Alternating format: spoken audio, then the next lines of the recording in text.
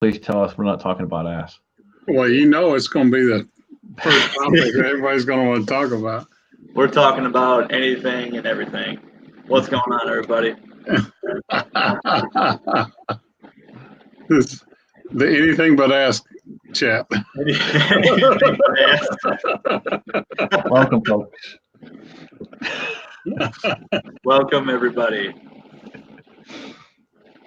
All right, what do we got watching? My screen says we got 4 people watching, I think. Oh, you got way more than that, brother. Yeah, I don't know. You got 18. Okay. Trying to get Julio back in. Hang on. There we go. How about now, Julio? All right, how about now? That sound good? That sounds good to me. Okay. All right. Let's go for the side chat here. Yeah, Vanessa Kitty, Tread, Ocean 374 is on the panel. Crazy Scotsman's on the panel.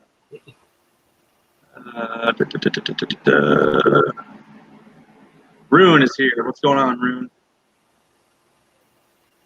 And Uncle Jim is here. Hello, Uncle Jim.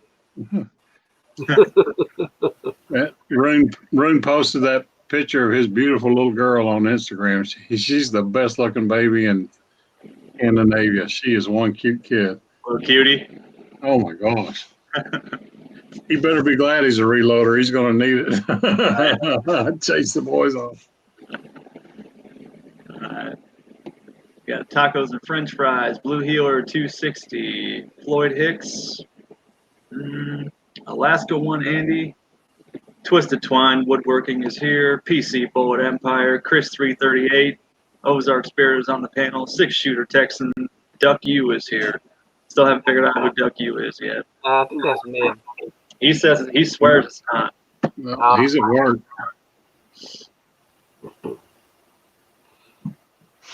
Sound, no big deal. Anybody else got no audio? She does not put glitter. She's not a unicorn. She did have on a unicorn outfit.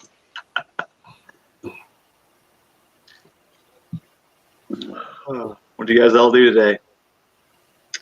Moping around, watching TV. I'll put up summer sausage, 24 pounds of it. There you go. Good stuff. Did a little woodworking. Cool. What about you, Scotsman? Well, it's my one day off, or my one night off. So, this is pretty much what I've done all day. Attaboy.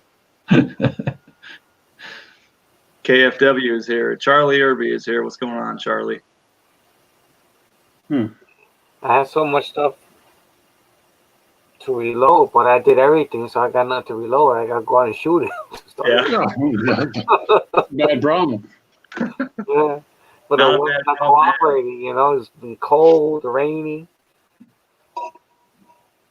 Yeah, after I get back from Utah, I gotta get loaded back up for the next hog hunt. Do about 100 308s, and same with 300 blackout. There you go. James Powell, what's going on, man? Well, I was researching calibers to make a decision on what I'm going to do in my next AR, and I think I've came up with what I want to do. Did you do a blackout yet? No, I think we're going to do a 50 Beowulf. Ooh. Yeah, I think that's going to be the next one, 50 Beowulf. Good thing you're a reloader.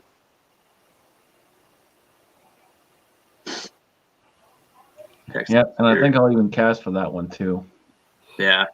It's about half to. Yeah, about 10 bullets per pound. Hey, it is what it is, man. Yes, sir. I like the unusual calibers, man. I don't like going with the norm. I hear that. So I was between a 300 Win Mag and a 50 Beowulf. Obviously, 300 Win Mags and the AR-10, but I was kind of between the two. That's what I thought. That's the caliber I had in my 300 Win Mag. I said, damn, another bottleneck. I said, I was looking more for a straight wall. Then I decided I didn't want a 350 Legend, so I went with a 450 Bushmaster instead. There's Jamie. 586 Lakeview Outdoors. Jamie, I sent you a link if you're able.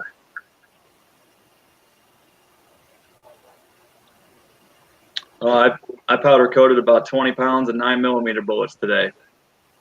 What'd you coat them with? Please don't say ass. I just They're gonna be smoking down range.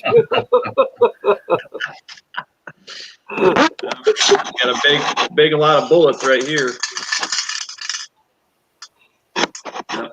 Bunch of them. Took about 3 hours to stand them all up with my tweezers. I know they do take a while standing them up. Yeah, it does. But it's all right. They turn out good though. I don't know. I don't want to try it without doing it. I'm happy with them. Yeah, he said he would try. He said he's pretty sick. I know my daughter's sick, and I'm hoping I don't get sick. It's like, man, I don't need this now. Oh, I was at a bunch of clients' house Thursday and Friday, and they're like, "Oh, we all had the flu over Christmas. We all had the flu over Christmas." I'm like, "Oh, great!"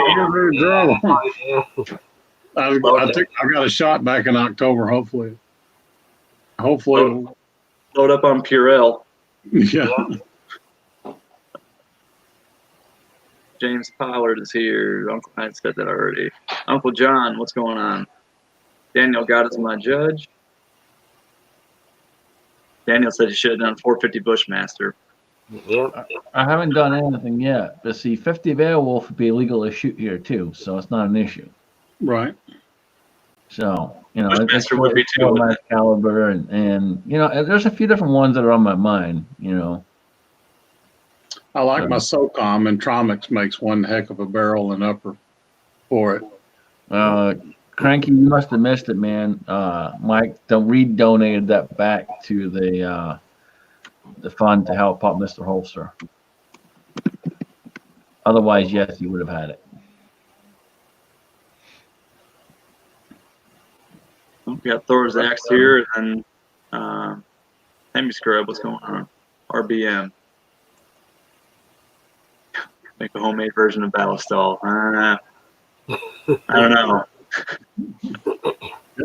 I never Battlestall doesn't stink, doesn't it? I never tried it.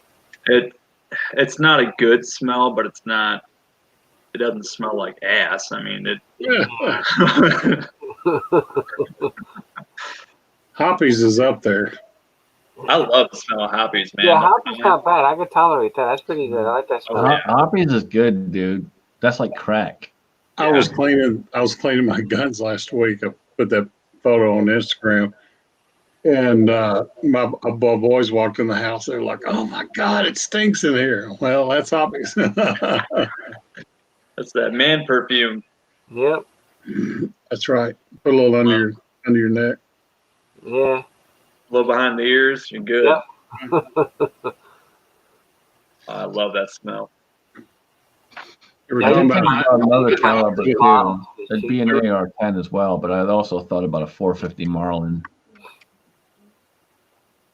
Is that the one that's got the Buku recoil? Yeah, pretty much. Yeah. 444 Marlin's the same way. 44, yeah. I've shot a 444, and you'll get your man card when you shoot one of them. Yep. I've shot one of them in the past.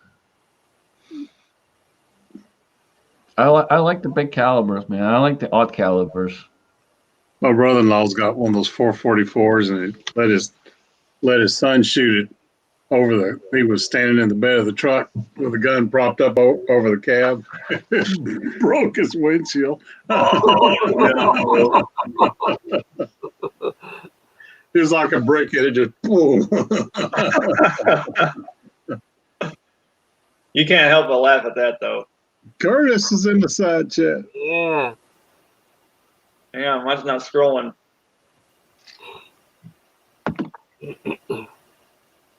I got a lot of builds I want to do. Free Call of Duty weekend going on. That's what Cranky's doing. The internet must be slow. Yep. Curtis, good to see you, man. I haven't seen you for a while. Happy New Year. Yeah, he's had a video for a while. Just being quiet. Well, he did put up 2 videos about a week or He so did, ago. yeah. But prior to that, he was quiet for a good while. Mm-hmm. He's a busy guy. Curtis, you want a link? Every time I see one of these private planes fall out of the sky, I think of Curtis. There's been a slew of them here lately.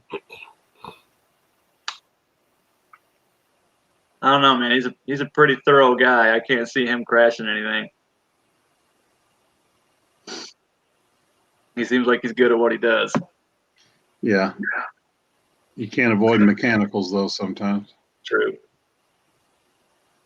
If one of the engines fails, how far will the other one take us? All the way to the scene of the crash. That's right.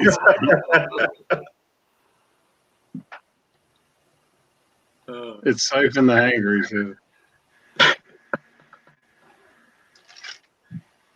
You know, Uncle Jim said he was too tired to come on, but he says that every weekend. So I'm waiting to see him pop up down there. Yeah.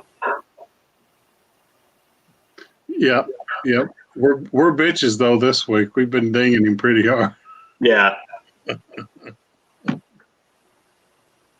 Oh, I was gonna start one earlier, but they said maybe nobody has any interest, so I didn't bother. Well, I texted him at like 6:30. I'm like, "Hey, man, you gonna do a live chat tonight?" And he didn't respond until like 7:50. That's when I fired this up. He was taking a nap. That's what I figured. He's been busier than hell lately. I feel bad for him. He's busting his ass. He's busting his ass, getting ready for us to come. Yeah, and he don't have to. I told him that we're not picky bitches. Just bitches. Yeah, we're just bitches. You took the words right out of my mouth, man. I was gonna say, you're not picking, you're just bitches. He was trying to change his oil. He's like underneath the car. Water was dripping all over him. And somebody fired up a group chat. And he was like, y'all leave me alone. I called him. I said, let me show you how to turn off notifications. He's like, quit messing with me. So, are you going to hand deliver the ass gas to him? No, it's already been delivered. No, I know you already delivered it with bullets, but are you going to hand deliver the canister? No, I don't think you maybe have to pack that in a suitcase. Well, you know, that could be my insurance, though. Like, hey, man, you mess with me, I'll run through your whole house spraying this thing. Is that about a leak? Just trying to look out for you, man. Trying to look out for you. It's less than 3 ounces, so it'll go on an airplane. Oh, there you go. Yeah, as long as it doesn't leak. They had to do an emergency landing. Uncle Jim, I'm sorry, it's not my fault. Landing. Oh man, his really his video retort was funnier than hell. Mm-hmm. Oh yeah. The snowman that had a butthole on it.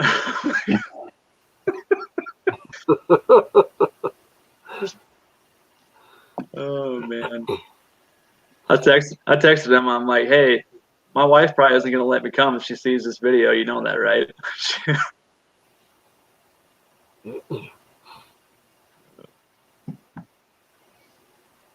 Uncle John says go easy on him. Yeah, he's been busier than hell.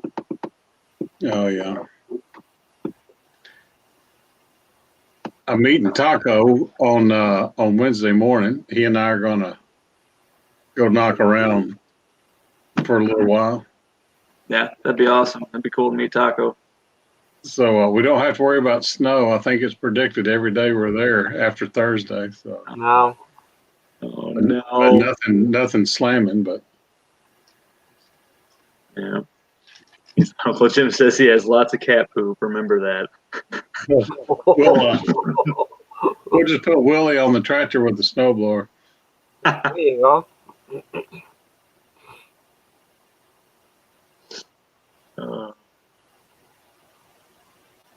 Oh yeah, Nick's working today. That's right. All right, bye, man. He's working today and tomorrow. That's why he got packed yesterday, I think. Ooh, tomorrow. That's big money day. Sunday is always fun day at work. Double time. Yeah, I was Well, surprised when to you be own your off own tonight. company, you don't get paid for working on Sunday. I was expecting to be working with a holiday, but they're like, no, you're not working tonight. I'm like, fucking A. All right. I'll take it. Oh, you're like, damn. Yeah, I was so disappointed. Yep. Really looking forward to going to work today. It almost brought me to tears. I was so disappointed.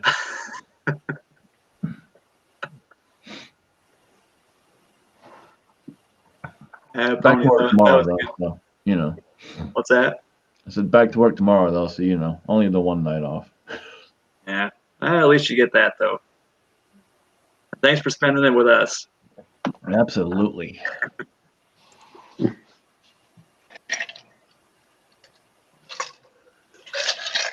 What beer are you drinking, Scotsman? I am drinking Double Cannon IPA, 9.5%. Ooh, strong and bitter. You know it. I can't drink IPAs. Now, you get me a triple. It's kind of like drinking Vicks Vapor Rub, but for some reason I like triples, but I don't like regular IPAs. Yeah, for a while I couldn't drink IPAs. I was having problems with my stomach every time I drank them, but that only lasted like maybe 6 months, and then I was back to being able to drink them again. So far so good, and I've been back on them for the last probably 2 years, and I've been all right. So I had a buddy who loves beers, and he was like, man, he said, every time I drink a milk stout, it just tears me up. I'm like, are you lactose intolerant? He was like, yeah. You're drinking a milk stout. What do you think a milk stout is? They add lactose to it to sweeten up. It doesn't ferment. He was like, oh, I thought it'd ferment out. No, lactose does not ferment. Oh, boy. So, no more milk stouts for him.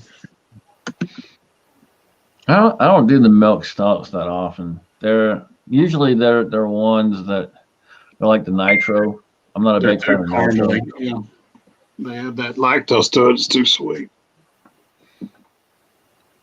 I'm a porter fan. Good Cranky said, I like triples, one blonde, one brunette, one redhead. I bet he didn't say that out loud. So that just makes you wonder, what's his wife? Is she a blonde? Is she a brunette? Is she a redhead? Cranky's wife? She came up next to him one day, but I don't remember what she looked like, though. I think she has dark brown hair. So she's none of the above. So Cranky, what are you up to? What doesn't she know?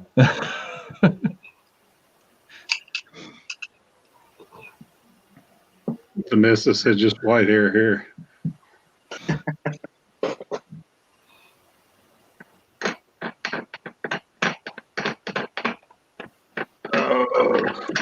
How long do you think it'll take me to size 1,000 bullets? Longer than I want it to take. Yeah, me too.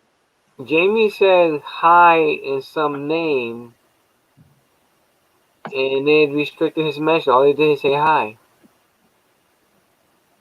Why did they do that?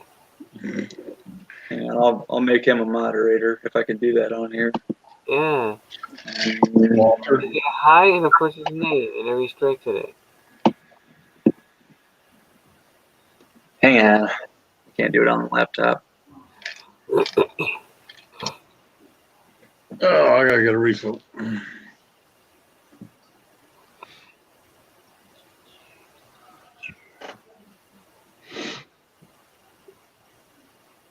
Oh, he misspelled Walter's name. Oh. It happens, man. Just roll with it. Yeah. I ain't got time to correct stuff. But if it's misspelled, it's misspelled. Screw it. Yeah. That's what I said. Heck with it. They'll figure it out. Yep. Walter Davis They'll is either get a here. kick out of it, they'll laugh at it, or they'll just say you're an idiot. Yeah. Either way, I'm all good.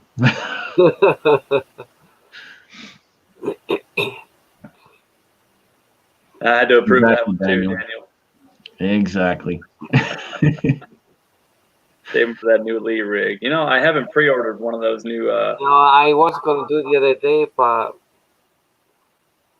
You know, I don't know. It looks nice, and then I changed my mind. Then I want one. you know, for size and cast bullets and swedging your primer pockets, it looks like a hell of an outfit. I just look more like for depriming because the press gets nastily dirty. Yeah. Yep. That too. Yeah, decapping would be great. With the depriming. How much is that bad boy running? I haven't even looked at it yet. Yeah, it's $110. The whole everything. Yep. Yeah, the whole automation package is $110, but you can buy just the bare bones press for like 75, I think. Yeah, something like that. Yeah. I mean, it's a pretty good deal. And then you gotta, once you buy the press, of course, you gotta buy the sizing kits that are specific. I think you have to buy those sizing kits, and then if you want to do the decapping, I think you can just use your Lee Universal decapper for that. Universal decapper for that, yes. And then if you want to swedge on it, you got to buy their swedger, which I think all of those components are the bullet sizing kits are like $12. They're pretty I already cheap. have the sizing kits I have. I already have my swedgers in the sense of buying them again, you know? Yeah. My thing is for depriming because the press gets very nasty. You know, I wonder if we can use the sizing kits we already have and just put them in from the bottom. So, you know what I mean? I don't know if you can do that or not. Probably. You just have a container underneath it picking them up. Or you can just run a tube off of the die and do like a bucket or something. Right. Yeah, put a tube on the end of it. Go to the hardware store, pick a tube that fits on there, and down to a bucket at the bottom. Yeah. I don't see why. Cranky. I would try it. I think that's the first thing I'll do is give that a try, see how it works. Wife's hair is whatever the bottle says. Oh,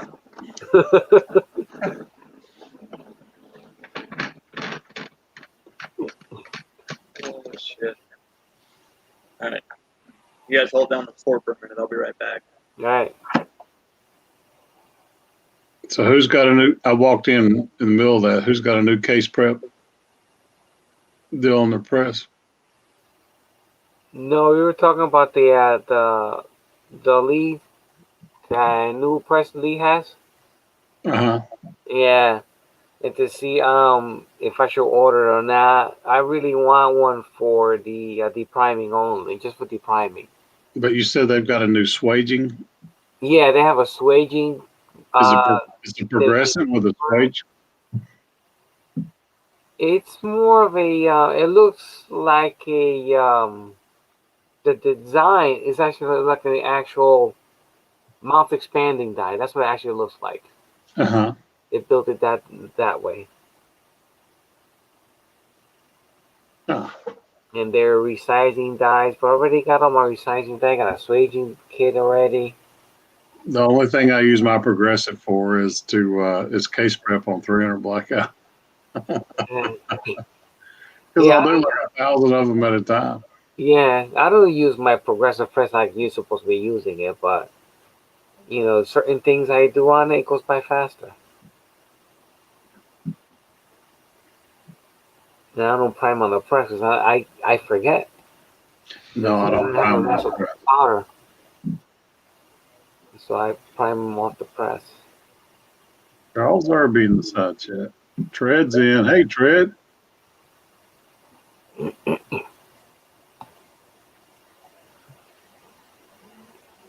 Yeah, right now I deprime on the Lyman 8, but I've been considering getting a single stage press just for that.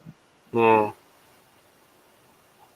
I got the Lee progressive, and I'll deprime and resize together, and then I'll clean my cartridges. So in 300 blackout, it's I just spray a little lanolin lube on the cases and go. So deprime and resize all in one whack, and and be done. Then clean your cases Mm. and I'm big on annealing. So I got that annealing, so it makes it easy. So Mm-hmm. Now, how many? When will you anneal it? After how many shots you do that? usually every other one Oh, on okay. on my 308, I'll anneal every time. Oh, okay. I'm shooting through an AR-10, and I've got a POF. It has a fluted chamber. Mm-hmm. So when you resize in that fluted chamber, you're really working the brass hard. So I anneal every time on 308. Oh, okay.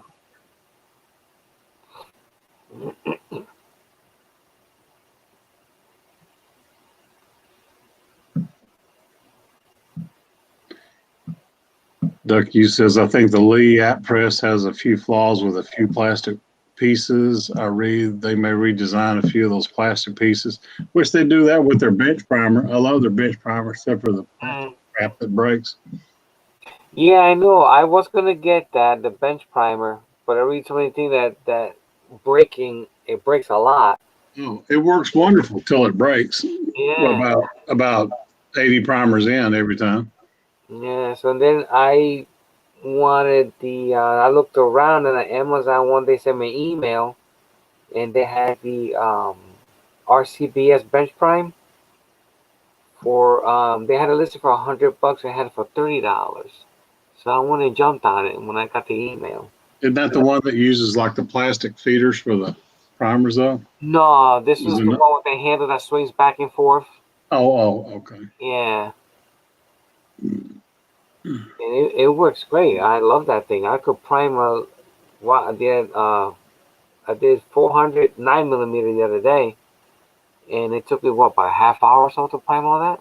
No, that's not bad at all. No, it zings right through. I actually like it.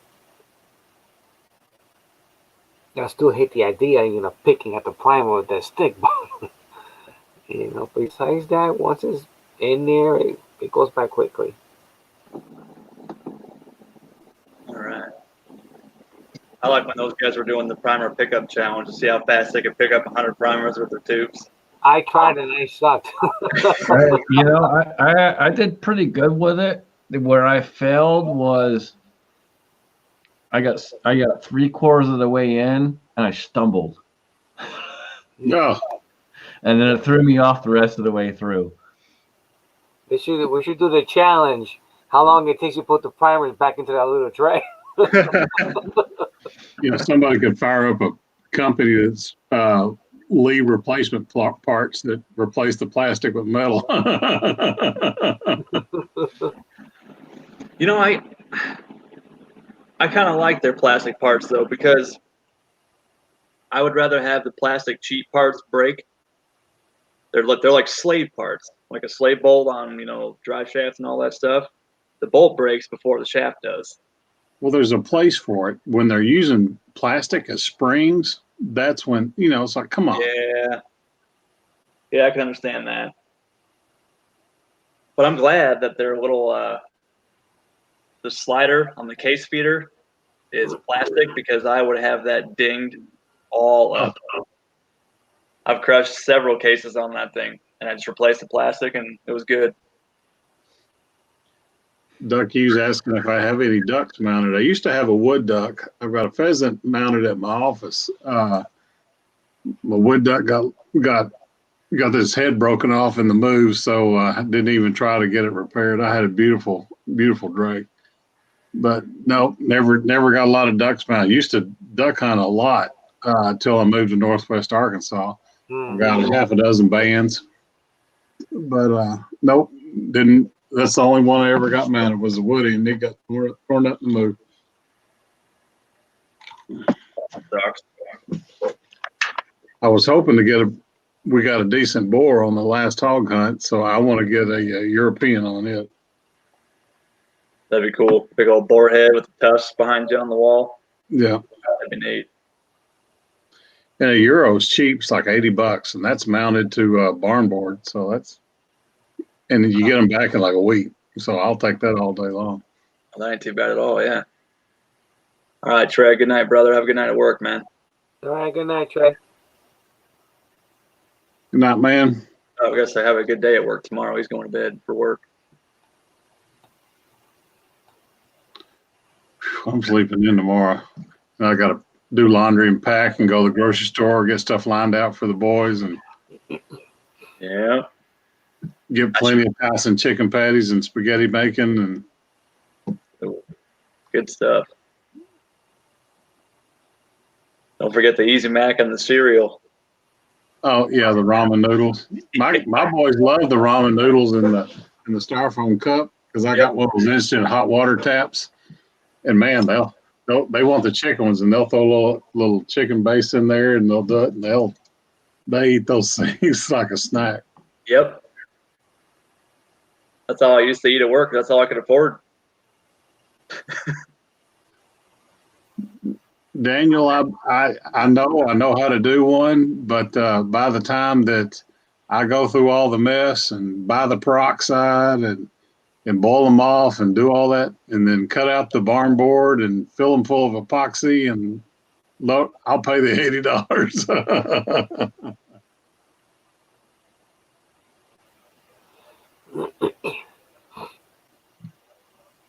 Cranky says he's going to the range tomorrow. Oh, buddy. We better get a video, Cranky. It's been a while. Are you bringing any of your guns? Mig's bringing his 10mm pistol and some other stuff. Huh? I really don't think so, because most of the guns I have, they're pretty basic. I mean, I got a 1911, which I think Jim's got one of those, and I've got that Beretta, which, I mean, nothing special there. So I don't know. LCR, Jim's got one of them. Yeah, I don't want to mess with any long guns. So yeah, as far as pistols, I don't have anything. Of course, I'm hanging out with Taco. Who knows what he's going to come up with? Right. He's got a lot of stuff. It'll be like, oh, check this new 20mm revolver I got going. Did you ever get your star back together? Did I? Yeah. Oh yeah, I had it Cerakoted into burnt bronze, and all the little parts in black. So yeah, I've got all the video shot. I've just never edited and posted it. Gotcha. Now, why Uncle Jim said don't risk your guns? We'll just bring the cheap guns. Yeah, checking your guns with the airlines. That's what. Oh yeah. Well, the thing is, you got to put your guns in your check bag. Correct. So if they lose your gun, they lose your whole damn bag. So well, you have to declare it, and which that's not that big a deal as long as you get the form to go with it, and then your locks that you put on it. Mig said they had to be non-TSA locks, so nobody can get into that case in the airport besides you. So correct. Unless they lose your bag, and then the ammo cannot be in it, in the magazines or nothing. It's got no ammo at all. It's not worth carrying the ammo. You know, if you're carrying a gun, you know, I thought about bringing that star as a carry because just go to any place and buy some 9mm. That's easy. Right. Yeah. Yeah, but you wouldn't want to lose that star though. That's a pretty cool gun. Well, I've also got a Glock. I could put that I carry in 357 SIG, but I could put the 40 cal barrel back in it, and and carry 40. But I'm getting on the airplane. I'm going to go hang out with Taco. I'm sure I'll be well. You. Point. I don't think you'll be without in either place. Right. Yeah. Yeah, I think I'm going to stop somewhere on the way there and pick up some 308 or something. Because he knows I want to shoot his foul, and I don't want to burn up all his 308 ammo. So I'll buy a couple boxes and whatever. He can keep the brass. The only request that I have is to shoot the Garand. I've never shot an M1. Neither have I. I've shot tons of weird and crazy stuff, but I've never shot a Garand. Yeah. Me neither. And I would love to never had my thumb smashed. I know that's what they said. Things will take your thumb to do a number. Oh boy. Will you looky here? Look who's there. Boom, boom, boom. Hello, Uncle Jim. Hey guys. You say that very modestly, Tin Man. Hello. Yipe. No, Oh no. I'm on the phone and it says it won't do audio, video. I can barely hear you. You sound far away. Do I? Yeah. A little bit. How about this? I can hear you just fine. I can hear you. I can't adjust you on here though. All right, that's good. Glenn, All right. just wanted to say hi. We're working on the barn door. Golly, that project's drug out on you. Yeah, I thought you had that done already. See, that's No, the kind of woodworking I'm good at with Jim. I can help you with it. Come Wednesday if need be. That's what I tried telling you. We got a bunch of Ozark's a contractor, and I'm kind of handy. We could help you knock it out if you need to. No, we're putting the hardware on it. Oh, cool. So you're Some barrel band things, and he made a custom handle, all twisted and gnarly looking. Yeah. nice. So hopefully it'll be done for now. Cool. You're on the home stretch. Yeah. Right So- on, man. Yeah, the secret to the barn doors is having those little cleat at the bottom. Otherwise, every time the air conditioning comes on, they'll go ka-thud, ka-thud, ka-thud against the wall. Oh, well, we haven't heard any noises. I got it on rollers at the bottom. At the bottom? Oh, okay. Yeah. You're fine. As long as you got some kind of support at the bottom. Yeah, as long as it keeps from banging against the wall. And Yeah. No, it's ball bearing, coated whatever rollers. Yeah. Cool. That Yeah, picture you so sent, it looks really good. just another unfinished damn thing.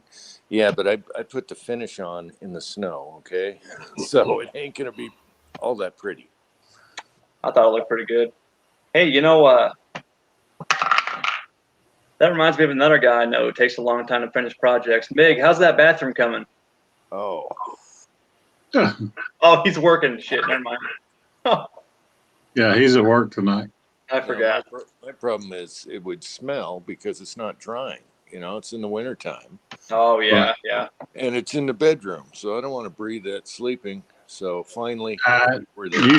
You shellac. The only thing you're going to smell is ethyl alcohol, which is the same as whiskey. So I was going to shellac because I like shellac. I like lacquer. I used to have a lacquer pot, oh God, lacquer chase you out of the house. No, I love lacquer. I used to do huge, expensive, vintage old buildings with lacquer. All the tiger oak and stuff. Yeah. Oh yeah, but golly, I mean, when my painters are doing lacquer, I can't even stand in the driveway. It makes me. That's because it I can't dries stand the fast. oil paint itself. Well, it does dry fast and dries hard, 10 and it coats doesn't of that turn white. lacquer. Yeah, 10 coats and you're done. 10 coats. Yeah, if you want glass. Yeah, if you want it to look like a mirror, you give it lots of coats. Mm-hmm. You Sand got a fan between every one of them. Yeah. That's right. Anyway, that's just one thing clogging me up, You were talking about texting when I was changing oil. I'm under these cars with icicles dripping down my ear, okay, on frozen cement. And I'm getting all these texts like, what the hell, when you're under a car. So I had to do some vehicles because she's on a trip. All this little stuff. It's just, I can't wait to go on vacation. Hey, come to Northwest Arkansas. We'll hook you up. You can meet Preacher. We can take you up to Bass Pro and Grizzly. And you can meet Emperor. No, I mean, when you guys get here, then we chill. Oh, that's vacation when we get there. Yeah. What? Man, you got like 4 days and guys are going to start rolling in, not 5 days. Okay, give me a second, would you, kid? Thanks. He's Sure. sitting there with his arms folded. I got to grind these 2 bolts to put these plates on this door, and you're chatting. Anyway, forged a handle.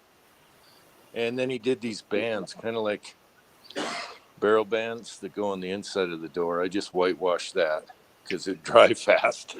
Well, tell him to put it on Instagram. I want to see him. Oh, okay. I'll do a video when it's up. Cool, man. All right, I got to get out of the garage so we can grind these bolts so they fit. Nothing fits. All custom. I know. No studs where you want it to be. Oh my gosh, miracle. All right, now I'm inside. Charlie. Yeah, I can't read the chat or nothing on this phone. Okay, I get the iPad. Well, your audio is good, at least on the phone. I mean, Is Yeah. it? Yeah. It said iOS You're mute when you go in the bathroom, though. iOS 12 or something for the video with StreamYard. That's kind of weird because you can YouTube off the phone easy. Well, oh yeah, I can do StreamYard on my iPad or on my phone, but it sucks. It lags and they tell you we're not optimized for mobile, Yeah. and they ain't kidding either. Let me hit the button to check the battery's okay. Now that's even using Safari and it still lags. Yeah. I've never tried it on a mobile phone. No, me neither. It eats some battery too. Yeah. Does it need 12.5 or something? iOS or whatever the crap that's called? Man, they released like iOS 13. You haven't updated it yet?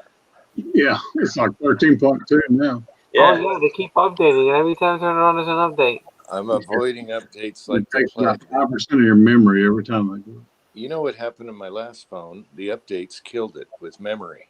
Yeah. So I avoid all updates.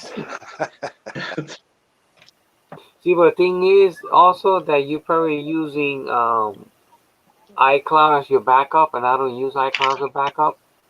No, I don't use iCloud. Yeah, No. I turn it off.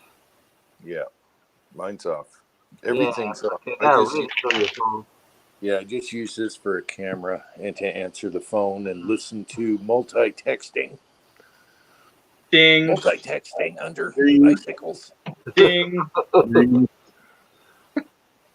That was good stuff. Oh man. I'm sitting there at work running the coil line last night. My phone is just going nuts. I know. Mig and Cranky. Oh my gosh, you guys out there. Oh my gosh. Did you hear him? Did you hear him tonight? We were going at it for about 2 hours tonight. About Cranky playing Call of Duty. Yeah. Mig sending packages like, food items. And he's like, well, Ozark said I need these beans. And I'm like, and so I got a UPS driver that doesn't know his backside from, What? He's sending it UPS and not. They Well, have to have those beans at Walmart, don't they? So here's what's We funny. can get him there. He was like, no, tell me what you want. I'm like, okay. Here's what's funny. I find a package at the gate that's been out for 24 hours in the snow. Okay. I found one at the front door. He had the balls to come up here. And you need help? Well, here's the funny thing is Jim's going to be sniffing every package he gets from here. Everybody's gonna be opening their mail outside now. Yeah. You got me good. You got me good. But even though the retort video looks vicious, I'm laughing. It's I'm not gonna, No, your message was pretty clear. You're gonna kill me and send me to heaven. No, I was just gonna dust your ass. I was just like rock salt except for glitter. Yeah, glitter butt. Oh. Well, if you do decide to shoot me with a shotgun shell full of glitter, just leave the bullet out of that one. Yeah, I know. No, I didn't put the bullet in that. Believe me, that wad will hurt plenty enough. Yeah, no kidding. No, I loaded a different one with buckshot and glitter, and you couldn't see the glitter in the video. I thought, man, you should be able to see it everywhere. And I was hoping the backside of that snowman would be covered in glitter, but it just disintegrated. That was pretty good. The butt cheeks split perfectly. Give it up, guys. I split those butt cheeks. They just fell in two different sides. Oh, it was awesome. I had So- one shot at it too. I wasn't making another snowman. How long Or did that take you to another make round. that snowman? Huh? How long did that take you to make that snowman? That was quick. The snow isn't the kind you could roll up. I had to just grab chunks by hand, throw it together. It was You crap. want me to bring the CV Life scope so we can test it? Remember, all that got tabled. The $32 CV Life scope. Is that the 6 to 12 or 6 to 24? I mean, Yeah, 6 to 24. yeah, I got that one too. And it's got How the is it? on the front end. Yep. It works good or no? I couldn't get the focus quite right on mine. Hmm. The parallax was off. Yeah. Yeah, well, we could slap it on the foul. Yeah, Yeah, there you go. beat it up as much as anything. I was going to put it on my SOCOM. Well, as long as it's not oil quenched, it should be all right. The SOCOM should do it. Just keep it at home and test it there. Yeah. I got an email about me and bullets. Preacher got to get back together. He's like down hunting seashells and Yeah, fake Yeah, I jewelry. didn't get to see that video yet. Fake Look at the jewelry, and he made like $1.25. Doing the detector on the beach. Did he say it was on the Gulf Coast? he's out in Gulf Shores, I believe. Gotcha. Florida. Redneck Riviera, we call it. Oh man, the Atlantic would be freezing right now. I would think. I don't know though. You're not going to go swimming in the Gulf right now, I can tell you that. No, Yeah. I went one time, never do it again. I went with wader fishing. And I had plenty of clothing on, even some installation for the wader. And man, that water cut right through those waders and everything, like nice as butter. But if you're a redfish fisherman, this is the time of the year to go. Yeah. Yeah. Fishing was good though, but I froze my ass off. You got a barbecue challenge going on? Oh, well, he does go to different barbecue places. Oh, I love his barbecue vids. Yeah, I know. Every time I'm starving when I watch it too. Yeah. You got barbecue or mule deer while I'm out at your place. I swear he would have drank that mustard like a milkshake. He could. Yeah, he does the Carolina mustard barbecue. I told him to take his shirt for forensics, all the drippings on his shirt, and have it analyzed so he knows the recipe. I tell you what, that corn deer that he does is incredible. That time we went on the unicorn hunt, he came down hog hunting with me in Texas, and we did the unicorn hunt video. He brought about 2 pounds of that corn deer ham. Yeah. Oh my God! It was incredible. It was good. Whew. Huh. I have not killed a deer this year. I've been so daggone busy. Yeah, I'm going to corn me a deer ham. I can tell you that. That sounds good. That does. Oh yeah, it's lean. What do you want to barbecue? I got to go down to A mule deer. butcher this butcher place, and I'm thinking, T-bones, and then what about ribs or something? I'm dying. We could do ribs. We could do ribeyes. T-bones are fine. They just take up a lot of space. Either one of those. Any of those. Well, what do you prefer to do on the barbecue? I'm a ribeye fan myself. Ribeye. Okay, I was thinking T-bone. Okay, ribeye. All right, and what kind of ribs?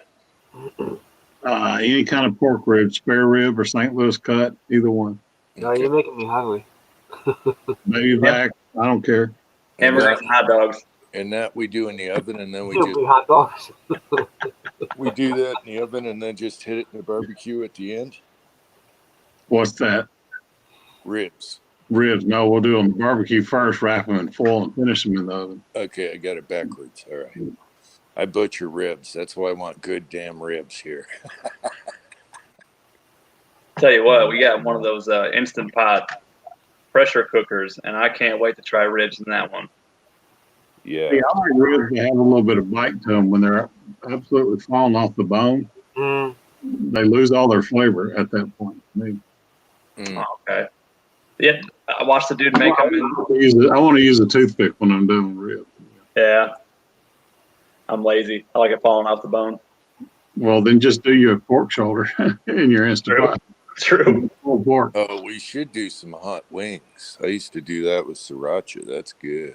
Ooh. Yeah, Louisiana hot sauce or Frank's or either one of that. Yep, I got a good buffalo recipe. It's just hot sauce, Tabasco sauce, butter, and rosemary. That's the original recipe. Okay. Kenny's here. Kenny, I sent you a link. I sent like 17 people invites, so anybody wants one, let me know. Is it the Eli, are you going to make it next week or not? The world wants to know. Kenny can't make it. Oh, bummer. He's too busy. I know, it's a bummer. Sucks. I know. I'll have to drive down and hook up with him and Pat sometime somewhere.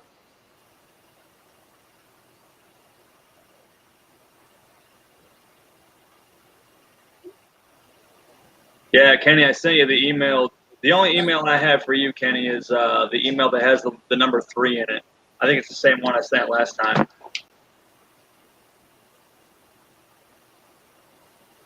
Now, is this the real Kenny or the MIG Kenny? Did you see the MIG one? No, it doesn't. It doesn't say the fake gunsmith. Mig swears that's not him. Oh, that's a bunch of crap. Wow. Yeah, I saw that last time. Fake gunsmith. Yeah. I said I don't I said that was mean, Mig, and he's like, "What are you talking about?" And he's like, "Oh, hello, guys. I just showed up." Yeah, right. I don't know. Mig. He's gonna It be. was strange is that Mig left and that duck thing is gone too. That was bacon. Oh, duck you was bacon? No, fake gunsmith. Oh. He said that was bacon. I can't see you guys' faces right now, but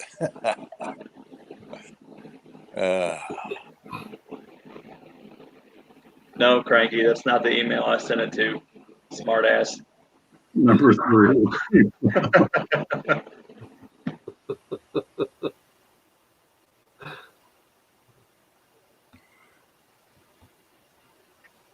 $4:23 in the morning for room. Woo! Yep. hey, Arun. Wow. Good night, Run. Good night, Rune. Night, Rune. Good seeing you, man. Jerry 1911 showed up. He was a bit late. Jerry is here.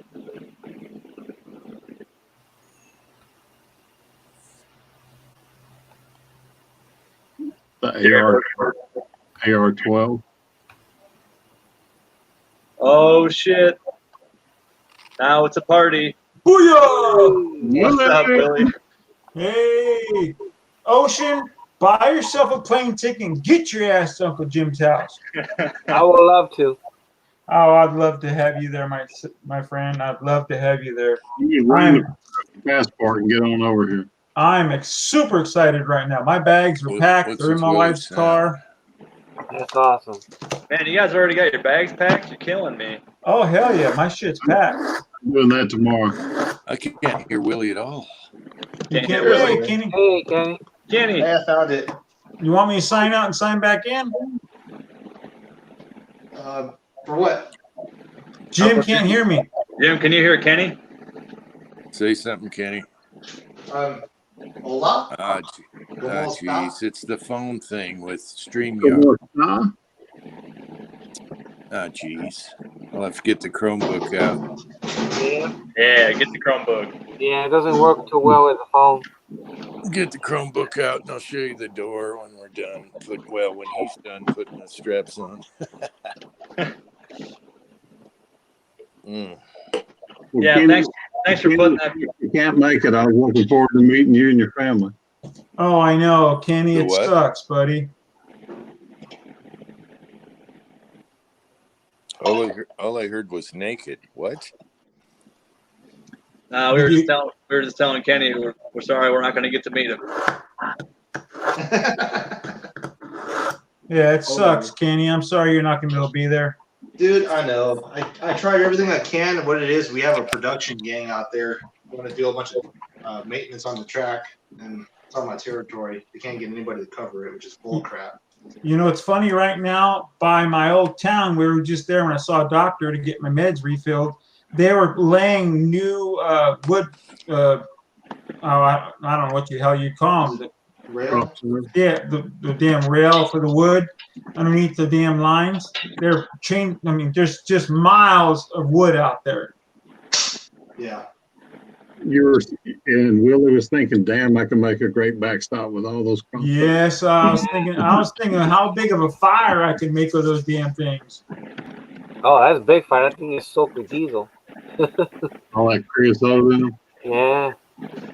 Yeah, you get the fresh, that stuff lingers in your yard, and when it gets hot, that stuff does not go. That smell just stays with you. Oh, it does. It stinks. Yeah.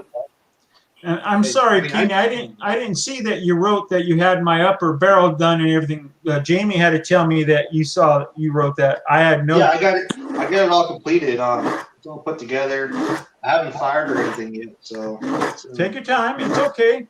Yeah. You did one for Mike also? Huh? You did one for Taco also? Well, yeah, I'm making a barrel it's an experimental. It's a 355 barrel. Okay. I made about 7 barrels with that reamer. I might have to send it in and get it sharpened now. Damn. Yeah. Busy man. You get about 5 or 6 barrels out of them reamers, don't you? I'd say about. Well, that honestly is not taking out a lot of metal, so that one I'm able to go a little more. I haven't compared it with another barrel or with the first or second barrel that I made. So I'm going to have to basically slug the barrel, see what it looks like, but it's passing the go gauge. I mean, it's all that matters, really. There you go. A 355 barrel, yeah, that'd be cool. Just a straight 9 mil barrel. Yeah. What do you think about PTG? Honestly, my next reamers are probably going to be just Dave Manson reamers because PTG takes forever to contact you back, and they just take forever in general. They make good products. It's just I don't like the wait time. That Mick.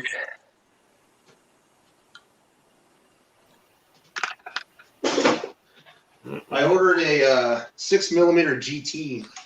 That's going to be my. I plan on getting on this year to get into actually F class and PRS match. So that's going to be my 6mm gun. Now what's the 6mm GT? It's basically the 6mm dasher that everybody uses for competition, but it doesn't have any of the feeding issues that it has. It's a little bit longer, so it has better feeding. Okay. It's awesome. So Okay, guys, I'm going to come back. But you have better brass. All righty. All right, Jim. I'll come back in a little bit. We're going to put these straps on, then I'll get Okay. a Chromebook. You All said it's the 6mm gauge tire. Wait, did you say strap on? That's right.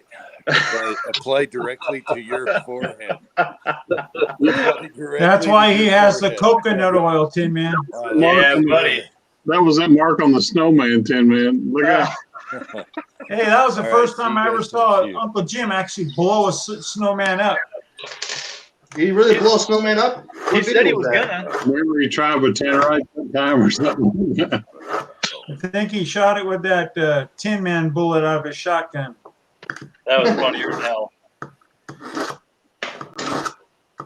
Hey, I thought he sung really well. I was quite surprised. Yeah, it should be the next American Idol, whatever they call that show.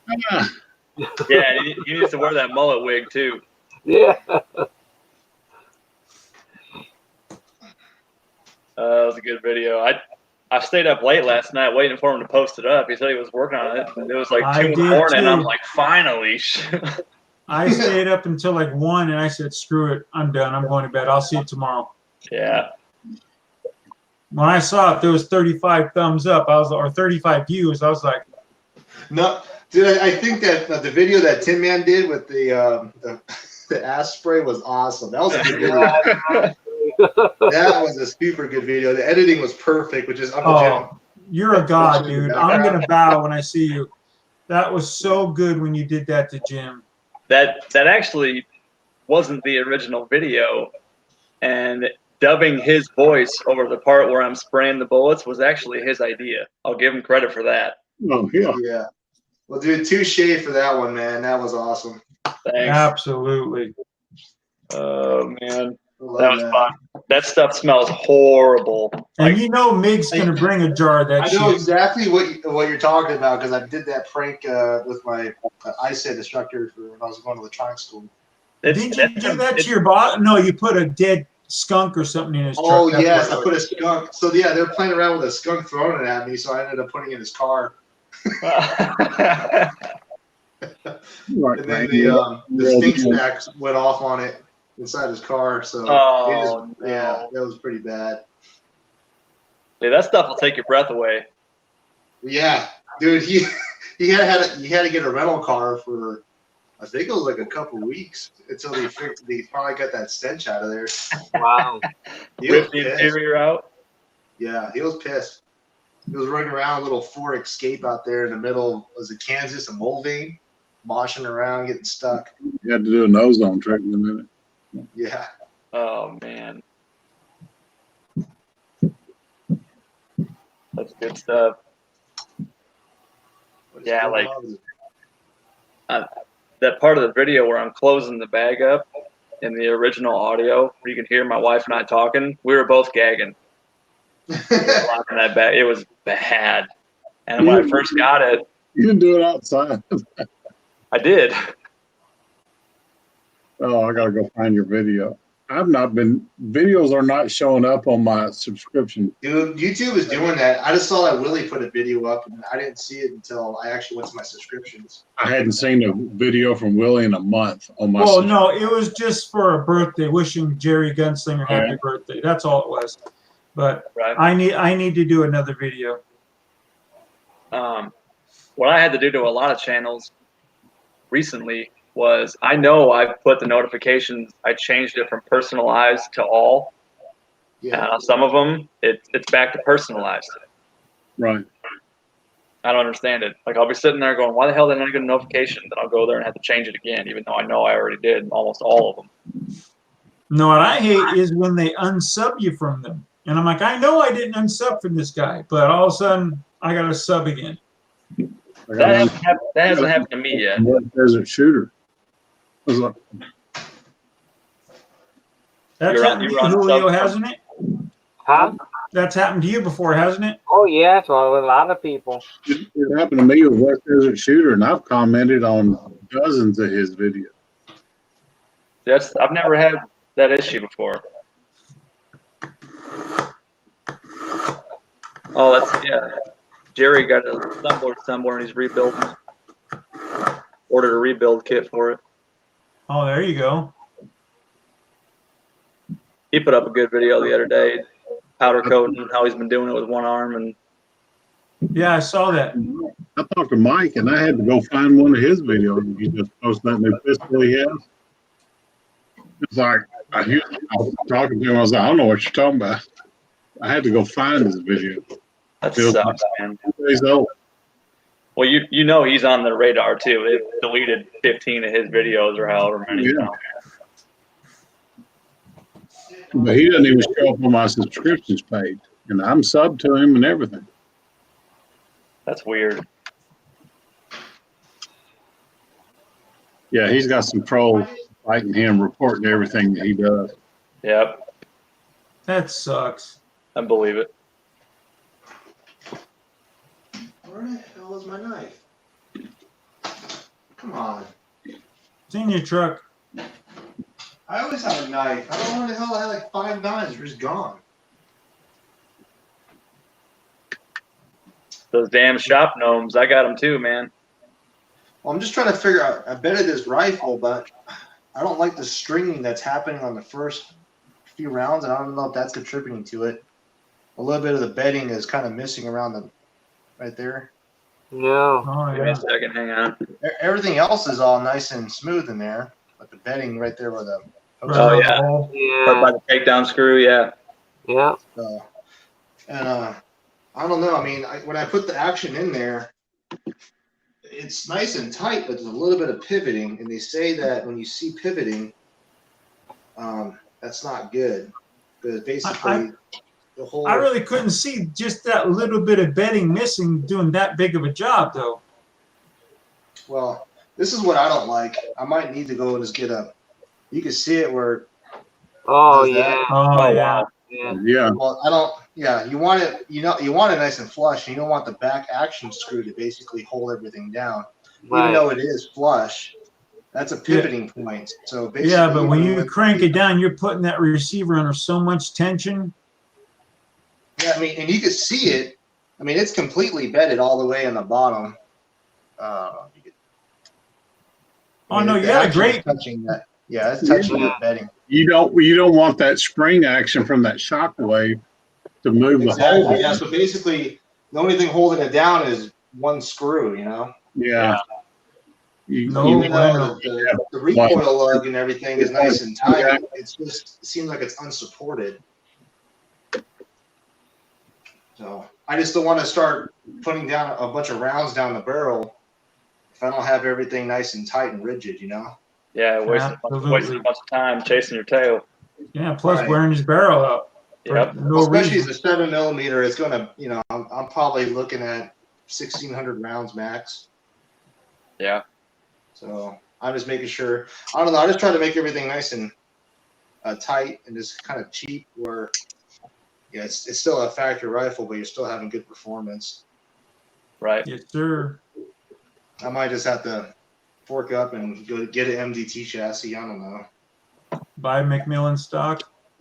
I don't know. I'm not a big fan of wooden or not wooden stocks, composites, but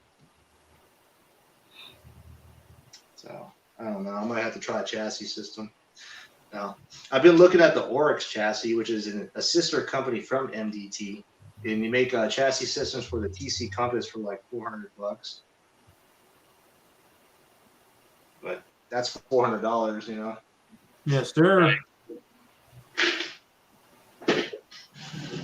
Let me know what the freight's going to be, Kenny, and I can shoot you that money.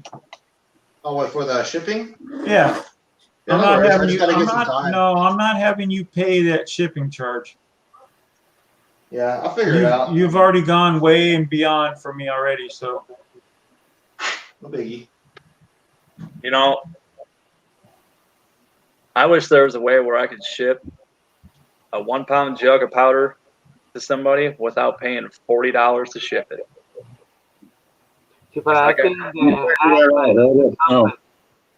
What's that? You figure it out. Let us know. UPS flat rate or USPS flat rate? no UPS, no. Just don't tell them. As long as you don't get caught. Yeah. you know it was weird. I sent Kenny 2 pounds of Unique, and I went in and told him I'm shipping gunpowder when he lived in California, and they said, "Don't worry, no hazmat." And I'm like, "Are you sure?" And they're like, "Yeah, there's no hazmat because you're in California to California." I'm like, "You're smoking crack right now. You're screwing up." But I figured, hey, it's your job, not mine. Wow. Yeah, like, hey, can you sign this form right here saying that? So I get Yeah. Right. I was told the same, that there is no hazmat. The hazmat fees is not the shipper, it's the company, whoever it is. It's the one Well, charging the hazmat fee. the reason they can't ship it air. It can't be air. Ground. Yeah, it's got to be all ground. And I think the hazmat's a bunch of BS. I mean, and they're supposed to have you do a signature for it. Every time I've gotten powder, they leave it on my doorstep, ring the doorbell, and they leave. UPS leaves it, FedEx does it. Okay. Yeah. And there's a big old orange explosive sticker on the side of the box just sitting on my friggin' front porch. Yeah, that's real cool. They will actually leave it, not FedEx. Yeah. Wow, that's That's not cool at all. No. Well, what really pissed me off is they did that, and I stayed home from doing stuff that day just because I knew it was coming. And I see the truck roll up. I get up out of my recliner. I hear my doorbell. Then I open the door, and he's back in his truck driving down the street. I'm like, what the hell did I stay home for if you're just gonna leave it there, man? Yeah. Hey, Livergun, thanks for coming out. So Ozark is saying the same thing. You're thinking the same thing, huh? That little pivoting point isn't good for accuracy. I can barely hear you. That pivoting point, you're saying the same thing isn't good, right? You're Well, thinking the same thing. Yeah, if you're pivoting that much, then you're allowing your barrel to flex as it's being fired. You know, you don't have 3 points of contact in there. That all you got to do is damper that flex. So you've got a shockwave coming through your barrel as you fire. So if you only got that one, if you got that much spring on the rear end, you can hold as secure as you want to. It doesn't matter. Your barrel's going boom when you fire it, boom every time. So yeah, maybe. What if you load up on the bedding? What if you do more bedding on the rear underneath that? That's the thing. There ain't nothing in the rear for me to bed. There ain't no. I mean, that's it. There's just that little ledge. Just that little ledge in the back. Oh, just that little ledge.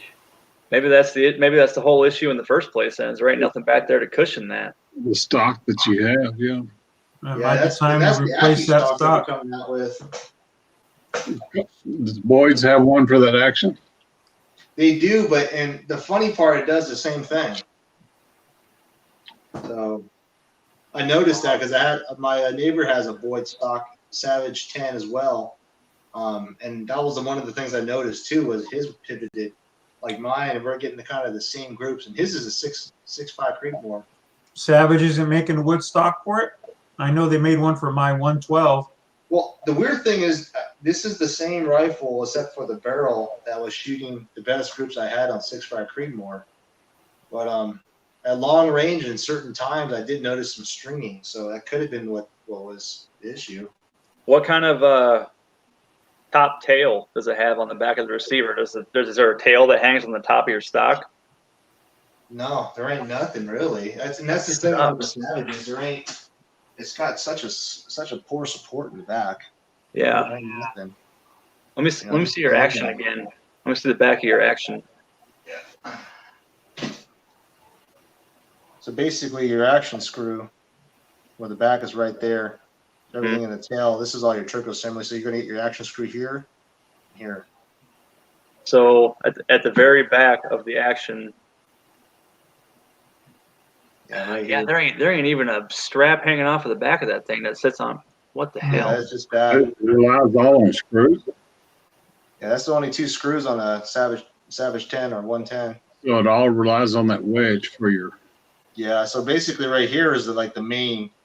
This is where I want you stiff, but to me, I think that maybe the extended barrel nut and more support right here. Yeah, the barrel lug. How about that lug right there in front of that screw should be taking all your. Was that the lug right here? Yeah, behind your barrel nut. That right? No, where your middle finger is. Middle finger's at. That right there. yeah. Lug. Yeah, that's a PTG lug that I swapped in. You can see. That takes all the load right there. Yeah, it's a thicker it's a precision ground and thicker. This is one of the biggest upgrades you could do on a Savage when you do swap a barrel out. Do change that lug out for a bigger one. All the screws got to do is hold it secure in your stock, so your barrel doesn't bullwhip as you shoot. But if your back screw is catching, I don't see how it can flex like that. Yeah, basically the back screw is just keeping the rifle from doing this. Right. Yeah. Well, that's what it's doing, though, isn't it? It's not, because that's the part that's not. moving. Yeah, because this little thing, I mean, these are, what do you call it, torsion style screws. So you're going to have flex. It's going to spring back and forth. Kind of like. So, what if you head bolts? They're made like a head bolts on a car. They're made. And what if you can you put a stud? Yeah, that's what I was just thinking. Put the nut onto it or something, so when you crank it, it actually puts tension up. Oh, like a throw stud? Yeah. Yeah. You'll have to put something in that fiberglass stock for it to help Yeah. take the support when you're cranking down into it. But You just bet a washer in there. Yeah. exactly. Here's the thing about that, though. I mean, it's if you have it so where you can, you're tightening the screw to change the tension on it, is you have to pillar keep bedded. the right tension. If you look at it, it is pillar bedded. Here's a steel spacer, and that's where it goes. Like that, and then your action screw goes up in there. Right. So you are metal to metal. It's metal to metal to aluminum, You got another screw behind that, right? Yeah, which is basically going to just a regular wooden screw, and that's going to be. Sounds like the threads are too long on that bolt. If you're getting that much flex on your stock. Well, I don't know if it's flexing or not. I really don't know. I just from the accuracy books that I've been reading on some, they've been saying any kind of movement that you notice, it's not good at all. You really want this thing when you bed a rifle to completely sit down in your stock and be kind of like a airtight fit where it goes like a suction cup. Right. You need the receiver to be tight and the barrel to free flow. Right. Yeah, you want it to be hugged all in nice and tight. What you were showing is almost like your barrel lug is too tall and it's letting it teeter totter. Yeah, that's what I'm thinking. So I don't know. I mean, have you measured the original one? Yeah, the original one is, where is it? I have it here actually. Here's the original one. You can see the difference on this. But did you measure the overall length of it? But the thing is, I bedded the rifle. I bedded the rifle, so everything is supposed to be sitting nice and flush and straight. To that lug. You bet it with the new one, not the old one? Yeah, with the new one, yeah. Yeah, so you can see it come out nice and tight. When he pulls the barrel out of that stock, that barrel lug is really in there. Yeah. Yeah, and you can see the width difference is way different. Oh, okay. Yep. Oh. Yeah, big difference. Yeah. It's more, and another thing too with the Savage barrel lugs, they're actually tapered a little bit. They're not precision ground, so any kind of force or momentum you get back, if you have something angled up, it's going to try to bring everything up. So that's why we always have something that's not taking pressure. So I guess I could do what you're saying, Ocean, is kind of ground the bottom out a little bit and see if it bottoms out better. I don't know. I really trying to figure everything out before I start dumping a bunch of reloading supplies. Yeah. Well, before you grind it, measure it out, buddy. Do the math on it. You're a smart guy. You can figure out the overall length and see if it is too long. Well, it feels. I mean, I can see it right here when I'm looking. When I have the action in the stock, I don't know. You can see that the bottom of the action is hitting the bottom of the bedding. Hey, hold on. I have a flashlight. Damn it. Where's your flex coming from? Obviously, you're teetering somewhere. It's just teetering from lack of support on the front. Well, that's why there's not enough bedding on the front. You have three locking points. Yeah. You don't have it teetering between two. Yeah. Yeah. There's just it's nice and solid as long as you have everything pulling against the bedding, but in front of where the barrel is, in front of the barrel lug. Unlike the Mossberg that I bedded, I'll show you that. Now, is there bedding underneath your barrel nut? No, that's the thing. So I'll show you the Mossberg, the difference on the Mossberg. Wow, this damn thing shoots really good. This thing is super tight fit. That might be it right there. You don't have no bedding underneath that barrel nut. Yeah, this one actually requires me to kind of use a hammer to get the action out. That's what you want. Yeah, buddy. Yeah. Tight is right. Well, there's another thing too, though. It's still wood, so you still get give, and that's another thing why chassis and composites work a little bit better than wood. But I love wood stocks, though. Yeah, wood stocks are just awesome. They look awesome. They're pretty. You got to think about it, even though you bedded the action or whatever. Wood compresses. Go ahead, Marvin. I said, Tim, me and you to read the two texts I just sent you. Oh, shit. We're on a live stream, Kenny. Oh. Yeah. Oh, no. Whoops. Well, it's not the first yet. Whoops. Yeah, I I, mean- totally forgot about that. Good call. Oh shoot! Ah, you they're want just to gonna get. No big deal. Yeah, It's Tin Man's I'm channel. not scared.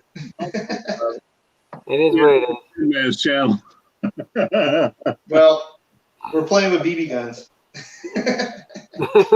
Yeah, man, that's just airsoft. Well, sorry, Tim Man. Forgot Nah, about it's that. all good. Well, Hell, I do didn't even realize that Ozark's the one that called it. Yeah, I don't know. I just think it's a stupid rule. I'm not going to comply. I'll go live. I'll go live at the field. Oh, Uncle Jim's laughing now. Says Tin Man. Yeah, He deserves it. You can see that's a tight fit. So here's this one. That's using the stock action. The stock. See how much more meat there is in the front? Yeah. Okay. Now look at the bedding on this one. You're showing components, so you're okay. All right. Look at the bedding where the barrel lug is. Oh yeah. Yeah. That's a Yeah. hell See, of a lot. like where your barrel lug is, you have more bedding up towards the front where your Savage barrel nut would be. Right. So Yep. maybe I might put a little more bedding in there and see if it'll help it out, better support it. We might have to do that. Might be worth a shot. All right. It's This easy. one shoots amazing. Of course, you've seen it live, or you've seen it out there. The cool thing about bedding is that if you put too much in, it can be taken out. Exactly, yeah. And this one actually, I put pillars in there too. So I got metal pillars, and even on the bottom, I got metal pillars. Hmm. So everything right there is all metal. Right. You know, that's metal right there. There you go. That thing's solid. It'll have something to brace itself against. Yeah, If it's that's just the a way. pillar, That's the way to do it. if it's just a pillar, it could be sliding in that hole. Yeah. But a lot of it is this barrel, man. Honestly, I'm pretty impressed with the Douglas barrels. I built two so far. One of them was actually my neighbor. He ordered one the same time as me, and he ordered his in 270 Winchester. And his is a shooter too. I've always liked Douglas barrels. They've been around for such a long time. Yes, You they can have. just tell the difference in quality on these upper end barrels. Like you throw a couple rounds down it, and you're not really having fouling, you know. And then when you push a jag through it, you don't feel as much resistance. Everything's nice and uniform. One thing that I've been messing around with is actually making a lead slug, and I threaded my jag, and you could feel any imperfections in the barrel with a lead slug. Huh. Never had a Douglas barrel. They're really not bad price. Honestly, you're going to want to grab them right at Thanksgiving or around that time. That's when they really go on sale. The contoured Douglas barrels. Brownells is the one that buys them all from Douglas. Gotcha. But How's yeah, broke this year? if you were to order one directly from Douglas, it's going to take you like almost a year. So you Wow. get the one on Brownells. Long time. Good evening, Fine Ape. You know, the funny part about that, I don't know if you've seen that, Tim, man, I think you pointed that out, but the bottom of the. Oh, it looks like a penis. I think Uncle Jim saw that one. I can't remember who saw Yeah, I was like, come on, man. that. Got a wiener carved in your stock. Oh, well, for Eagle Eye, that's appropriate. He's good at struggling out. I don't want to be affiliated with that. Come on. It's pecker time. Well, Same guy that's tagging in train houses. So now, are you still going to be able to get to Vegas to go to the gun show? yeah, they gave me the week off for Vegas because, of course, the production game is going to be off my territory, but they can't get anybody to cover it during the time they're on my territory. There's a bunch of a-holes. Bastard. Bastards. And that's why I really haven't set a date that I was going to go because I never got the okay. Yeah. See, in this stock, this thing does not teeter. This thing is in there. Yeah, it doesn't. Do you cover Well, it Vegas? actually screws, and I'm pushing on the front of the barrel. Mm. Ken, do you cover Vegas? What was that? Do you cover Vegas? No. UP, I think, is the one that goes to Vegas. We go. We follow the 40 freeway basically. Yeah. And then we stop at like Illinois. If we ever gathered up in Vegas, we would tag every crossing we could to get. Oh, hell yeah. We'll get you out to see us. Go ahead. That's gonna be funny. Call the 800 number. There's a wiener on the down. Yeah. There's wieners for miles. Get somebody out here. Somebody tied condoms to the cross guard. Yeah.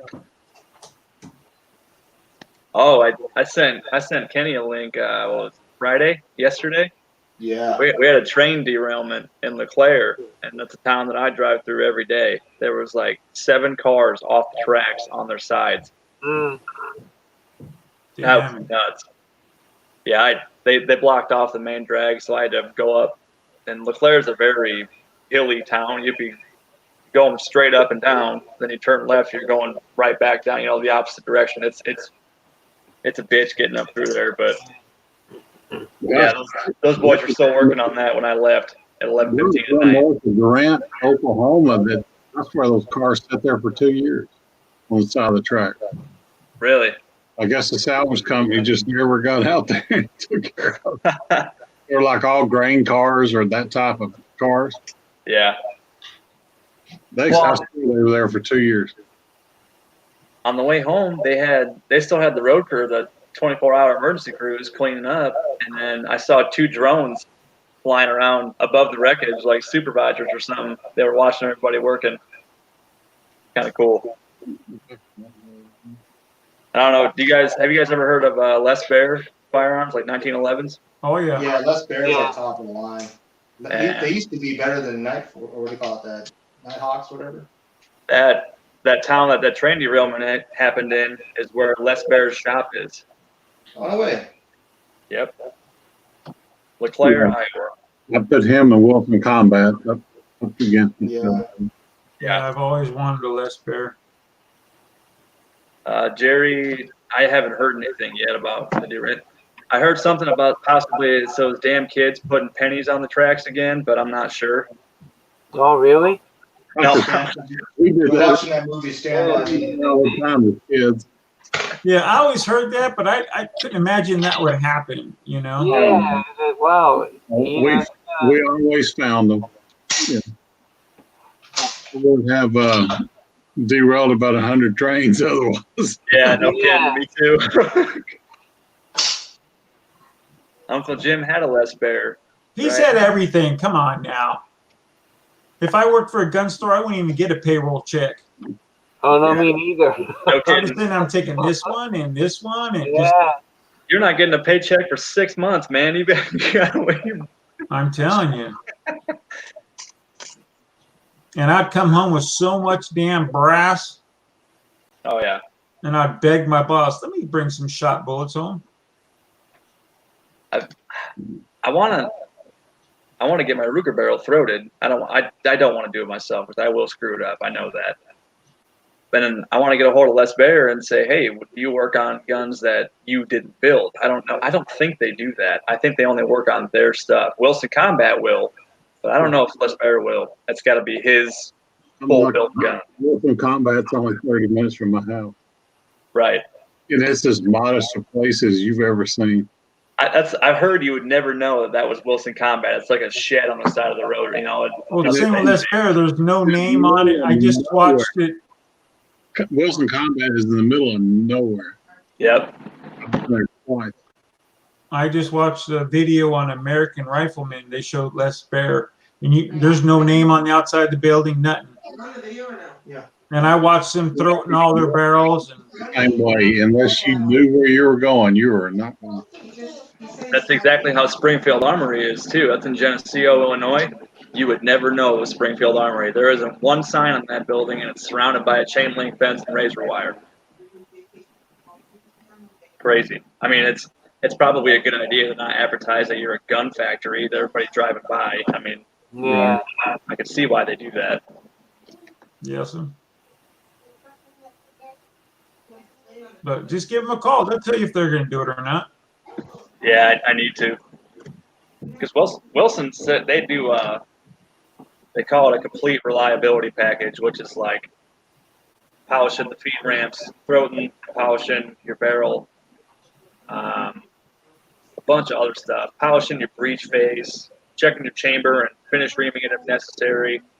They do an ejection port blower, but I don't want that done. I don't like how that looks, and it's like $200.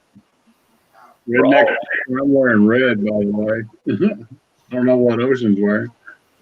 Hey, boys, No, I think you're talking about on the names. It got an orange. It used to be blue or something.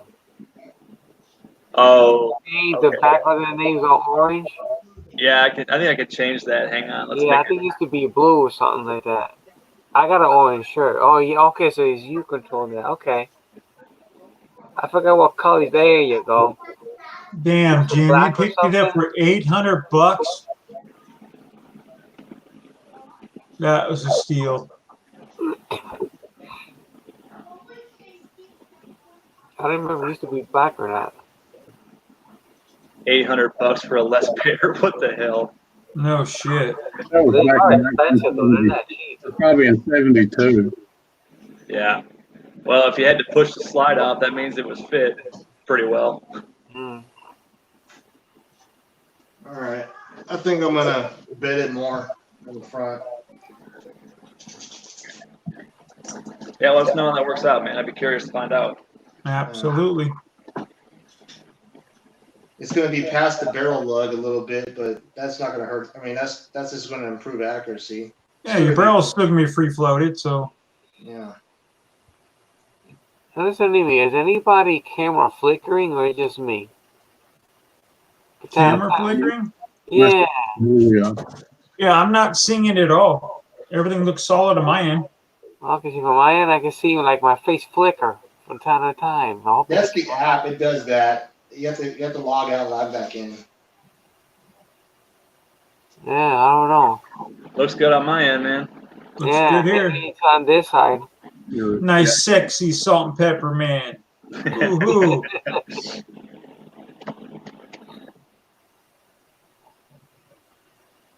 Yeah, I got more ammo coming in. I got the 185 RDFs coming in for this 7 song.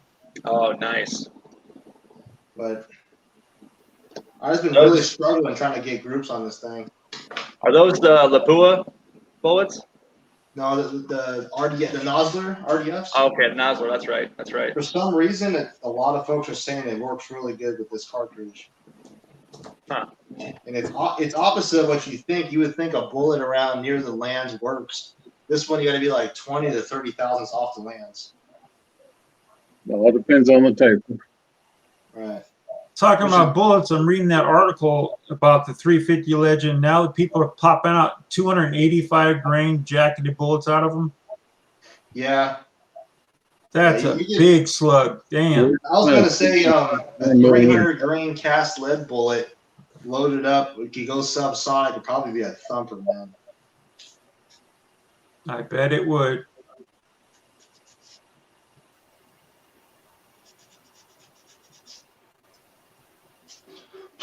I'm gonna log on with the laptop there, Tim. Man, let me I'll log off a little bit and log back on. Sounds good, man. On 81393, I carry 357 SIG and my Glock 22, which is a 40 Smith & Wesson. So I don't know how the 10 millimeter would convert, but the 40 is a perfect conversion. Yeah, I wanted to convert my SIG 220 45 over the 10 mil, but they're saying it's a total different receiver and everything, or frame basically. So Yeah, you'd have to convert it from 40 to 10 millimeter, I think. The 40 to 357 SIG, 10 millimeters too long for the magazine. Oh, shit.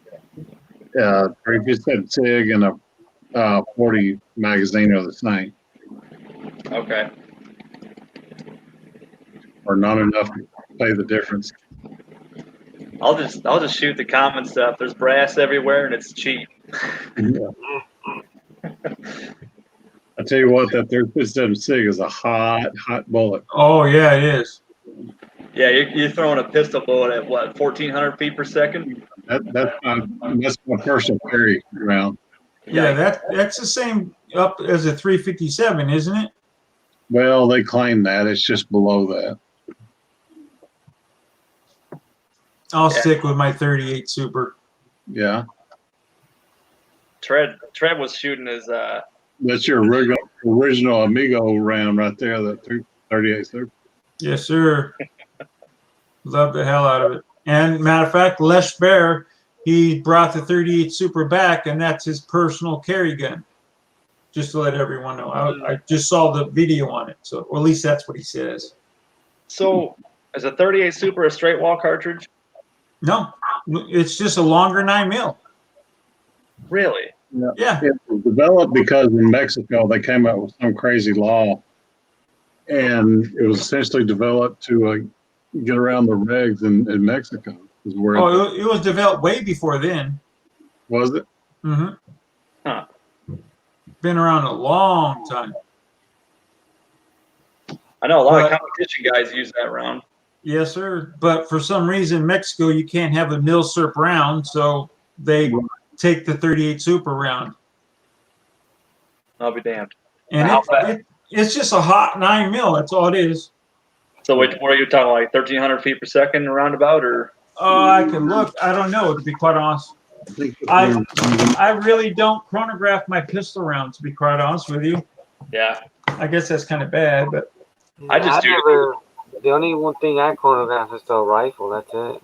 I just do it to see how close I am to the book values. Yeah, not even a shotgun I chronograph.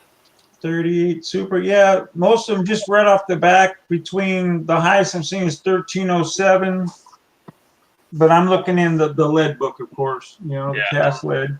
Well, still, that's cooking for a 358 bullet. That's what, 100 and what is it? That's 120 grain. Oh yeah, that's zooming. That's pretty cool. But I've had them pretty cooking, the zinc ones at least. Yeah. When I was with Kenny, I should have bought every single loaded round they had at 38 Super. He had a big jug of them. I should have said, I think he wanted like 18 cents a pop, and I shouldn't have been cheap. I should have walked in and said, 15 cents or 12 cents, see what he said, Huh. And bought them all. Yeah. 38 Super, 115 grains, maxing out 1,500 feet per second. Damn. 357 SIG, 115 grains coming out 1350 a second. That's a potent round. Oh, yeah. So 147 grain, which is what the 357 SIG was developed around, is 1150 per second. And that's a snappy round, too, from what I've heard. I've never had the pleasure of shooting one. That's fast for that big a bullet. Yeah, when you shooting the same gun with the 40 and the 357 SIG, it's definitely snappier. I have not perfected reloading 357 SIG either. I think Tread's got it pretty dialed in. Have you ever talked to him about it? I have not. Yeah, he does a lot of it. So if you ever get with him, I'm sure he's got it. It's the right bullet because it headspace is off the rim of the case like a 9mm, not the shoulder. So these nickel heads that are remolding or modifying 40 cal cases, they are too short. So they are too short for their headspace by about 1.5 millimeters. Oh, Mad Max, you're absolutely correct, my friend. The 38 ACP. Yeah. Was the original 38 Super. I'll tell you, my wife loves the hell out of it. She loves the hell out of that round. I need to find a good gunsmith because I have the 1911 GI style, and I want to just have the slide cut for good sights, put some Novak sights on it so I can really see what the hell's going on. Willie, how you doing with your new leg, buddy? I'm doing good. It's working out really well. Figuring it out, I'm gonna be going. I'm gonna do physical therapy when we get back from the trip, But really, today I walked around all day without my cane, so you can That's still good. tell I'm limping, but not as not as bad as when I first started. Right. You're not kicking field goals yet. No, hell no. But There's I'll no- bring my canes with me when I get there because I know I'm gonna biff it in the snow. I already Yeah. told Jim that. It's not pinching you or making you any. It squeezes my calf pretty good, but what it's doing is when my leg goes down in my socket, it's hitting my kneecap, and that's when it really hurts. Oh So yeah. Mm. Is that when you put the different thickness? I of have to put a thicker sock on, yeah, Right. Okay. to keep me from sliding too far into my socket. Right. Now, the cane you use, that's the one with the forearm support, or no, or just a regular? Yeah, I have the forearm support. Today I walked around with my normal cane, like you see at mom and pop walking around with grandma and grandpa, but I do have the forearm support canes. Okay. Have you heard from Pat? Has he gotten his transmission fixed yet? His wife bought a brand new Audi or something like that, some all-wheel drive car. So I guess, We talked about that the last time. So he's taking that up the mountain. yeah, he's going to take that up the mountain. So I feel honored that I'm going to be able to ride the brand spanking new car. A Subaru, that's what that was. Oh, that's right, the Subaru. We'll call you a lesbian then, since it's Subaru.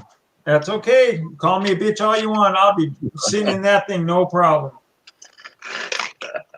He was all serious about me driving his freaking LS motor car, a stick. I'm like, I'll kill your clutch so bad,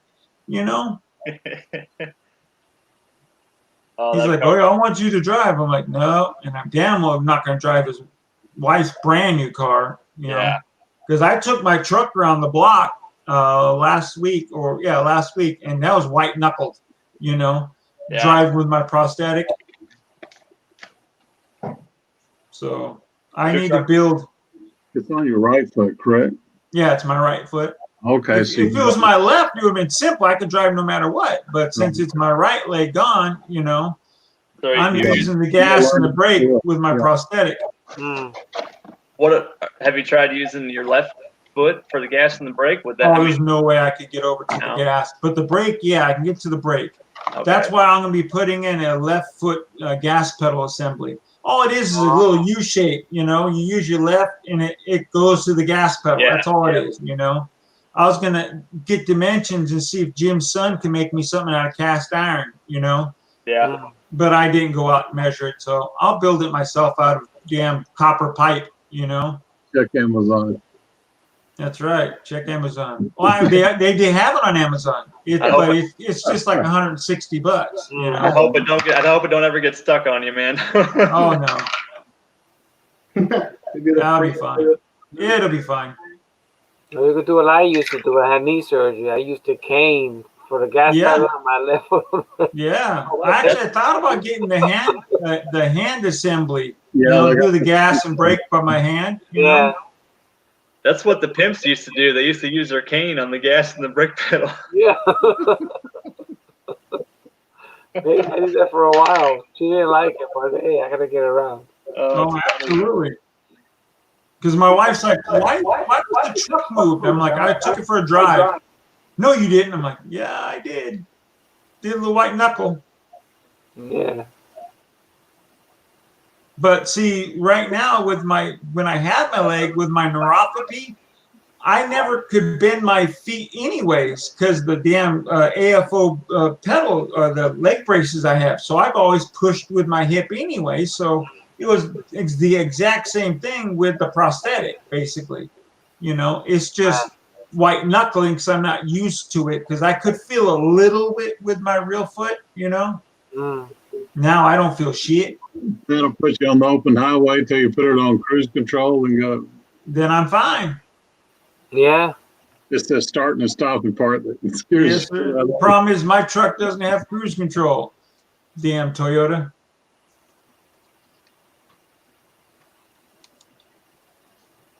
But if I get that handbrake assembly and hand gas, I've seen them where you can just lock it in place.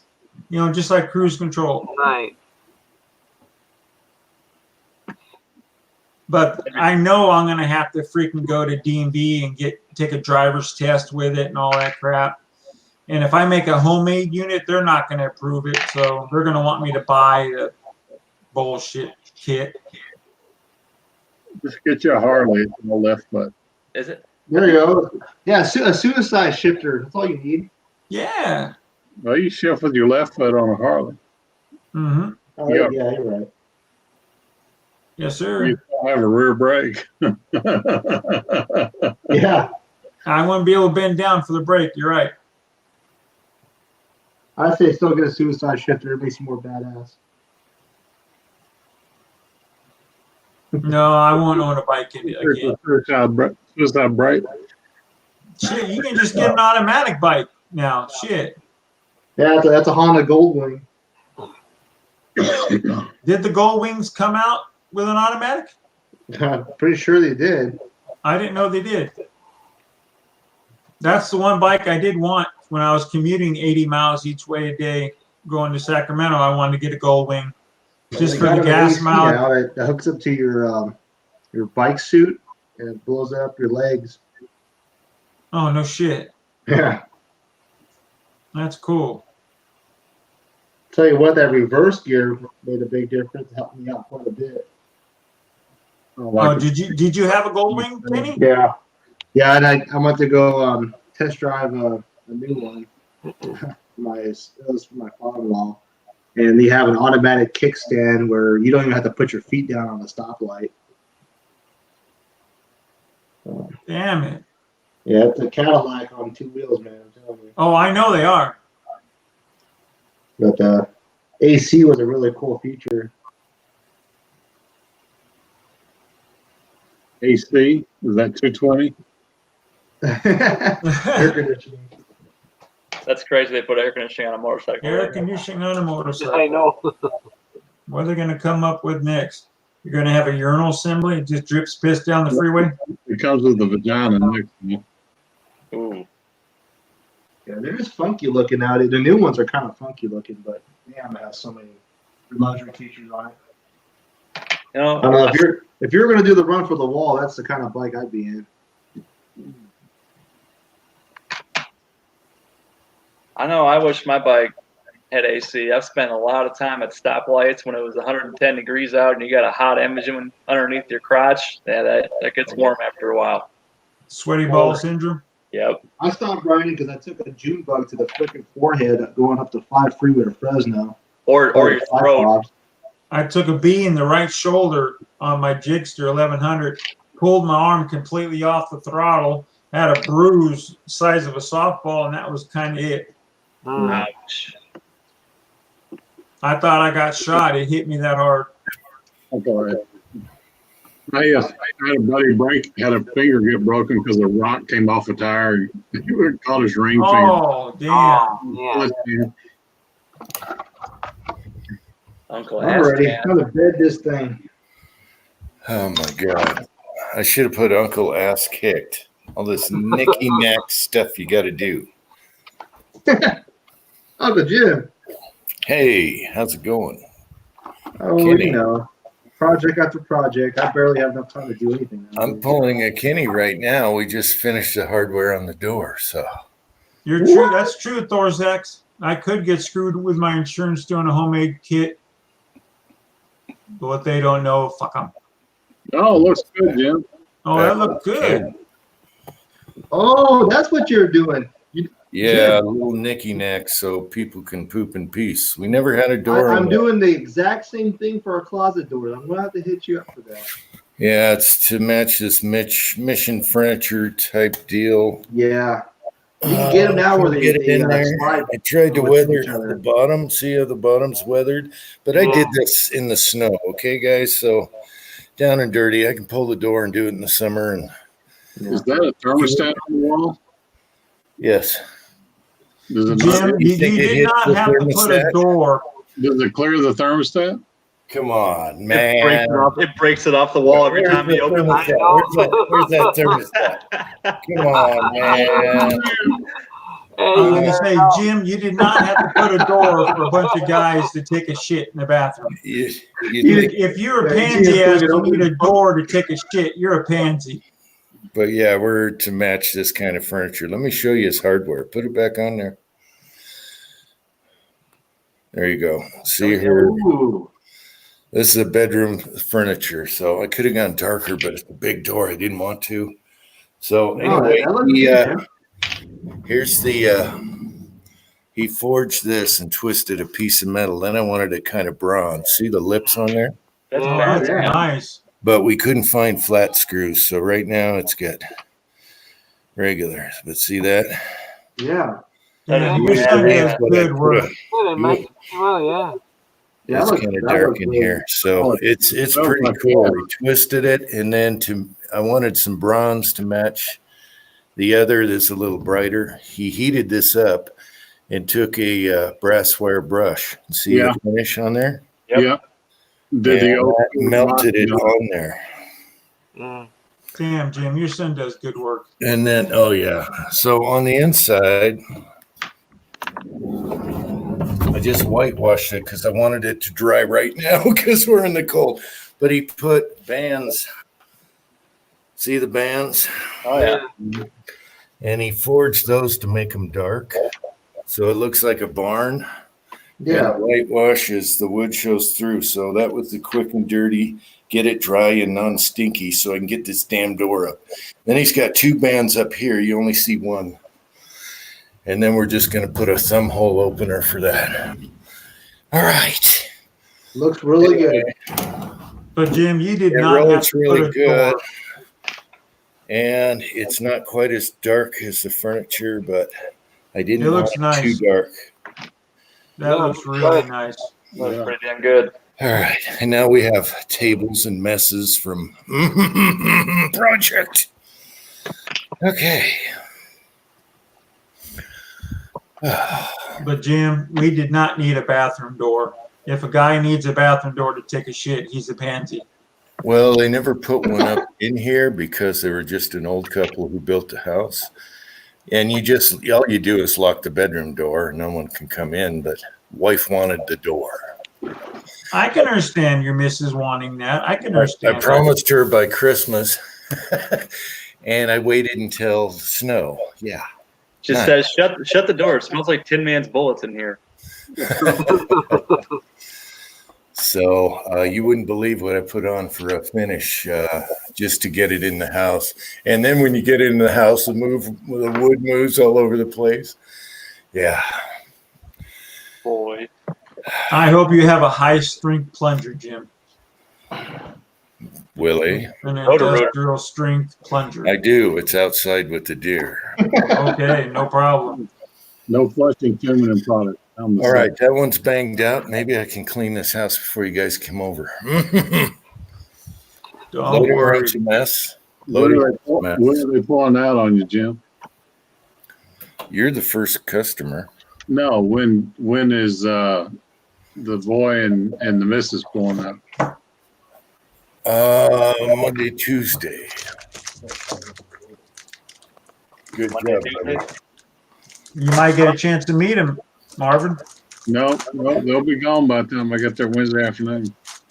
Oh, okay. I fly out tomorrow, but I'm waiting on Pat. What day do you guys get there, Willie? It's up to Pat. I don't know. Gotcha. Mig must be on break. Uh-oh. Mig's always on break.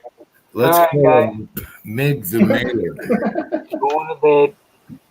Going to bed, Julio? Yeah. All right, man. Thanks for coming on, man. Appreciate it. Good night, Julio. Good to see you. Good seeing you, buddy. Good to see you, Julio.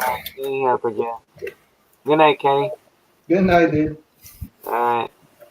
Yeah, Idaho Rogers. Sorry, Miss Kitty, but New England lost for a Oh, change. I did. Yeah, so Really? don't want to be a spoiler, but that was a great game. A lot of defense in the second half. Were So you- Tennessee. Let me do this right. Tennessee. I can't do it. Tennessee. Tennessee. I can't whistle right now. I'm so screwed up. I can't either. Tennessee.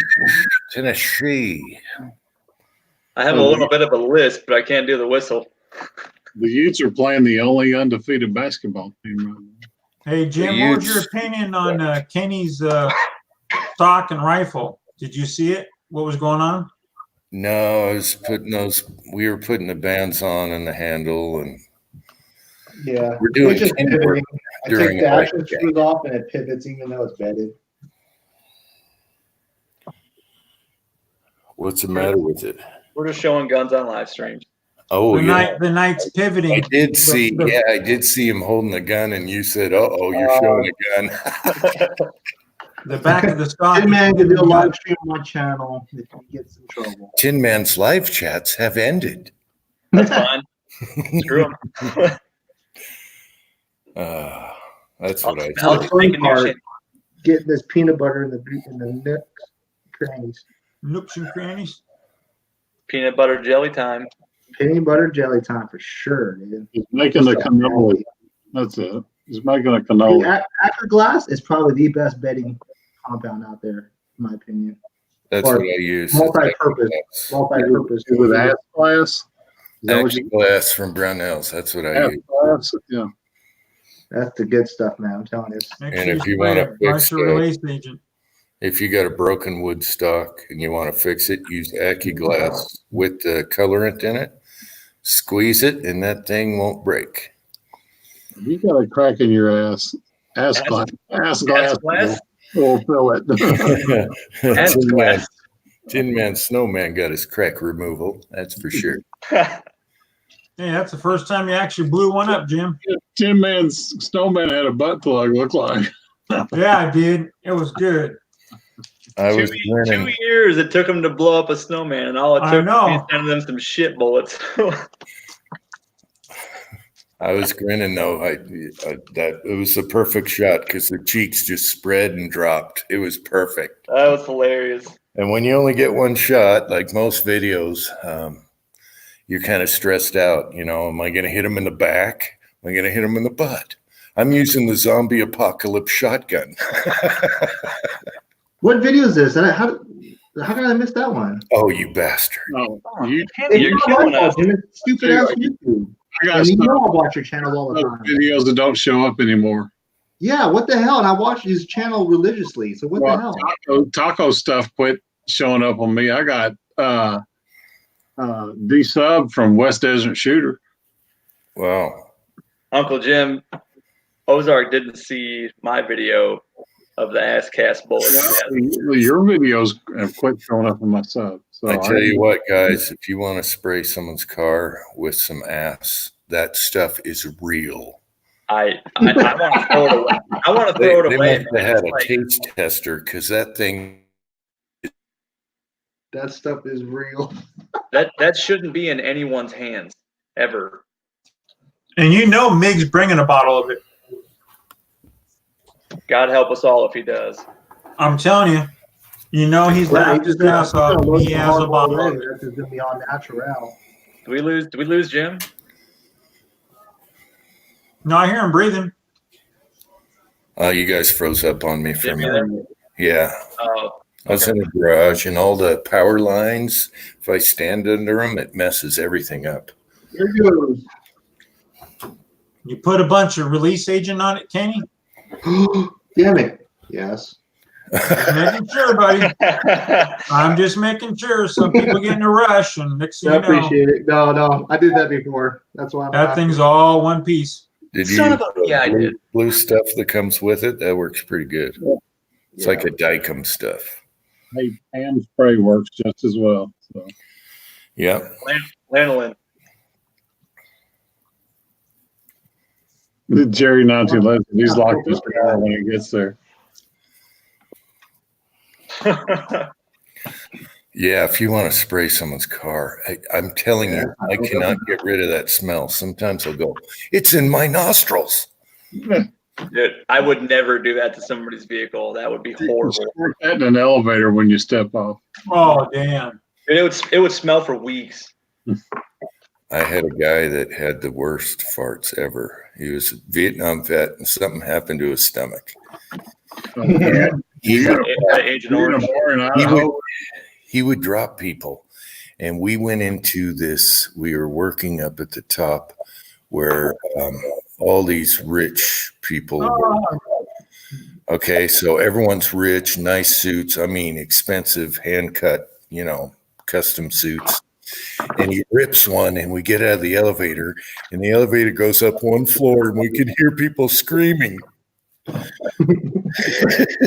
Jim, can you see the side chat? Hmm? Can you see the side chat? Me? I was talking to Jim. Kind of delayed. Why? Mig, you're all going to suffer horribly. No, Meg. We're all going to There have may be fire. No, we're going to have fun, Meg. We're not going to do it to each other. Hey, we're having beans and ham. It'll be bad enough with that. So He says he'll be armed. Red beans, man. Collard greens or red beans, I'll get you going. And you know that the doors are all closed because it's cold outside. Just soak the beans overnight. Defart them. oh, back when I was taking diabetes medicine, that metformin. Oh my Oh, man, that's some bad shit. Oh, God. That'll clear a room. yes, it will. Yes, it will. Just want to tell Tin Man that cat poop with a little bit of that little cat litter stuff has a nice crunch to it. Yeah, in the toe of your boot. Yeah. You let me know how it feels when it's in your pillowcase. No, we'll be good. Everybody will be watching Leon to see when he goes into the box. We're following Leon around the house like he's waiting to drop a pot of gold. Oh, I had another nitnacky thing. I had to get to our freezer in the boiler room. We have one of those, what do you call them? They're vertical, whatever, benchtop freezer things. Old Upright thing fridge. Yeah. from the 60s or whatever. And I'm clearing the top because I got paint cans and crap all over it. Leon comes in and takes a dump while I'm cleaning the boiler room out. And it was the worst dump ever. And I'm like, damn, you son of a bitch. So I had to leave that project and go on to something else. Oh, yeah, big old smegma of freaking actor glass. I'll do it right there. And I said, not you too. It's like Tin Man, not you too. Son of a bitch, they're in cahoots. Everyone's against me.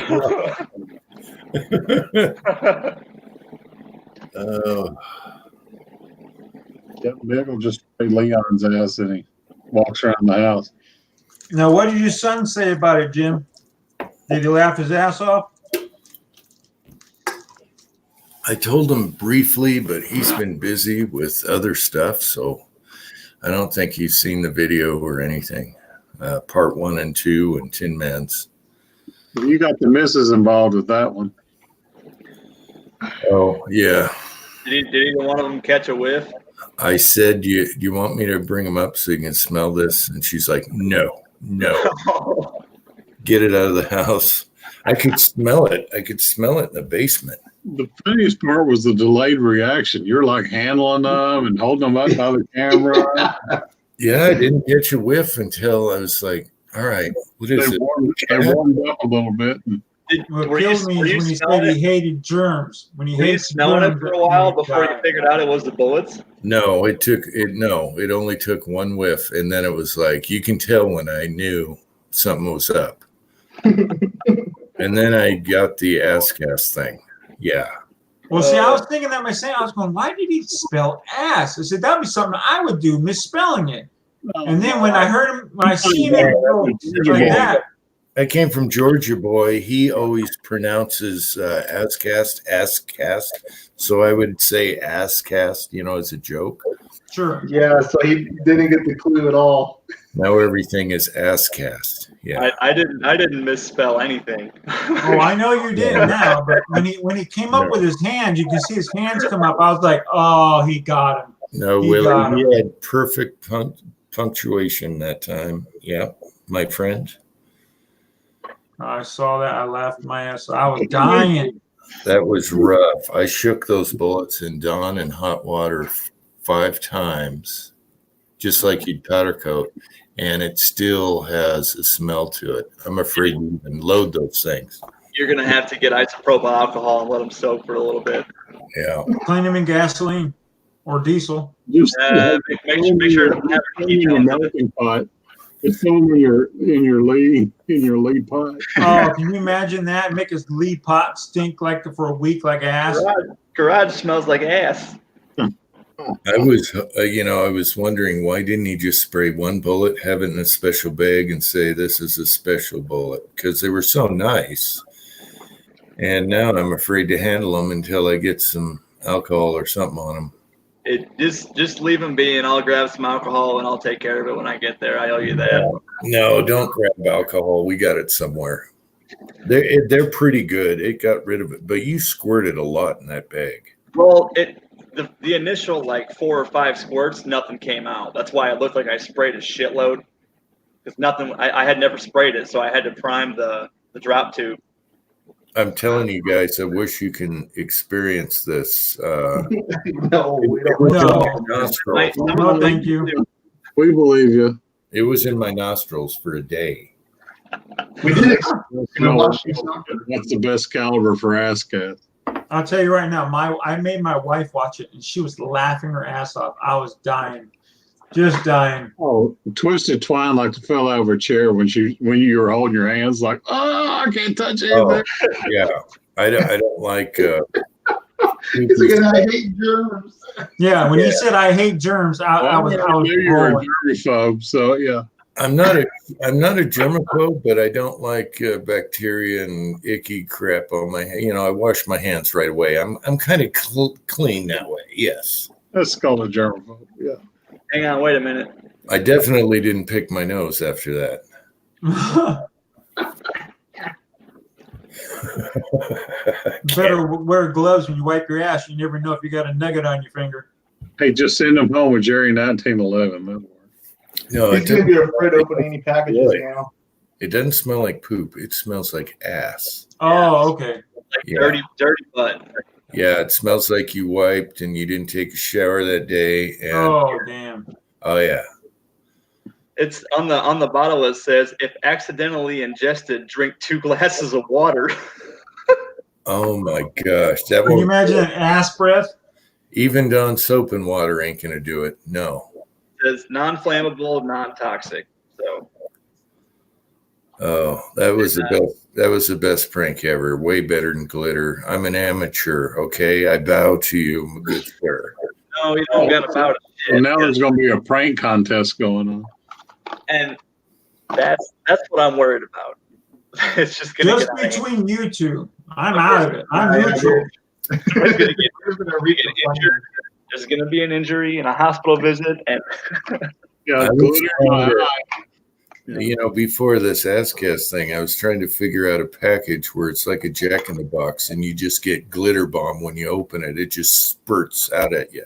That would Oh, be- I already had something planned for you. Until See, I wrote a text to that one guy who had his mail stolen and he made those glitter bombs. I wrote him saying, is there any way I can buy one of those? And dude's got a TV show now after making Yeah. that video. He sure does. wow. What's funny is I sent Crazy Scotsman a Christmas card and it got returned to sender and it had a little hole in it and I had glitter all over the counter. It went all the way there and back and it was still glitter bombing. So I had to tape it up. That's awesome. He was just down here telling us about that. Yeah. Yeah, that guy who made that video, I guess he did the last one he did the glitter and that spray fart smell. Yeah. Oh, yeah, I saw that. Knocked off, it's fun, and Yeah. the smell. I tell you what, out of a shotgun, the barrel was clean. It had a funny smell to it, though. With glitter out of a shotgun, Yeah. The burnt plastic or whatever. Yeah, the barrel was clean, but that's why I used the zombie shotgun. I didn't want to mess up one of my home guns. But it came out clean. I was expecting more of a cloud of glittery stuff in slow motion, but you didn't see it. The lighting was bad. Yeah, you want a shotgun with some slow powder. And then I was hoping it just made a hole in a glitter pie plate size around the butt, but it just blew the butt right off. Like the bear in that John Candy movie. That was funny. Yeah, that was funny playing that over and over again. Thing I thought about. Yeah, that was the first thing. But you sang great, Jim. I'll be the first one to admit it. You did a great job. No, that was. Leave it alone, Kenny. Leave it alone, Kenny. No, I know. I'm not touching. I'm looking at all the other, getting all the excess off. Yeah, let it set up a little bit and use a wooden stick. Patient young Padawan. Yeah. If you let it set up, and then when it's kind of, then you can take a wood stick and go along your stock and everything. Yeah. Decorative type. It just looks different, like as far as how the stock sits. It's an airsoft. It's an airsoft gun, Mig.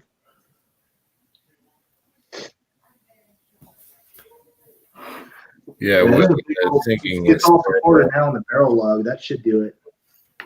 I can see them. We're all smushed around the barrel lug up to the barrel. Yeah, anything you see, you can take with a stick later. If you do it right now, it's just going to smudge it around. But once it's right, yeah, and then you can take some acetone to it or whatever.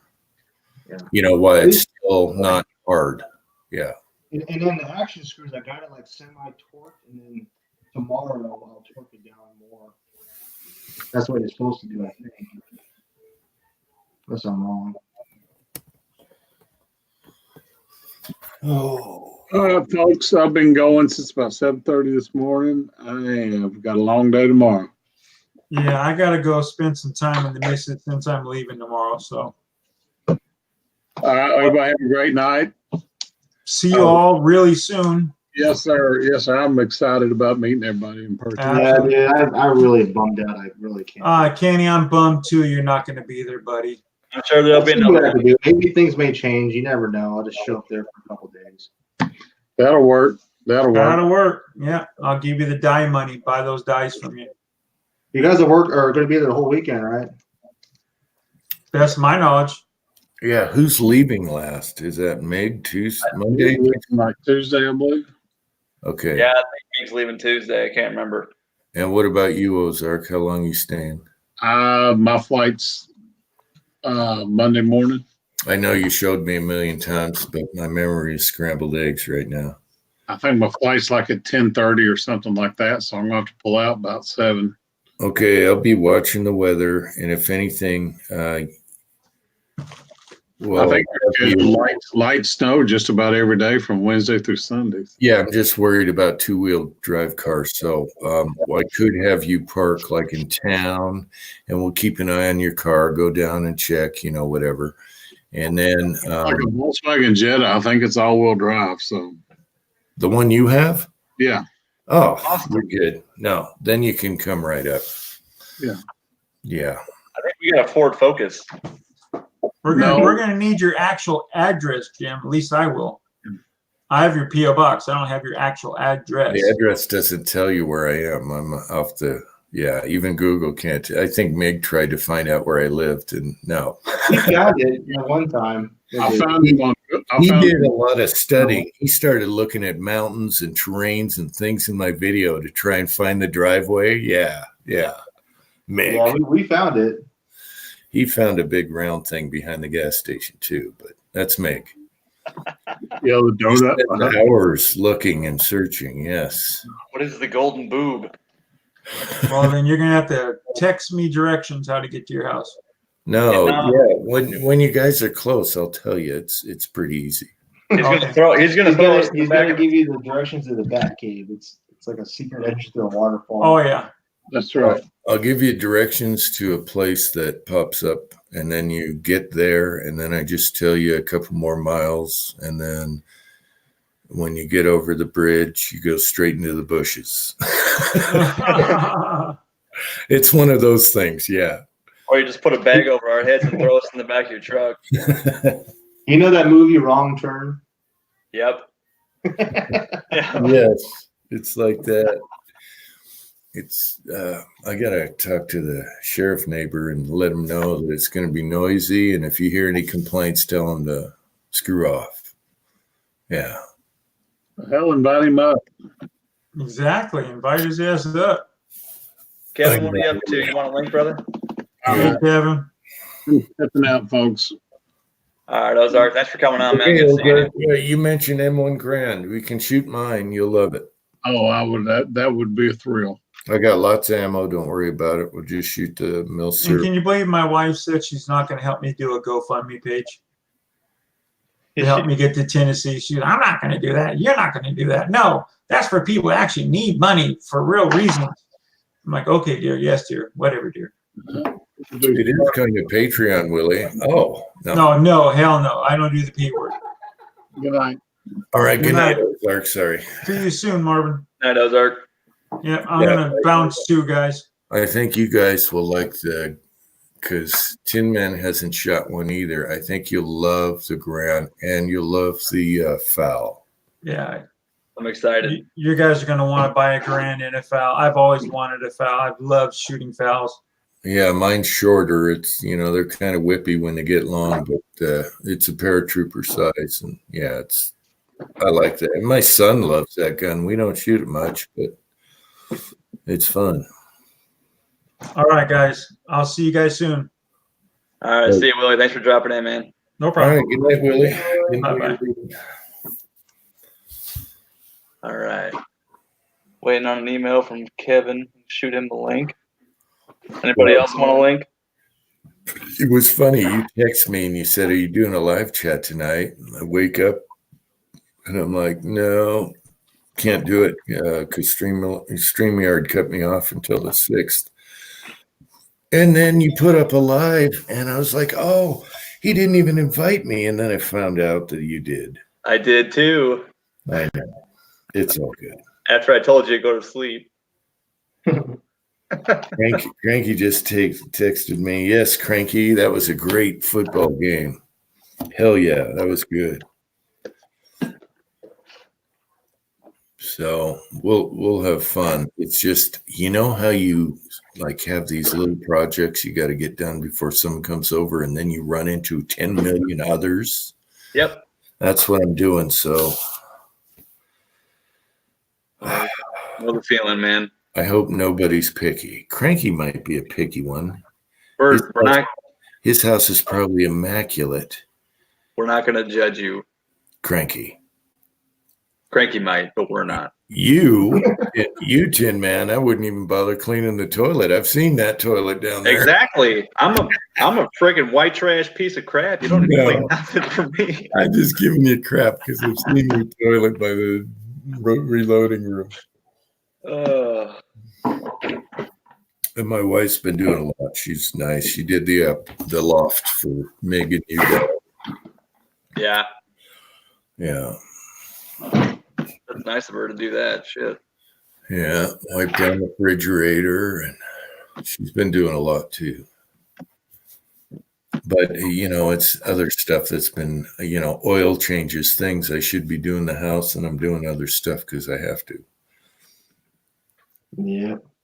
Never change your oil on a 25-degree cement floor with icicles dripping down your eardrum. Dude, for $30, I will bring my truck somewhere to have the oil changed. It ain't worth it. No, I don't trust It's expensive now. They're charging over $100, like close to $100 now. They have stripped out on my wife's previous cars, and I think one of mine. They've stripped out the bolts, the drain bolts. Walmart does that because they use impacts to everybody. No, we went to different. Yeah, I freaking want to punch the dude that saw him do that to my truck. I was like, we went to different places. They all strip them out. I was like, no, I'm doing it myself. I'll use better oil, and it's cheaper.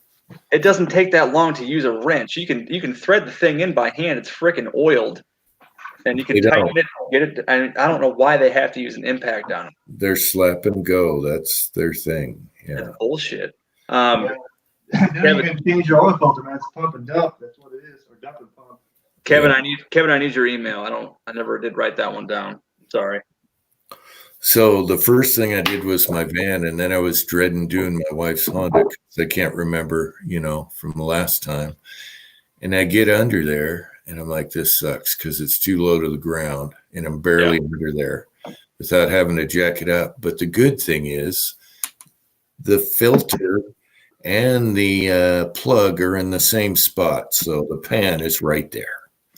That's good. That's pretty nice. Instead of having to scoot it over and then you want to keep draining, on the plug, And so that was nice. I was like, oh, that was easy. So it's just bad when there's icicles hanging down from the car and there's snow and everything on the floor. Yeah. Tell you what. I should have done everything in fall, but I didn't. I got to Jerry. I sent you a link. You too, Kevin. The dealership. On here? What's Hey, Jerry wants on here? Yeah, I shot him a link. All right. There's a dealership here. It's the Chrysler and Jeep and Dodge, all that stuff. Yeah. They charge me $41 to do an oil change and a complete inspection. You can have it. Yeah. That's cheap. Yeah, but I can get full synthetic for $21 and the best filter out there for another $8. And I know what's in the car and no one's stripping my bolt. Plus you get the little gasket, which they never replace. Yeah. What's up, Kevin? Hey guys, how are What's you? up, Kevin? Man, that bullet thing was funny as hell. Cavs, that's not funny. I was down in the Keys, in Florida Keys, and there's this old joke store down there. If you've ever been down to Florida Keys and Key Largo, and this old joke store, it's like in the middle of nowhere. It's like this most amazing joke store, and they had this stuff called liquid ass, but it was like a 35-year-old can of liquid ass, and it was the most disgusting thing you've ever. They made regular liquid ass smell like nothing. And so I didn't know what to do with it or what to spray in it. So I went in the elevator and I used it when I went down the elevator and there were people coming up and I sprayed a bunch in the elevator and walked out. And these poor bastards walked into that cloud and the doors closed behind them and I just heard the 4 floors like, holy crap, let's get the hell out of here. Man, worst stuff ever. That's brutal. Yeah. I think that would be good at protester events. Yeah. Get that in a throwable device. Yeah. That would clear some shit out. I got a buddy of mine in New Jersey. He works in the petroleum and the gas business, and his company makes additives for gasoline. And their additives is what gives gasoline the smell and natural gas the smell and all that stuff. It's called Macat. And they have like 20 different flavors of it. And he dropped a bottle of this one time on the ground. And I got to tell you, we had to get the hell out of there because all the cops came. They thought it was a giant chemical spill. It was like for miles in every direction. People were like freaking out.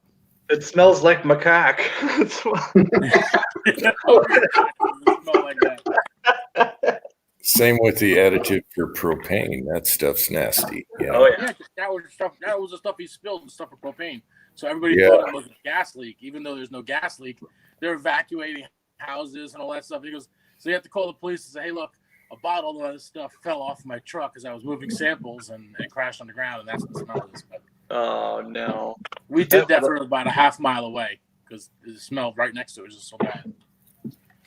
Yeah, before we moved here, we had bought in a house and the propane ran out. The furnace was running and the basement stunk like propane. I'm like, oh my God. So I opened all the windows, the guy comes over and he goes, no, it's just the additive you're smelling. You're not going to blow up. That stuff stinks. Yeah. Yes, it does. Not as bad as what you sent me, though. Dude, I'll tell you what, I'm an idiot because when I got that bottle, when I had to smell it for myself and I'm in my garage, so I unscrew the lid and I put it directly up to my nose. It about knocked me on my ass. Yeah. It was bad. That's worse than the fart stuff because I remember playing jokes with that. Yeah. That glitter bomb video or whatever, the dude that made the package or whatever that they sent out. Yeah. In the second one, he said he used a different brand of spray. I think that's it. Yeah, I think that's the same video. Yeah, I don't know now. Like the clip that I put in was from his first one, where it was just a regular fart spray. He did a new glitter bomb video where he used a different spray, and I think the new one he used that. It's horrible. What's up, Jerry? Hey, Jerry. Sorry about that. Look at those I was beautiful having safe. I gotta tell you, think of beauty. Hey, your thing's off your shoulder. Yeah, I don't wear it all the time. I've got keep that thing on as much as you can. yeah. Your I whole just it's gradually getting better, but I alternate a couple hours with it, couple hours without, and right now I'm without. Cool, man. I feel for you. I went a year and a half, and it's starting to get better. And I might be able to hold up a pistol while you guys are here. So that's good. You've got One of the guys. One, don't worry. you've got the locked Frozen. up shoulder. Yeah, frozen shoulder. Yeah, there's something inside the cavity of your shoulder that just grinds. It's the worst thing ever if you hold anything out in your hand straight out, it's just grueling. It's like somebody's stabbing you. Oh, But it's almost gone. The left shoulder went away, and now this one's almost gone. So hopefully I'm done with that. Be able to shoot pistols again, baby. Looking forward to that. I'm bringing a couple pistols down, but I'm going to shoot left-handed. Yeah, when you get here, you can go through the bullets, and we'll get you some little tacos, and I got them powder coated and everything. You can bring home a little pack of bullets, whatever, different varieties. He's got some of the bullets I sent you, but they don't smell like ass. Yeah, I've got 50 10-mans loaded up, so we can use those in 38. Well, you got to try some tacos. Jim, what'd you do with those bullets anyway? Sure. Did you soak them in vinegar or something? Yeah, tacos, and then I have some other, 38. Now, Taco said something about he was coming down. He's had some things he wanted to bring to me too.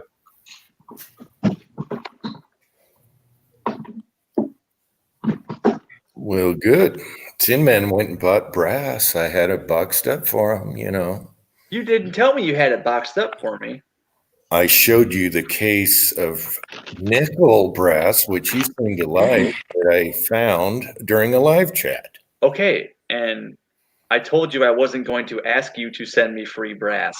Yeah, but when you get here, you can bring it home. And that's fine if it'll fit in my bag. Well, you're not getting a whole case, so. And I'm totally fine with whatever. And I'm not. Yeah. The boxes are cool looking. I'll stack those on the wall. They're vintage, but it's once fired 38 brass. Oh, speaking of that, I pulled that bullet. Remember I sent you that picture of that? Yeah. It was a double-ended wad cutter that was jammed way down. Yeah, that was ready to explode. And it had a live primer in it. Yeah. And it had come to find out, there was powder in there, and I thought it was red dot, but I wasn't sure because it was black brake powder with red flakes mixed in with it. So I asked on Discord, and yeah, Eddie told me it was red dot. So yeah, it was ready to go. It was a little wet. That's what seating problem there. That's how you can tell what dot you've got. If you got a dot powder, it'll have a red or a blue or a green dot in it. So yeah, I've never used them. That's kind of cool though. I mean, that way you don't get them mixed up. You should ask Timothy. He's the dot meister. I was thinking about texting him, but it was like 2:30 in the morning, so I wasn't gonna bug him. Yeah, that was bizarre how far down they had that bullet seated. I'm not sure how that would have happened. That was probably their first load, and they had the cedar down. Yeah. Well, this was below the rim, the mouth of the case. I mean, it was way down. Yep, someone's first load. Somebody did measure something. Wow. Kind of like that. Yeah. Well, that I've one seen looked that problem. I can tell that right from here. That's what it's supposed to look like. Oh, is that a 45? Yeah. That double-ended wad cutter would look like that, Oopsies. or even lower if it's flat. Yeah. Yeah. Oh, yeah, I resized a bunch of that brass. I found some 357s in there too. Mm. But yeah, like all the PMC brass that was in there, I'd go to run it through the resizer, and it would punch out the center of the primer, and it would leave the rim. I'm Yeah. like, I couldn't even get it off my my shell holder because it would like hinge it open, so I couldn't pull it off the shell holder. I was getting pissed. I've had a couple do that, but not 6 in a row like you had for batch. Yeah, it was. I don't know. Well, luckily I caught it. I mean, Well, you'd know when you went to reprime. yeah. If you just squeeze really hard, it'll go in. It'll be Just fun. tap it. Just tap it a little bit. Yeah. A lot of people don't realize you can tap those primers, with a hammer, as long as you tap them lightly. Yeah. Hammer and a punch. Yeah. Well, didn't you have to do that once you're fixing them? Mm-hmm. No, I took the whole shell holder off, and then I went through the bottom of the shell holder with I have an extra decapping stem, and I just bent the primer back into where it needed to be so I could pull the case off. Oh, okay. Because you can pop them out by hand if you got something underneath, put it over a washer and tap it. Yeah. I lost all my washers behind the toilet, and I still can't find them. So. You know what? After you leave from the trip, I'm going to check behind the toilet. You probably leave your keys and everything in it. I'll leave you all kinds of cool presents back there.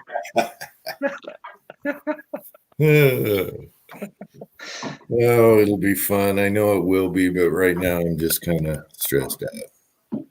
Yeah, ain't nothing to stress about. It'll be fine. It'll be fun. There was stuff I should have done a month ago. Yeah, it happens. That door took my time. Blackouts I've got to break apart that somebody gave me, some reloads that somebody else gave him. Man, yeah. It's like 90% of them are just wrong, just completely wrong. I don't know what he was. I don't know what he was using as a caliber. Maybe he was using a piece of cardboard, against a good one, and they just messed up because all the seating depths are off on them. The cases are trimmed all wrong. I have boxes of factory that were recalled, and I think I showed it in one of the live chats. The powder is stuck in the shell. It is like caked. And I thought it'd be easy, I pull the bullets and just take the powder out and reload them. No, I had to scrape the powder out of the shells. Now I'm thinking just tumble them, deprime them, tumble them. That was contaminated round, some type of lubricant, machine lube got in there. Well, I don't know what they were using, but they're probably lubricating one of their high-end machines and a big glop of it right into your shell. Yeah, but this is 6 boxes, all the same ballistic tip. Really? Wow. Yeah, it was recalled because people were having primers backing out, and I can see why. So I'm like, great. I rarely buy, factory, but I bought it a long time ago. Hey, at least you can reuse the bullets and just can the brass if you really have to. I'll tumble it. I'll just deprime and wince every time on a lime primer, And yeah. Well, how are you going to deprime it if it's packed full of powder? I scrape it out. I scrape at it, knock it out, and then I could tumble it with the primers in and then deprime them. Just let them soak real good. Yeah. Be some nasty water. Yeah, that would suck. Yeah, I would say gunpowder does not dissolve. No, I'd get most. I put a fuse in it, make it a firecracker. Put some carpenter's glue in there. Pop a fuse in there. Light those fuckers off. They almost went to the burn barrel. I almost went to the burn barrel. Pull the bullets, throw them in the burn barrel. I've done lots of that. It's illegal for us to buy fireworks in New York State, among the many illegal things that we can't do. So I always go to Pennsylvania. I buy the legal ones, the jumping jacks, the ones that spin around the ground. Those are fun. And I fill those up with carpenter's wood glue, the stuff that has the pulp in it, the wood pulp. And they blow up. Oh, they blow up like M80s. Yeah. Did you know the Safe and Sane Whistling Pete's Oh You yeah, you just crimp them with a pair of pliers and they blow up like an M80. Oh yeah, and they're loud too. You can buy those in any state, safe and sane. And the other thing is sparklers. You bundle those together, oh my gosh. Oh, you stole my thunder, man. I was gonna tell you. You give me a shitload of sparklers, I'll make you a crater in the ground. Yeah, sparklers. Oh my gosh. I think I didn't know that was sparklers. my son and his friend did that, and it was, oh my gosh, that was dynamite. They have to be the ones that burn colored. You can't get the ones that burn gold. Yeah. And it's like having a What do you do? You just put all the sparklers together? You what? You put all the sparklers together is all you do? Oh, Kenny? I probably can't tell you on a live stream. I'll tell you after. Yeah, Kenny. You're just trying to get me banned tonight, aren't you? Yeah, Kenny, you don't need a fancy fireworks stand. The safe and sane sparklers will be like a stick of dynamite. I guarantee it. The guy that I bought this Dylan 650, the used one that I had to put a deal up on, I got for like $350, $500, something like that. Set off one of these. I got a big thing of clays. Oh man, that's awesome. Brad, see, you live in a state that's obviously not California or New York, right? But I got a big clay, and I opened the thing up, and it was so old. This container had to probably been like 20 years old. When I opened it up, the clays, you know how it's normally like fluffy stuff, and it was all like hard and all clumped together. So I said, I'm not going to use this, but it is 4th of July, so might as well go ahead and throw some fireworks in there with a long ass fuse. That was a mistake. Hey, Mig, can I answer Mig's question? The UPS guy left your beans out, and they sat down at the gate for days, and they sprouted and they grew into bean stalks. The can exploded everywhere. You want me to cut the package open, Mig? See if it's intact. It felt like metal though, or something in there. Can't travel with his own beans, huh? Mig's driving me crazy with his UPS deliveries all the time. It's like chasing, getting calls at 6 a.m. I can't deliver. Good night, RBM. Thanks for stopping in, man. RBM. Answer the question, Meg. I can cut it open and show you right now. It's sitting right next to me. A whole bunch of cans of liquid ass. Yeah, I'm afraid now. Yeah. Okay, real quick before you do that, I'm going to get the rest of my bullets into my.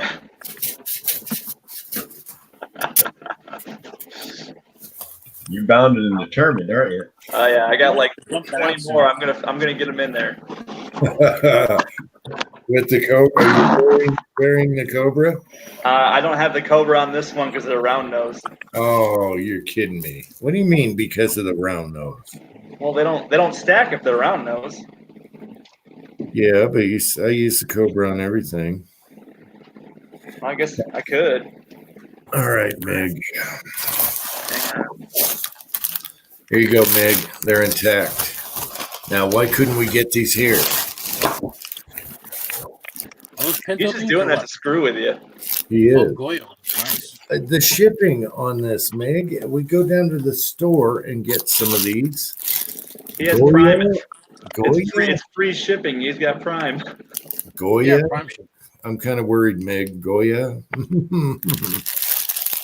All right, there you go, Meg. What kind of beans? We'll have Goya beans and Arisaka noodles. What kind of beans are they? Goya.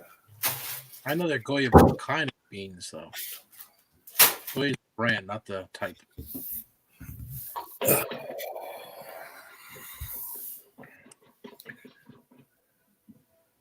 Okay. All right. I trust Ozark and what he wants for beans. That sounds Meg, that sounds really good. I'll see if I can find some more. What about Meg? What about the split pea? Because that's good with ham.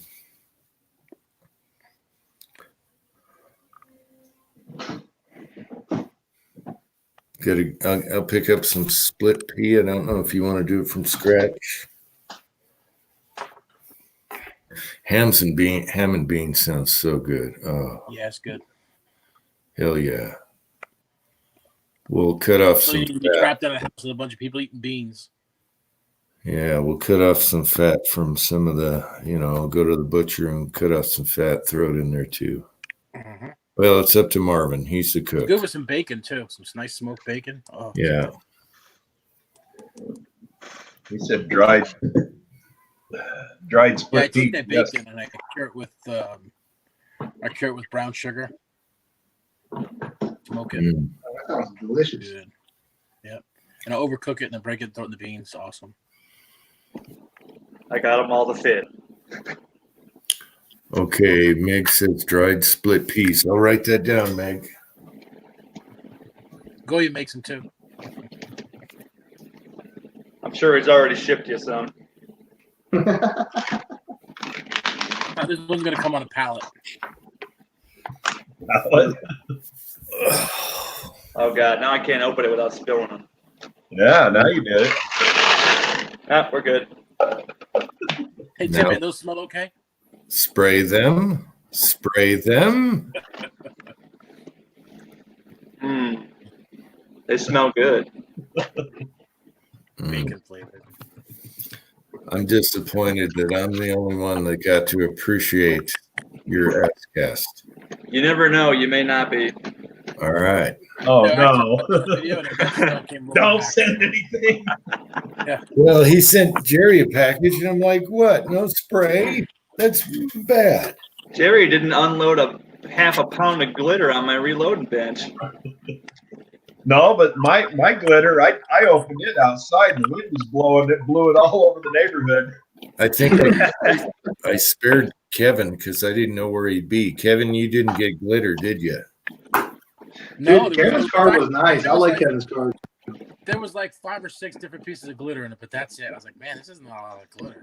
So No, I didn't. yeah, someone spared. Well, that's just residual from. Yeah, it was some residual glitter. I figured you gave somebody else a big. Yeah, I didn't know where you'd be, so I didn't want to mess up wherever you were. That was a pretty good Christmas card I made this year, right? Oh shit, that's yeah. My wife. I was gonna tell you, my wife opened the Christmas card. I didn't even know we had it. Yeah, dude, Thank you, Kevin. Even though it said CO Tin Man on it, she decided to open it. Well, Yeah, she I got one. did that and Uncle Jim's card the same day. That was pretty funny. Oh no. Tell her I'm sorry. I gave warning. I gave warning in a video. Well, I didn't say what it was, but you guys got it. I saw her opening it and I was like, wait a minute, let me get a reaction. So I started filming it. Oh man. Oh, that's nasty. It sticks everywhere. Julio had it down. He used a lint roller to get rid of it. I couldn't get rid of it on the counter. My kids started doing snow angels with it, so those everywhere. Snow angels, they go jump in your bed. No, they were wanting to. I was like, you get the hell away from my damn bedroom. Somebody regifted it. It was MCK. He put it in a box and shipped it to Cranky or something. He sprinkled it. Yes. Okay. Hey, man, I don't know if you're into your 223, but there's a trick about getting better run out with your press. I don't know if I ever told you about squaring your dies. Or something square, flat. Mm-mm. I don't know if you can see. So basically, you get something flat like a recoil lug. You stick it in between your die and your ramp before you tighten it down. Raise it all the way up and give it a little pressure, and then tighten down your lock ring. Okay. That squares your die. I tried it out again, and it definitely did fix my run out right now. Awesome. That's a good tip, man. Thanks. Yeah. Well, I'm going to send you some stuff, and I always lagging it, and I've been apologizing about that. So. Oh, that's all good, bro. I got a 3D printer for Christmas this year, so I'm gonna probably send out some good stuff next Christmas. Is this appropriate beer? Winter lager? Yard sale lager. Crash it. No, look at the guy skiing. Crash and burn, baby. I thought that was a picture of me skiing. Oh shit. That would be me. Yes. That's how I meant to do that. I said after he did that. I meant to fall like that. I just told everybody I was practicing to be a stuntman. I've never skied in my life. I've snowboarded quite a bit, never skied. Yeah, It used to be fun skiing, but the problem is when they allowed the snowboarders on the same courses as the skiers, it just got insane. I mean, especially we got rude, obnoxious people here in New York every day. You put them on a ski slope, they're worse. And people getting hit by these guys with snowboards. My buddy broke like 4 of his vertebrae in his back. So I'm hit by a snowboarder. Hit him real hard. It's bad. Played it for quite some time, so it's dangerous here. You know, a skier will go down the mountain and break his speed so he's not getting too fast. They'll shift left and right to cut off some of their speed when they're going down the mountain. Those snowboarders, man, straight down. They come down really fast. Yep. And they hit you. They can't stop. It's like, well, thank you. 20 The ground is hard. If they do hit you, there's no place to bury them, you know? So. Well, if it's any consolation, Uncle Jim, when you were doing your video with Tin Man's bullets, all I could think of is, hey, those look just like the bullets I just got finished recording a mail call about. And as I watched it, you'd said something about you just taking a shower, and then all of a sudden the smell hit. And I went back and I looked at my bullets. Oh, man, I'm sure glad he's not mad at me. Did you smell one? Yeah. I'm sure he did. Hey, do any of you guys need tin at all? Do you guys need tin? I got some 50-50, a good beat on 50-50, like for $300. It's like I think it's like God, how many? It's $5. Hang on. 500 divided or 300 divided by 3. 300 divided by 3. Yeah, it's 100 bars of tin. 1 pound of bars of tin.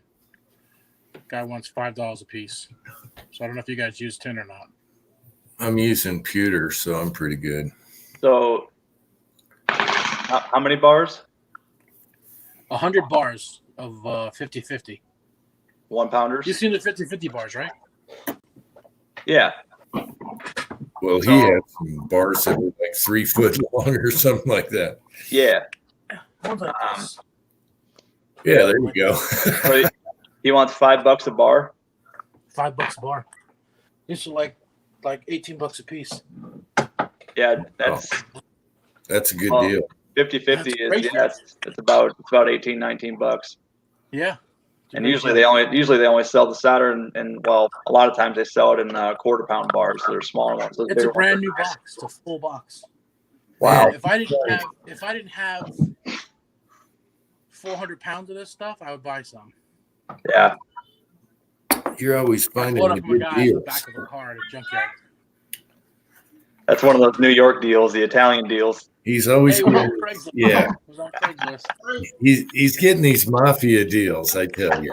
I got it for $1 a pound. How could I not buy 400 pounds? He's like, Right. forget about it. Forget about it. Forget about it. I got your tin right here. Look at the back of my van. See, it's full of tin. Somebody junked the truck and there was a whole bunch of stuff in the back. Does he have fur coats and everything in the back too? That's sort of happens sometimes, you know. And they say, Kevin, you're a good guy. We love you. Why don't you go ahead and pick something for yourself? Why don't you get yourself a nice jacket?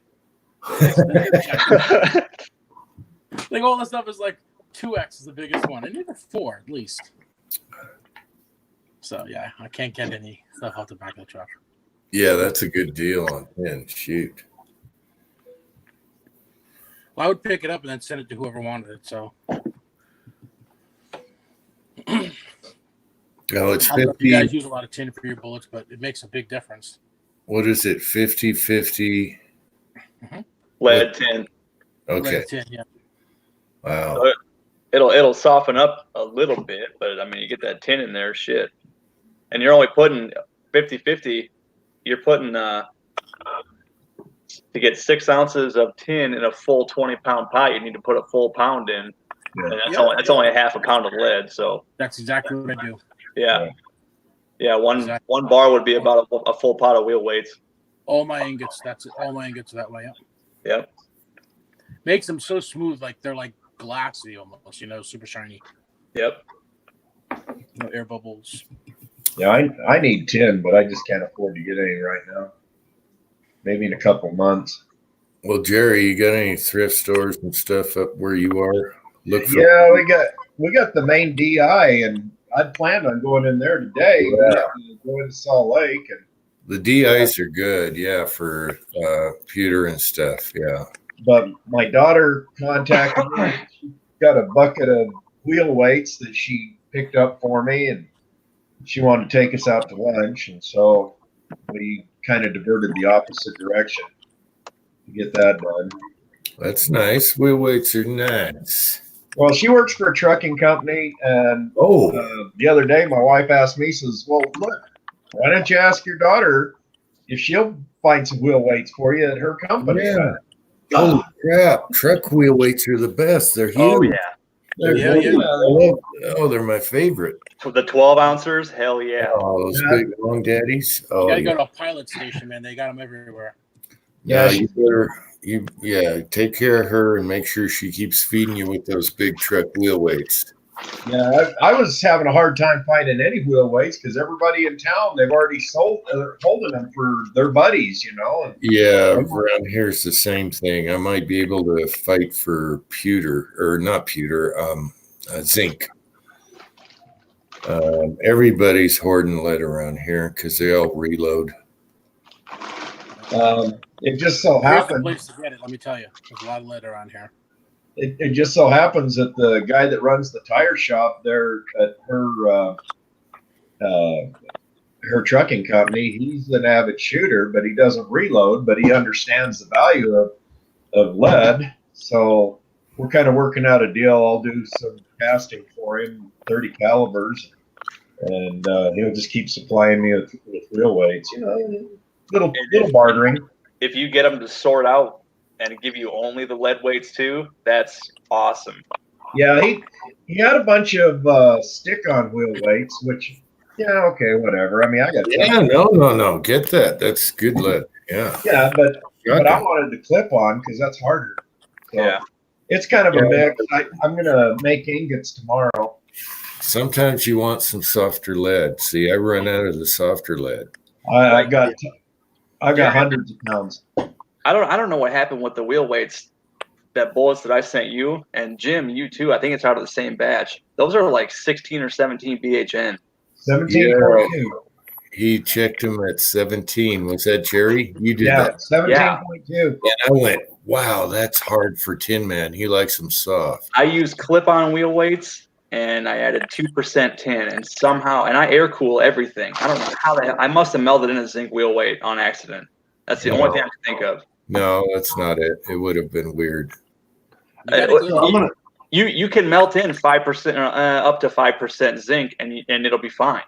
Oh yeah, exactly. Well, one thing I've been looking at, collecting, which I've been collecting a little bit here and there, is the bearings off the trains on the engines, the Babbitt. Oh, They got these big little massive U-shape bearings that just they get thrown away all the time. They got lots of Babbitt in it. Wait a minute, Babbitt. Babbitt's good stuff. That's got a lot of tin in it. Babbitt's got tin, lead, and a little bit of copper, I believe. Yeah, and copper. And where do you get that out of? Out of the traction motors and the bearings for the engines on the trains. They go to the mechanical yard and they got like these big old oil tubs just full of them sometimes, and I just start picking through all that stuff and getting the stuff. Holy crap! Meat on it. Yeah, So I think I let the other stuff go to the top. I didn't catch it. What was that? You scrape off the dross, I guess, and just everything at the bottom is lead. Yeah. I basically, I throw it in my little fire pit, and I noticed it has a little bit of a rose gold color, so it has to be a little bit of the copper, I think. Mm-hmm. Yeah, there's copper in it. Yeah, but if you melt it low heat, you should be able to separate that out as dross, right? Yeah, honestly, for what I do, the high velocity stuff, I think that copper might benefit. Yeah, it's like having plated jackets. Yeah. Oh man, Kenny, and you can get that by the tubfuls. Well, that's the thing. I really haven't messed with it enough. You should. You should have Elvis ammo barrels out front of your house right now. We do. I'd be shopping there. There's a lot of things I can do. The welders, they use tin bars, the ones that you get for tin, for something on Soldering. I don't know much about it, Tin Man. If you know anything about tin, They use it for soldering like your copper roofing and even galvanized. You solder it together. Yeah, whatever Kevin showed, that's exactly what they use, and I see them all the time out there. I just don't. I know they're inventory, and I'm not one to steal, so I got to ask. That shit's expensive too. They should. Those guys that are linemen that work for Verizon and places like that, they got it coming out their ears. They go through it like crazy. So every time my buddy sees me, gives me a few bucks. Recycled stuff though that they just give away to people. So you got to find. I'm pretty sure if I talk to the guys, I make medicine with a lot of the other crap out there in the field. So if I just talk to them, they'll probably hand me. You guys know the price of lead went down, right? The scrap price of lead.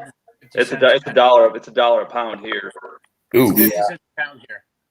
50 cents? I think it's 50 cents a pound. And what I do is I tell the guy with the junkyard, I said, hey, I'm gonna get these lead pipes because lead pipes got the heart of lead.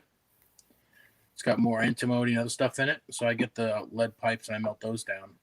And I get those for 50 cents a pound now. So I was surprised when I went. So how much for this lead? Yeah, I'd be all over that. I think when the thrift store guy, he said, well, I'll just charge you what scrap was. And he charged me 50 cents a pound. Yeah, there's a metal app that shows you what all the precious metals are and semi-precious, and the lead. Yeah. 50 a pound. Wow. Yeah, I'll have to go score some of that then, because I think the guy. Don't just buy the lead.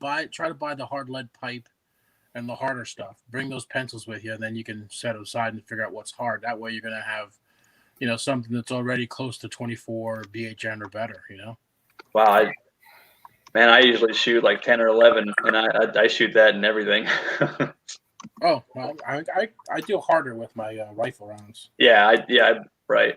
When you go to Magnum, you want to be harder than that. Right. See what Charlie put in? There you go. I don't know. Elmer Keith used to shoot a 12 BHN out of his 44 mag, and he called that. He thought that was hard. So. Yeah, but that was then. He was also cooking lead on his kitchen.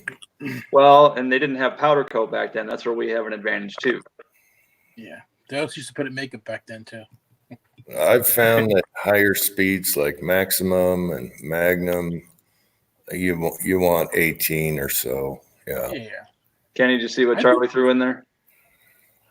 Yeah, I'm reading it right now. Okay. That is now at approximately 87.5% tin. Oh. Yeah, good stuff. 5% copper that's kind of high. Yeah, they're pretty heavy, but I think the majority of it is the steel plate behind it. It says it's a U shape about this big. Mm-hmm. So it's about, say, 5/16 to almost a 1/4 inch thick all the way around. Yeah. I don't know. I haven't melted some down. I got a couple. I just haven't melted them down yet. No, I did. I take that back. I melted down a couple in the last batch of ingots I made, and that's where I had that rose gold color. Right. Yeah, that 5% copper, that'd be pretty hard stuff. Yeah. Thortek says he shoots straight wheel weights. I've done that, and I love straight wheel weights. Yeah, that's good. That's what I do too. I mean, I do add. You don't have to fuss with anything. Just boom. Right. Yeah. I'll throw a little bit of tin in with a full pot of straight wheel weights just to help fill out the mold a little bit better. And I go with that. I air cool everything. I don't know how I got 17 BHN out of wheel weights with tin. I have not a clue. Did you water quench it? Nope. No, air quenched. I air cool everything before and after powder coat. So how long did they sit before they 2 weeks. 2 weeks before you tested? Yep.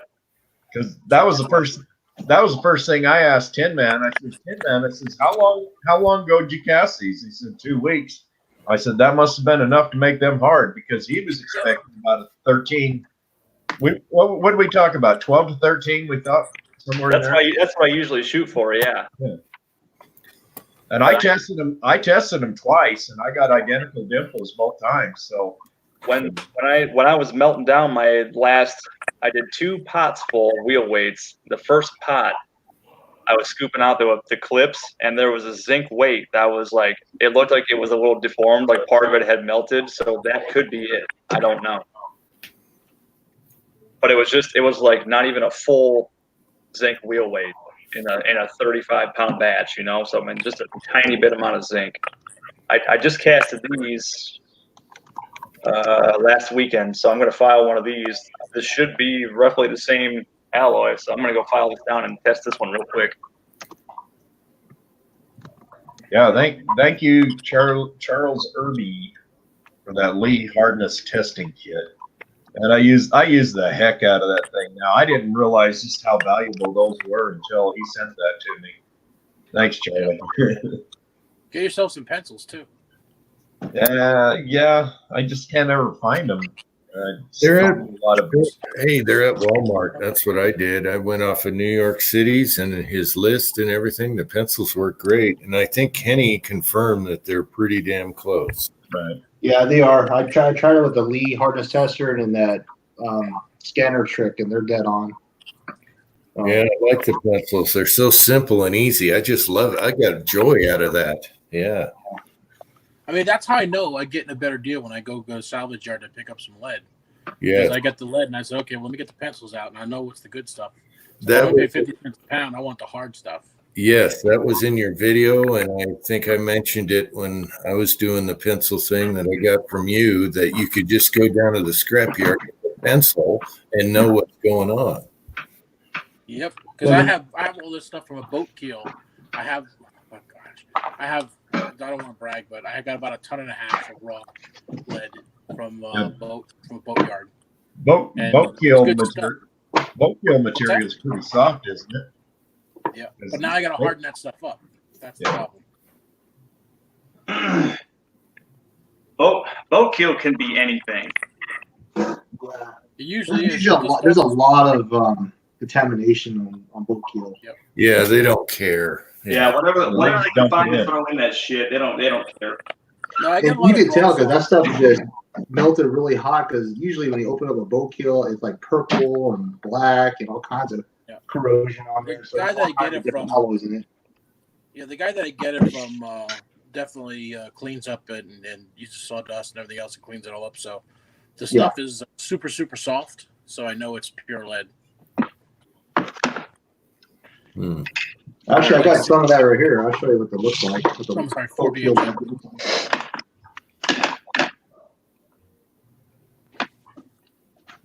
About to find out today.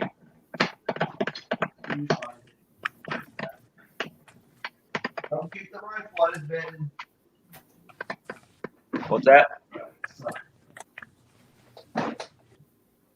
Where is the damn Indian? I can't hear Kenny. All right, here we go.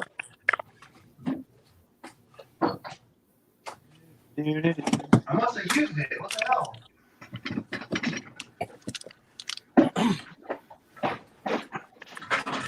Start the timer. So some raw lead. I don't know if you can see it. It's really, really dark. You see this raw lead from boat keel, and it's about 4 BHN. Wow, that's good stuff. And this is monotype. That's good shotgun. This monotype stuff is amazing, super shiny, and it's like probably close to like 38, 40 BHN. Really heavy duty hard stuff. Never mind, I used it. Damn it. I was showing it, Kenny. Here's the 4 BHN boat keel. Okay. You can see it's really dark, and then here's monotype. Yeah. Super shiny. Honestly, the price on foundry type on water barrel, I don't know if it went up, but that might be a good little thing for sweetener to make little like 1 ounce little ingots. But that's specifically what I use the monotype for, is to harden up the raw lead. Yeah. Does a great job. I've been trying to find a mold, like a jewelry mold that basically is like a break-off ingot mold where you could do little 1 ouncers. Yep. I've never seen them before, but I can never find them again. Hey, look at Quincy over there.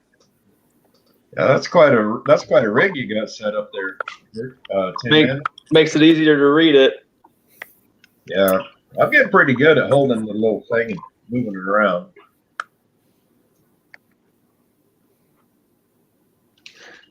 I don't know if Charlie's still here, but hey, Charlie, do you know where you could get an ingot mold? I remember you showing me something where basically it's a break off ingot mold. Joe Leadslinger makes them. Yeah, Joe sent me one. He sent Charlie a few.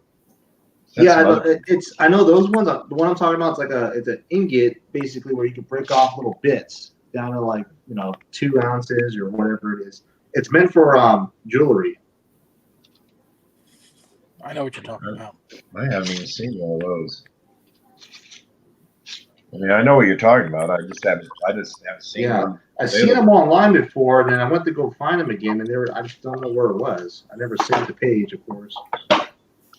What I'm gonna do is these micro muffin pans, and I'm gonna start melting my monotype in that. That way, I can add it a little piece at a time, like I had my antimony. That'll make it a lot easier. Bitch. Who's a bitch? Yeah, who's bitch? I'm talking to myself. Because he knows he's a bitch. I'm the bitch.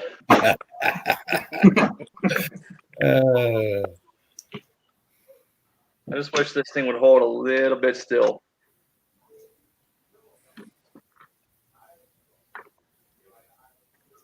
Yeah, see, if you're using the pencils, you'd be done already.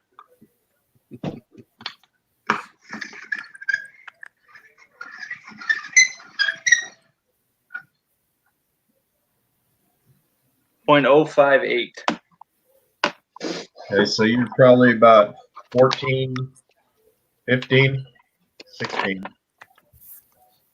15.4. Okay. That's still a little hard, man. Yeah, because yours were I think 0.055 or something like that. Yeah. Don't forget, you powder coating, you're gonna lose some VHN on the powder coating.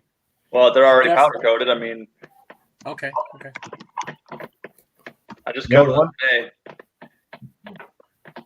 The ones he sent me, they were powder coated. I used my file on them, got it flat. Read that one. You're getting a little lead in your pencil there. You're getting a little stiffness in your lead. A little bit. Yeah, man. Well, what a stud. That's good for 9mm, though. I mean, it's a higher pressure round, so it'll be fine. And be powder coating anything else like I am? You guys powder coating anything else? No.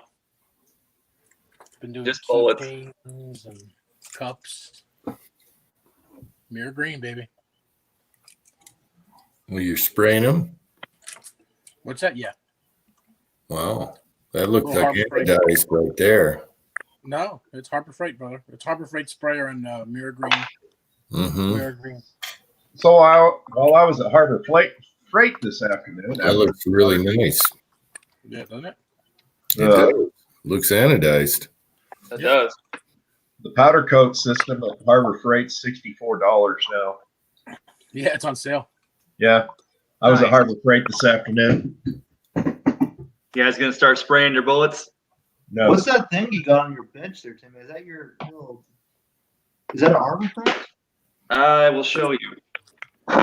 It's a microscope. That's a microscope thingy. This. You OCD little bitch. Hey, dude, it's way easier. So this is, I forget what the hell they call these things. It's like a microscope stand or something. So basically, I lasered out this metal block or metal disc right here, this little slug, just big enough so where my Lee tester will drop in there. I had to put a little piece of tape on it to hold it, but I can just put my bullet underneath there and then move this up or down to get it where I need to and shine a flashlight. It's a lot easier to read it. You know what you need? You need a little V block to hold your bullet. I got the V block that came with the hardness tester. Yeah, use that and keep your bullet from skittering around. That's what I do. I was just trying to. It's a really fine, moving it around to get the lines lined up. Still takes a little bit of monkeying, but yeah, when I tried to use it by hand, I couldn't read it. I couldn't even see the lines. No, what you need is to check a stool sample. Yeah, I like that You know- idea. That's pretty cool. Thanks, man. Taking a stool sample? I will send you a stool sample, and you take your fingernail in it. No, I If just you can want to scratch know. it. I just want to know how Leon's doing. That's all. So, hang on a second here. The hell did I do with those?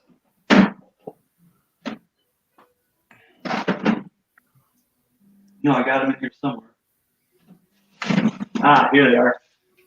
So if anybody has one of those USB microscope stands and needs the insert, I have a bunch that I made that will put that Lee pocket microscope right in the middle of it. So I just need to type. What's that? Or you could just use the pencils for $6. Yeah, well, I don't I'm have. gonna send you some pencils. I'll send you a kit. I'm gonna draw the little scale that's on the inside of the microscope here with those pencils and hold it up against the bullet. When I do a batch, I definitely use both the pencils just to make sure I'm in target, and then I go check it with the lead. If the lead says the same thing, then I know I'm good. Oh, yeah. Look at Kenny. Those are so much easier, aren't they? Hell yeah. Jag, does it come with a PID? I mean, I could put one on there, I bet. Freaking love this tool, Jim. Thank you. Yeah, and then the little tube trick if you got wider cases, like if you're doing, 44. Yeah, I did that tube trick and I ended up chewing up brass. I don't know what I did wrong, but Well, if you're bottlenecked, it might be different, but it sure works with 44. That used to chew the crap out of my 44. yeah, I can see the straight wall cartridges. I think the bottlenecks, I'm able to kind of grip it a little better and hold it straight. It sure saves a lot of. I'm waiting for my damn Lee order. It's been pending forever, but it's everything I need to get all my cases all prepped and everything with this. Cool. They pended it, of course. I can't. I have the APP press. I just can't show anything about it. I know, it's killing me. Can't you show it to us privately or something? Yeah, I can send you guys a picture. Just you guys. No, we do a private chat and you show us how it works and everything. Yeah, you're gonna like that. Honestly, the one thing I can say about it is that it's very similar to the Star Sizer, the way the bullet feeding operation, the case feeding operation is, except some of the parts are plastic. Huh. Did you just ask him to show you something on private chat? Oh. Well, if he shows me his, I'll show him mine. Yeah. Hey, Pat, how you doing? Oh, hey, Pat. I'm doing good. New car owner, you? What the heck? No, not mine. This was a put together job, Jim. She's been talking new car for 2 years now, and it's like, I don't want you to get stuck in the snow. Yeah. What'd you get her? Smart lady. That pertains to sand in Nevada. Same thing. You can get out of sand better. Yeah, so we just drove it up here, and it was fine. What kind of car is it? She got a 2020 Subaru Ascent. The big Oh one. yeah, that's The big turbo, one. right? Don't know. But it's bigger than the small Subarus, right? It's big. It's about as big as her Envoy. Awesome. They got the 2.5 turbo in there, STI motor. That's my wife's new Subaru. Okay, what kind is that one? I got her the Forester. Okay, Yeah. Forester. Okay. 38 miles to the gallon. It's crazy. Yeah, I see a lot of them around here. Uh-oh. Yes, dear. Well, I can drive the damn thing. It's great. Uh-oh. Oh God. Hey, there can't be new fighting after a new car. There can't be fighting after a new car. I just bought you a car. Get off my ass. Unless he spilled coffee in it. Did you spill coffee in it, Pat? He wouldn't spill coffee. He spilled What? gunpowder. All right, I can bring a laptop over here. Tell Uncle Jim. Uncle Jim? I only got that car so he could go see you. Oh, that's terrible. Otherwise, I wouldn't have gotten it. Oh, come on now. I feel guilty. That's a snow-friendly car. Lay the guilt on Uncle Jim. She'll send you the. She'll send you the bill. That'd be the reason for my new car here. That car is amazing, man. Those Subarus are amazing. You drive down the road, you set the cruise control. If somebody slows down, it slows down. If you let go of the wheel and it's drifting over the lane, it puts itself back in the lane automatically. It's amazing. My car does that. It's not a Tesla, but it's pretty cool. Damn. Yeah, dude, I'm in there's the so many dark. features nowadays. I don't know about that. I drove a Suburban that had that feature where it rips the steering wheel out of your hands almost and brings you back in the lane. Mine will shake and then it'll do it. Yeah. It'll park itself too. Yeah, there's like the vibration on the seats and stuff. I don't know about that. It's in this. Mine will hit the car in the next lane. I tell you that. I'm in the caveman ages. You know what they need to stop doing is making these damn seats so damn comfortable and putting damn massagers in there almost. You fall asleep, keep going on. Yeah, we need to take some notes on Buick for their seats. I miss the Right. seats in my Buick so much. Well, yeah, that's the thing. The Japanese cars, they for me, they've never had comfortable seats for long drives. Nope. No. Well, we got this Sequoia, and I can tell you what, that thing is pretty damn comfortable. I fall asleep in that all the time in the passenger seat. What are those brass The 12 gas gauge? mileage. Oh my Yeah. God. Those are martinis. Okay, Pat, you don't need 500 rounds here. Yes, we do. Don't I listen to them. think 200 rounds is overkill. Jimmy, you better have that bullet trap going for that thing. That's a lot of lead. Yeah, just think how much lead you're going to recover, Jim. We're going to destroy the bullet trap, and I don't care. But I Jerry- can't get another one out there because I can't dig in the dirt right now. Jerry, we're gonna have to borrow your shoulder sling. Make sure you bring it. Yeah. And I've got a big recoil pad too. Nice. Hey, Jerry, your shoulder for my shoulder. You shoot left-handed, I'll try and shoot right-handed. I can only shoot pistols left-handed. I can't shoot a rifle left-handed. Wait, Jim, you're left-handed? No, but my right shoulder is I messed was going up. to steal your video. I must be looking at it I backwards. can't man. shoot left-handed, so I have to shoot right-handed. I am terrible left-handed. Oh my gosh! If you want to see something retarded, yeah. Yeah, just put on a rest. You'll be all right. No. Yeah, shoot it prone. It'll be fine. Put it on my shoulder. I think it seems boring. I think you guys will love the Contender Suppressed. I think you're going to love. I think that'll be fun. I think Mm-hmm. you're gonna cost me a lot of money. I got a feeling between shooting a Glock, a FAL, a Contender. Yeah, it's going to kill me not to be able to shoot that foul. That's my favorite rifle. Aren't you in Vegas now? You can shoot whatever you want. Oh, you can't shoot it on your shoulder, you mean? Yeah. All right. Let's see.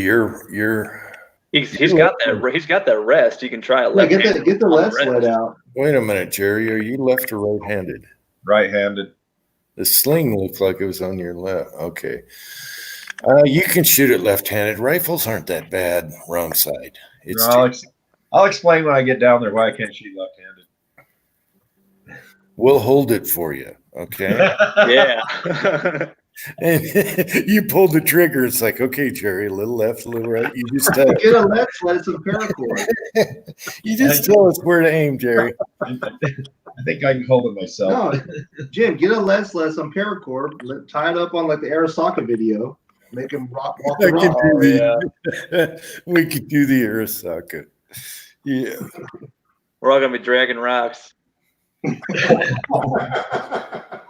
think I'm turning Japanese. I got a couple of pigs of linotype for that. It's funny. Val is kind of crude and rude and just old school, but it's cool at the same time. It's not like modern, you know. Well, I like how you break it down and clean it. Oh yeah, it's like an AK. It's easy. Yeah, that's why I love a foul. It's That was easy. my favorite. That was my favorite rifle when I was in the Army. Oh yeah, I got to play with all kinds of firearms from all around the world. Yeah, I got a hold of the FOWL, and I found one that was just dead nuts accurate. Yeah. I fell in love with that thing. They had to pry it out of my hands. Yeah, we went with the M14. Everyone went with the FOWL, but the FOWL was so easy to clean. You know, the M14, you got your op rod or whatever you want to call it. You got to pull that out and jigsaw it out of there when you're cleaning. You know, get the bolt out right and everything. The FOWL, you open it up, you crack it open, you yank the bolt out. It's Push easy. it in, break it open, pull the bolt out. You're good to go. Yeah. The bolt and the hot rod. I mean the recoil spring and stuff. I like the M1 and the M1 Grand, but or the M1A and the M1 Grand, but the FOWL is easier to take apart. Yeah, I mean I like the M14. Don't get me wrong. I love the M14, but the FOWL, well, the action, the way it is and stuff, it's softer shooting. I mean, it just doesn't punish you. Yeah, you can turn the gas down to whatever your loads are. Yeah. Oh, Pat's bringing us something to drink. We going to the store again, Tim, man? Now it's cold in my basement, dude. Never mind. You gotta get little electric heaters over there. Wait, I don't know. Electric heater in the reloading room. I don't think that's not good. You Yeah, better we got the get hydronic heater. That's good enough. Humidor. Oh, he brought out the battery acid.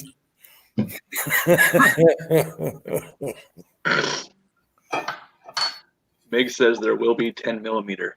Uncle Heem, you better have a lime with that because it's no good just straight. It's no good with a lime. Well, save it and bring it. Uncle Jim will drink it. I'm bringing plenty. Oh, Yeah. The human liquor disposal. Jim's in quite a bit of elevation. I think you guys are gonna find yourself feeling like you're liking me. Pat probably has the best liquor prices of anybody here. I was surprised. My wife's like, "Oh, booze is cheap here. I don't want you drinking booze, but it's so cheap. I got to bring some." Yeah. Why don't you have a gathering at your house at turkey season, Jim? You know what? I haven't seen the turkeys.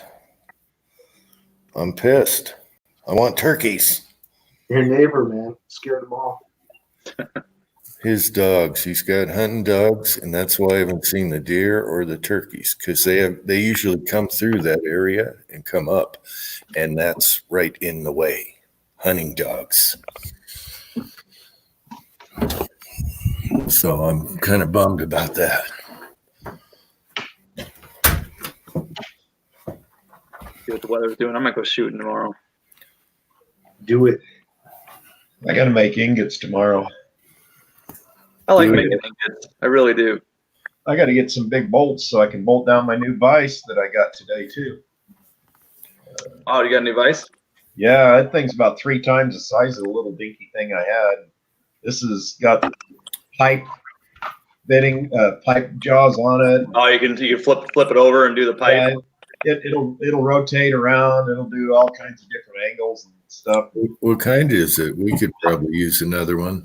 Harbor Freight, $49, man. I'm joking. I'm tripping Uncle Jim's only got like 19 vices. He could use one. I'm tripping over vices around here. Yeah, I needed a vise. This little dinky thing that I had. I mean, I think I got it out of a Cracker Jack box 20 years ago, but it's been okay. But it's starting to bend, and it just wasn't holding on to anything. And we saw this. It's a 5-inch vise, and it was in Harbor Freight's ad for $49. And I said, well, we got to go past there anyway. Let's stop in and take a look at it. I brought it home. You probably got a free blanket and free batteries and a free flashlight too, right? Yeah, I got the little flashlight, and I think You I got gotta get the freebies. Yeah. You got one of these? Yep. Yeah. Always go for the tarps. They come in handy. Whenever they have free tarps, you gotta grab the tarp. Yeah, I got a free tarp. I got the little flashlight, and I don't know. We bought a couple other things.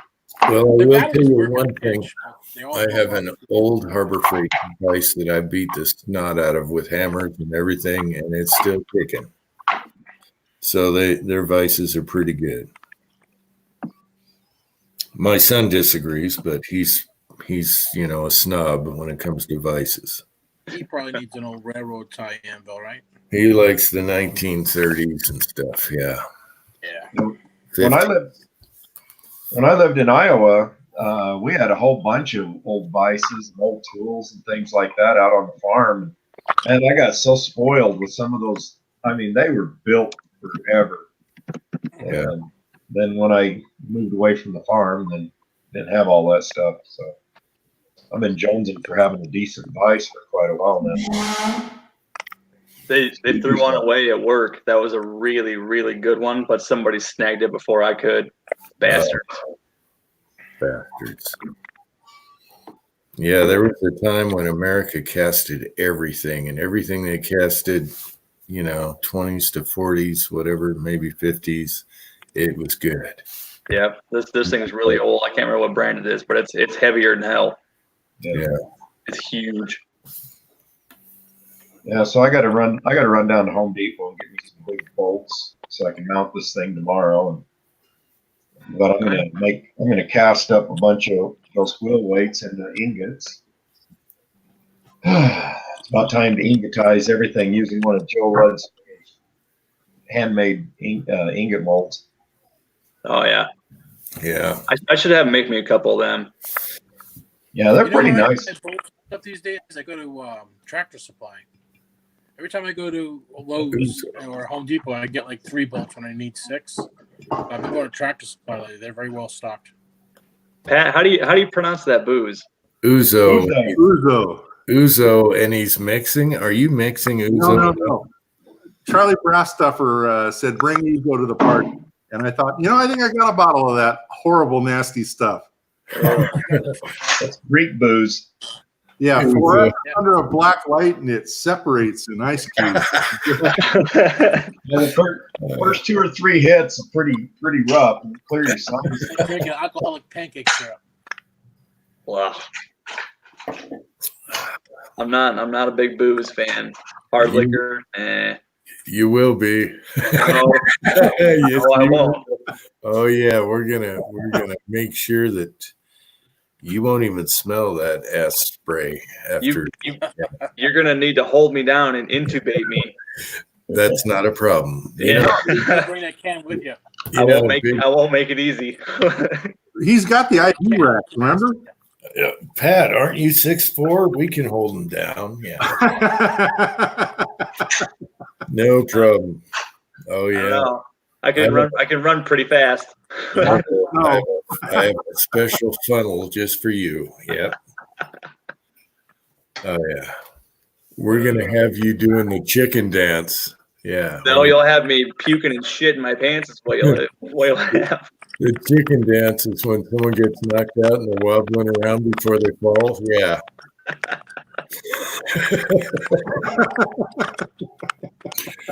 The old chicken dance. Oh man.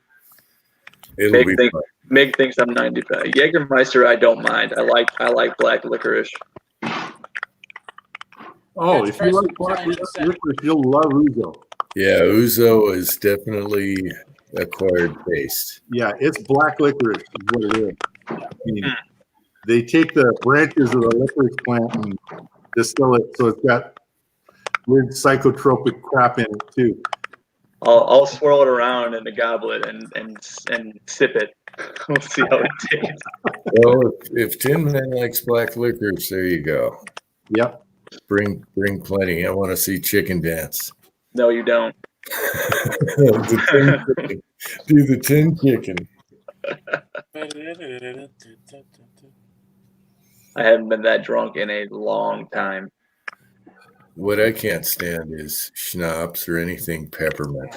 It's just too much. That's good for right before you leave the bar. Do a shot of Rumpelmans and then you're good. Yeah, I can't do that. It's too candy-ish or something. Yeah, it's a weird menthol leaf. Yeah. The sugar and the alcohol is not a good combination. Hey, I'll be back in a minute. I got to run down the basement, get that tumbler off the machine, and I got to get that brass cleaned and stuff. So I'll be back in just a minute. All right, Jerry. Okay, Jerry, I was going to ask you how you casted one-handed. No, I haven't casted. This is all tumbling the brass. I got, I don't know, probably 845 ACP cases. I was trying out this tumbler's tumbler, see how if it was going to work, and I forgot. It's been tumbling down there for 2 hours. Whoops. That's about right. They go kind of slow, and you can't tumble them too much. If it's not smoking, you're good. Yeah. The Hey, brass this is first time this thing's probably been used in 10 years. it's gonna Yeah, look like it's gonna look like nickel plated. Those are heavy duty. Yeah. Yeah. Well, I cleaned everything up. The shafts were all rusted up on it, so I just ordered new shafts. They were only like $12, $13 a piece. And, then the lid was missing, and stuff. So I probably got maybe $40 into this, getting it all running again. But it runs good. It's been a project. It's been a project I've been meaning to do, but I just never had time to get into it. And now I've got nothing but time. Hell yeah. So I'm doing all kinds of projects. Yeah, I'll be right back. I'm just going to run downstairs really quick and grab that stuff. I'll be right back. Charles, bad, no bad. Charles, doobies. Is doobies legal in Nevada? Don't know. I don't do doobies. Yeah, there you go. Yes, it is. Doobies are legal in Nevada. Okay, yeah, it's spreading all over. They try to do it here too, or they're Recreational. I think they're voting on it here. And last thing I want is a bunch of stone drivers. Yeah. They'll drive slow. They'll be in the. They'll be weaving on the shoulder. License to registration. It's on the back of the car, man. Look at those mountains, dude.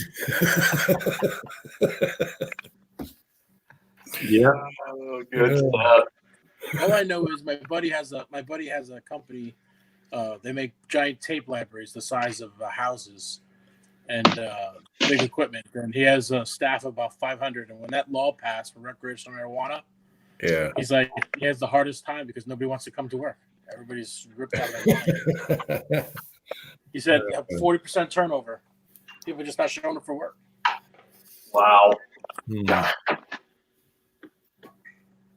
Rather slow and get high, man. I think, didn't Illinois legalize it? I don't know. So all the constitutional rights we have, they don't like, but the stuff that used to be illegal, they do like. Stuff like they can tax, stuff they can make a lot of money off taxing. It's okay, no matter what happens. Yeah, that's what I've been hearing. Illinois has been selling a shit ton of pot, and they've just been taxing the piss out of it. They want like $40 for a dime bag or something ridiculous. Yeah, it's a big hit over here too.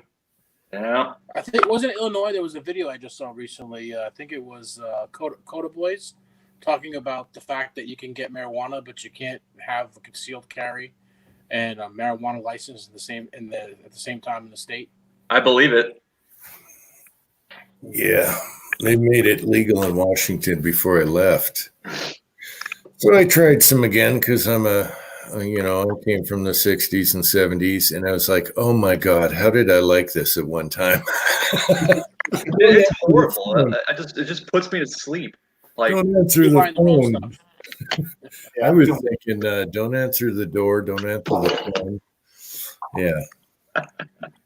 It was bad. It was bad. It's not like the worm dirt, like in the 70s, the pot was like, 2 or 3% THC. You just have to smoke a dime bag to feel anything. And now you can take 2 puffs off one of these joints, like 30, 40% THC. Knocked you on your butt. Yep. Yeah.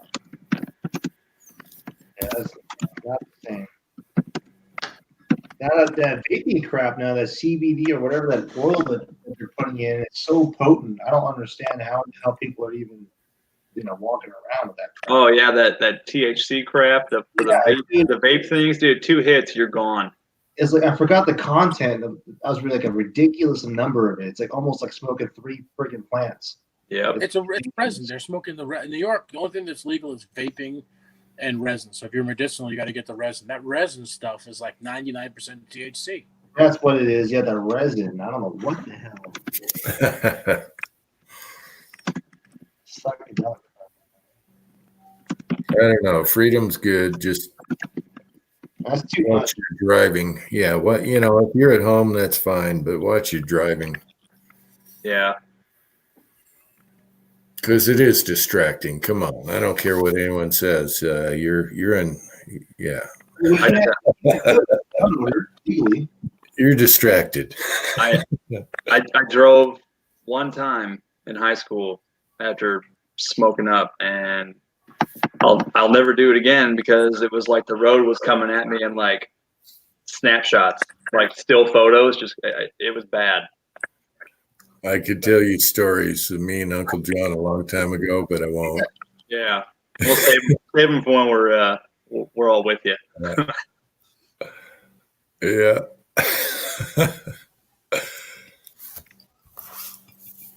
Cops let you go there, Jim? The cops let you go, I'm assuming? The what let me go? What? The cops. You got Hair pulled over. engineering too. They stole the stash and cut them loose. Yeah. Yeah, we've had several incidents, but yeah. No, there's some funny stuff, yeah.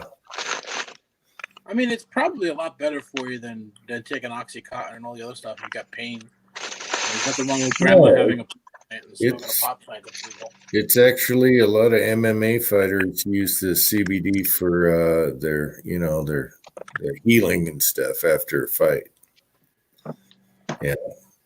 And they made it legal in the UFC to use CBD. Not have THC, but there is still a little bit of trace to it.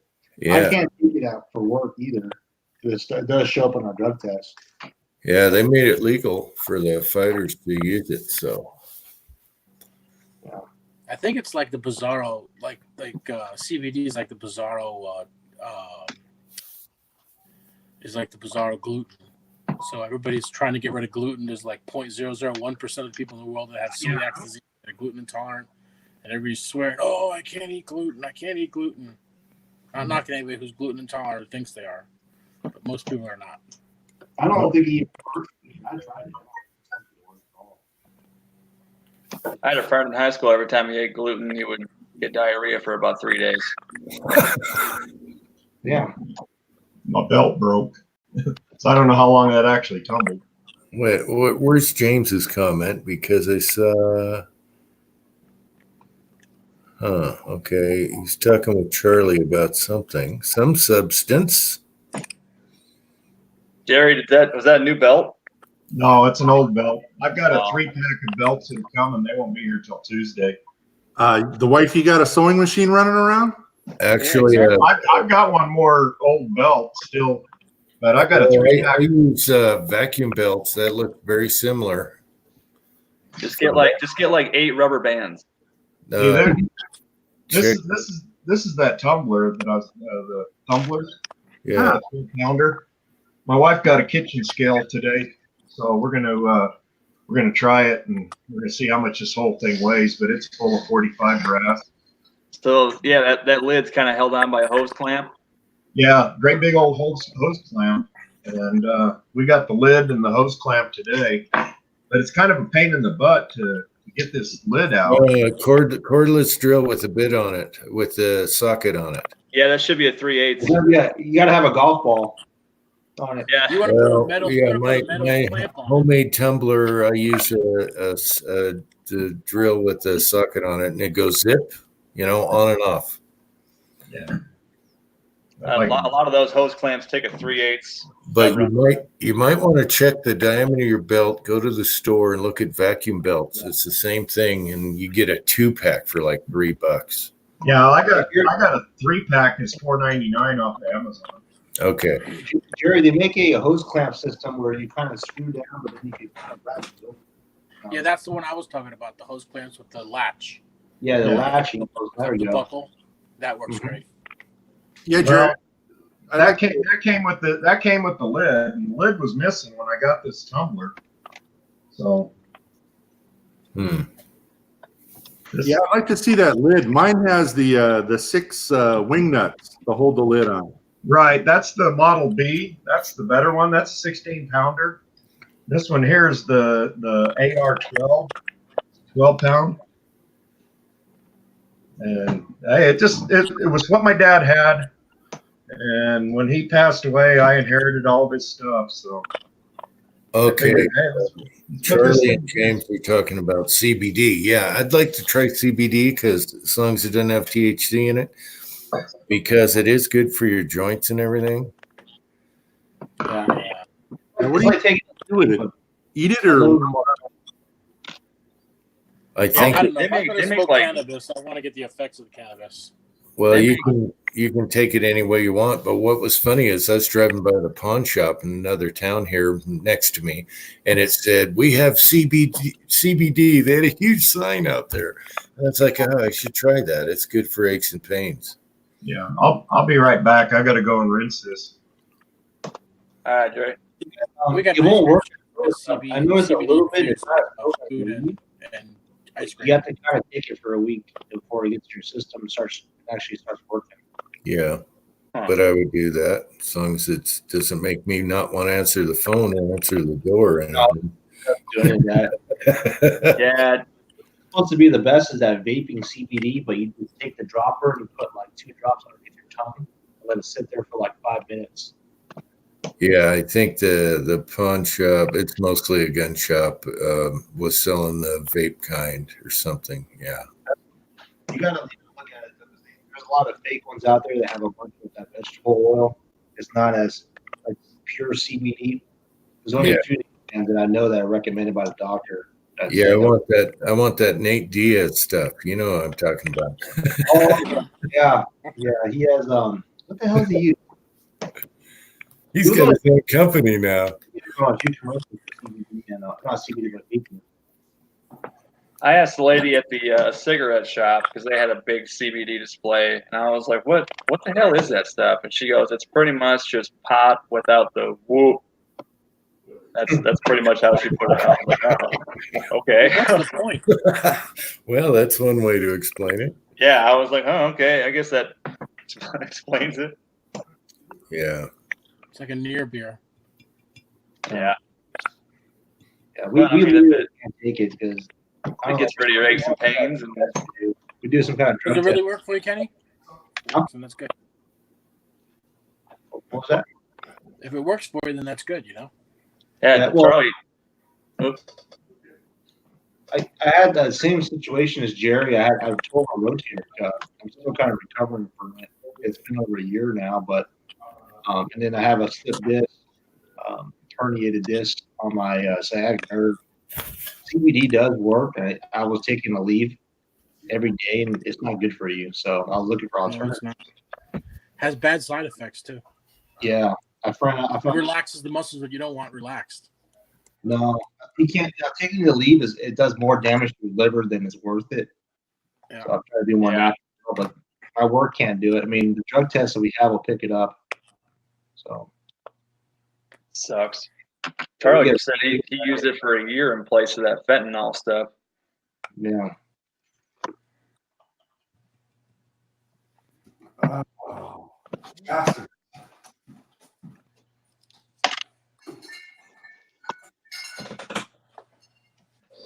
I like when my brass gets warm after I resize it. Nothing better than warm brass in the morning. Yep. I got to keep an eye on these 38s. I found one that was loaded. I found like 4 that were split. Yeah, you want to watch them. But that one nickel-plated case just went up into the die real easy. I was like, oh, yeah. She's split halfway down the case. Well, wait a second. Are those supposed to be once fired? Because that's showing age. Oh, I'm sure they are probably reloaded 4 or 5 times. I have no idea how many times they're fired. Oh, okay.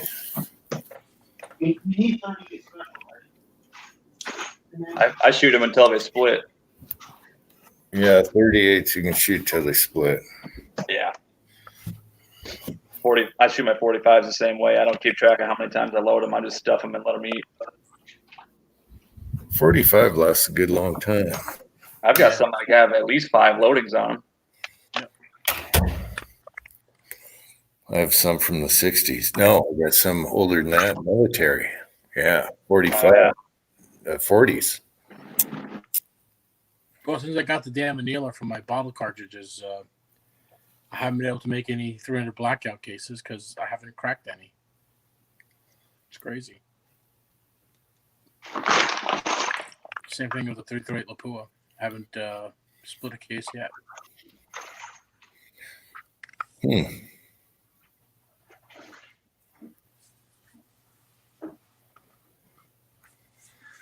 Pat, your wife lays the guilt on me. Oh, me first though. That cussed you. That cussed you. Yeah. Just put me together. I'm telling you, 3 years of payments. Yeah. Yeah. It's my own fault, Jim. If I would have got that trans out and back in, so don't blame yourself. I feel guilty. It's what she wanted anyway. Just using you as a scapegoat. I know she is. That's how it works. That's how they roll. Yep.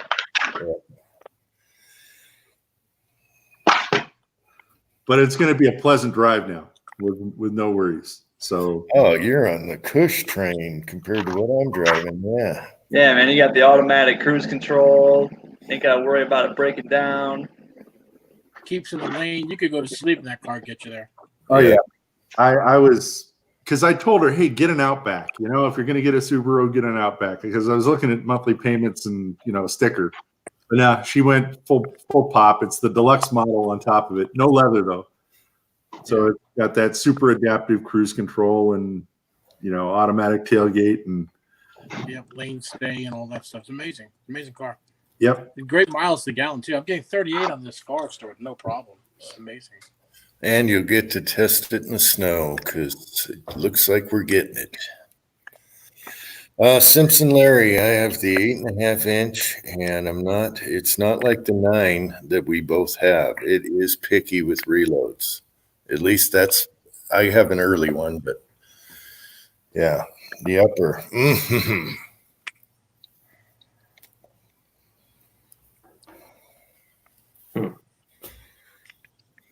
So I would say don't buy. If they make the AK and the 45, I'm all over it. I don't know. You know, AK 45? Yeah, the AK, he has a 9. I want that one and the 45. So you really just having issues with that Foxtrot and 45? Because that was the one I was really looking at. I know, but right now it's made for cheap wolf ammo, not reloaders, and no. Yeah. I've been fighting that. I want total reliability, so yeah, that sucks. I'm working on it. I might get it worked out. It's amazing how some guns like the cheap stuff. Well, there's something about the 45 too that's different because it's the same everything as the 9. It's just the 45 is just a chunky little monkey. There's something going on there. I don't know. Did you get that bolt ordered? I have the bolt. Yeah, I got a new bolt after I butchered the old one, and I'll see how that goes. I should slap that in and go shoot a few rounds, but I'm too busy right now. I hear you. I just wonder if you got it. Yep. But I'm kind of pissed.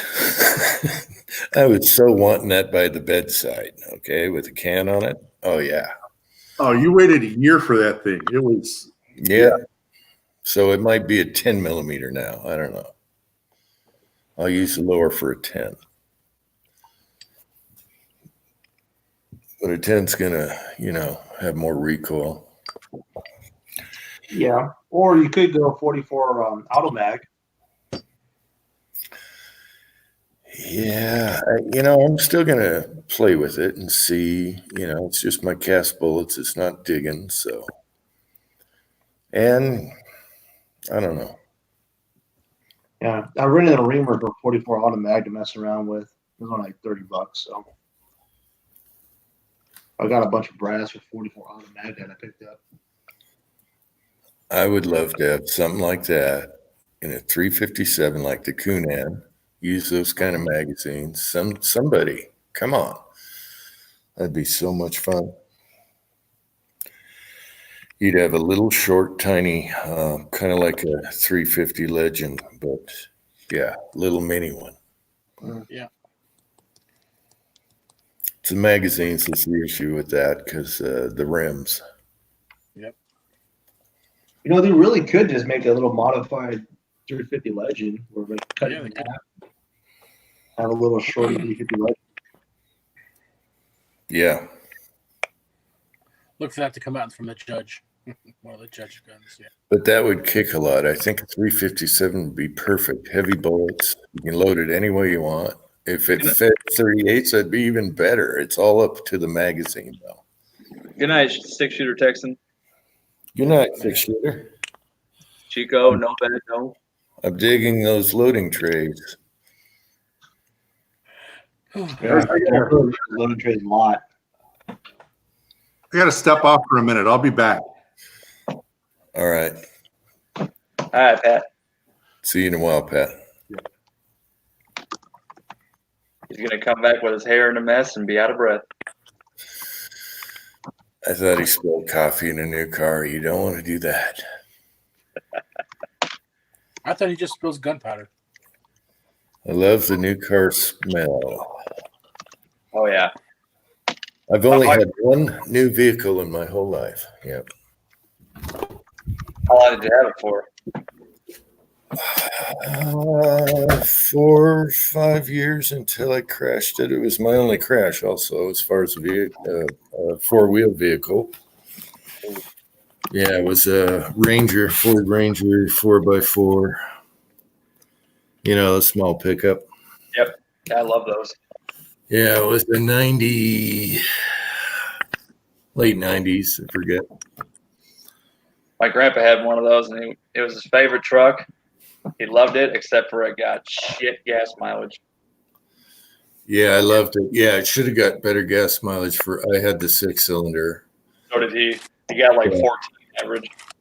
Oh, I got better than that, but and it would have been great around here. It's nice and thin on smaller roads, and yep. But I took I was in the middle lane, and you know you're wanting to take a left, and everyone waves you in. Go ahead. They all stop for you, and I took a left. And I'm not going fast. I'm at a stop. Okay, I'm going 2 miles an hour, and a big Cadillac, whatever those SUVs are, the big ones, Escalade, came flying by in the very far right lane. I didn't see him. He didn't see me, and just smacked me big time. And I got written up for failure to yield. How good is that? Oh my God. Everyone stopped and waved me through, everyone was dead stopped. And it was the way that the freeway was designed, or the 99. It was just a piece of crap. They added more lanes. And the guy at the store out front, he, airbag went off. It trashed. It was totaled. And he said, this happened once a week here because of the new lane. Oh, yeah. Wow. And I get ridden up, and that was my only bad mark on my whole driving record. Yeah. Of course. His airbag, he's got a Cadillac Escalade. His airbag didn't go off, so the guy's knee got all messed up. I was fine. I just had this airbag ass smell. I was fine. The truck actually did really good getting smacked like that, but that guy was flying. What did he driver's side or passenger side door? It hit my passenger side front end and totaled it. Wow. Yeah. They gave me a good price for it, I wrote a letter to the judge or whatever, and he said, yeah, you got a good record and everything, but still got to, screw you. Yeah, it took years to get that off. Yeah. Bullshit. So my only new car, my only car accident. Yeah. Nice. And I like that truck. It was sweet. It's always the vehicles you like. It seems like some asshole always creams you. Like in my Buick, I loved that car, and some dude smashed him in the parking lot. Yeah. Well, that was my fault because I was taking a left against traffic. Yeah. So they got it on me. They didn't care about how a guy was speeding or anything. So. Sucks. Yeah. That's the last time I take a left turn. I had a relative that said she got in a crash. She said, "I'll never take a left turn again." And I thought that was weird. Now I know what she's talking about. From a middle lane, you know what I mean? You're better off driving down, turning around. Yeah. Yep. Don't believe people when they all wave you in. Oh, it's good. We're all stopped for you. And then you can't see over them, and bang. Yep. 2 miles an hour. Son of a bitch.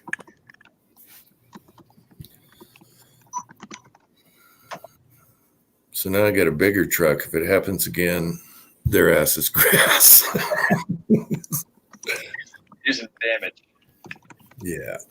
But those modern cars are pretty safe, I'll tell you that. Yeah, but they get all crushed. I mean, they protect the passenger, but yeah, they get all smashed. Yeah. I'd rather have the car smashed than my face. And the funny thing is, my right side airbag, they didn't have an airbag in it. You know, that's how I bought it. So I had a gun in there. You know, I had a secret compartment. I took it apart. So you'd flip it with your hand. You have a gun in there. No one would ever find the gun because it's in your airbag compartment above your glove box. Right. So I just smuggle that thing out of there. The cop's like, well, get all your shit, you know, before we tow this. And I'm kind of like hiding this in my pocket and everything. I had it concealed and everything, but I didn't want, you know. Yeah. Right. That was a great spot for it too. I had a tray in there and everything. I had it on those little snap things, so you just yank on it, and your gun's right there. Good idea. And being a Ranger, they're very, you know, the two seats are close together, so you can reach it real easy. It was the best compartment ever. Something about small trucks. I had an S10 and I loved that thing too. But like the new Colorados and the new Rangers, I like the Colorados. The new Rangers are butt ugly. Yeah. I don't know. Yeah, they're coming out with the Ford Mustang Ranger, basically the 5.0.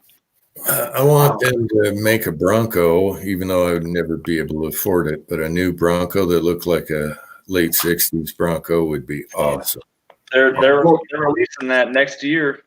Yeah, but it'll be a disappointment probably. Well, Chevy came out with another motor, brand spanking new, that 7.3 liter gasoline motor for big block. So it's, I don't know how that's going to do. I'm hoping it'll be all right because that's the kind of trucks we're getting next year. That's a lot. If they can make a new Bronco that's real simple without all the crap on it, you know, of course you're going to have a computer and fuel injection, but if they keep it streamlined to where it's simple to work on, or you know, get to stuff, that'd be awesome. I'd love that. We can hope. I just hope it looks like the old ones. Yeah, it's got to be the box. Yeah. Yeah. Looks good, Jerry. Dinner is served. There you go. I weighed that whole tub and everything with the water. That's a 12-pound tumbler, and it came out 12.04 pounds. So I guess pretty close. Nice. So that's probably why the belt broke. She was in capacity. This is only half of my 45 cases that I had ready to test, ready to do something with. So now I got to go throw these in the oven. I'll be right back. Well, Jerry, what I noticed about Utah and the dry climate or whatever, belts, they crack easy. Yeah, these are old belts. They're probably 10 years old or more. Yeah, there's something about it. It cracks easy. You almost want to armor all them, soak them in armor all for a while. You know what works better than that is lanolin. If you can find some lanolin, coat your rubber with it. It makes it soft and it rejuvenates it. I put that shit on everything. Yes, Yeah. sir. All right, I'll be right back. I gotta go throw these in the oven. Chico Wise is Hi, here. Chico. Hey, Yeah, he Chico. woke up from a Yes, nap. he is. Chico, I'm I gonna think take off, guys. I got an early morning. All right, Kevin. So- Thanks for coming on, man. Good having you. Thanks. Yeah, thanks, Good, Kevin. good to see you, Kevin. Nice to be seen, brother. We'll talk to y'all soon. Hey, thanks again for the card. Appreciate it. Take care. Yeah, thanks. Chico, I think I sent you a link if you would like to join. Chico Wise. I Right. think. The Oh, lever, the lever slicker. Here we go. Bam.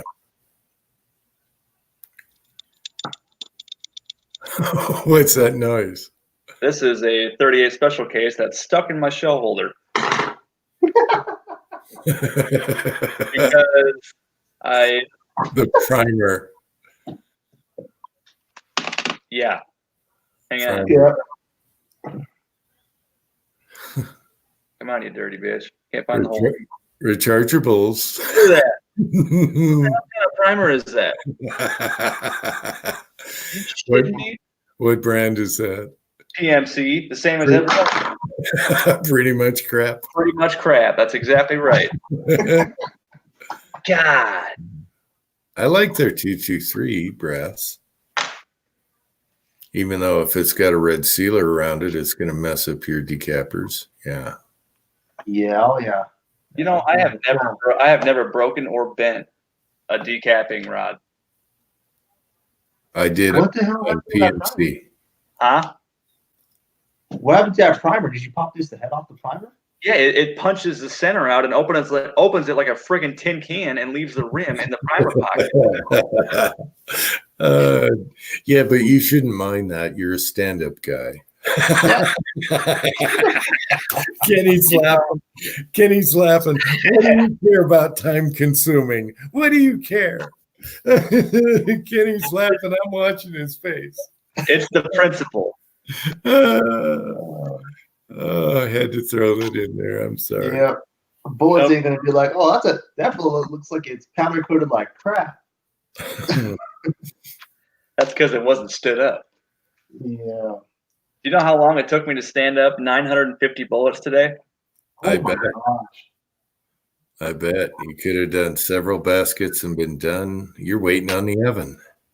I spent the 3 hours standing them up. Oh my gosh, you could have been waiting on the oven. Boom, bang, pow. Come on, oven. 20 minutes for a huge batch of 300. Come on. I just, you know, I might have you show me how you do it, and if I like how it turns out, I might try it while we're out there. Who knows? You just do it. Just try it. Now, I will admit that Eastwood is a little trickier. It flows. It could be runny. At least the Ford Light Blue. It works good, man. I mean, if you don't mind a little bit of like one or two spots here and there, That don't make a difference. Yeah.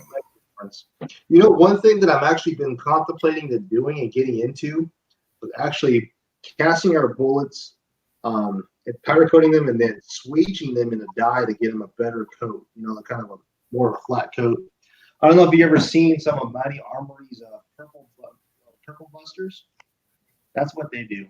They actually use what they do? They do that thing that you couldn't do there, 10-man, and then they swage them. Why not brain farting today? What's that coating that Cranky does? High tech. High tech, yeah, the high tech, and then they swage them. They sweat. What do you mean swedge them? Well, they'll cast a bullet, or I think they swage the bullet, then they high tech them, and then they swage them again, and it gets like kind of a very polished coating on it, almost like a jacket. Yeah. It's kind of like when you're sizing the sides, you know, if you're going down a ways, it gives it a nice, beautiful shine. Yeah, right.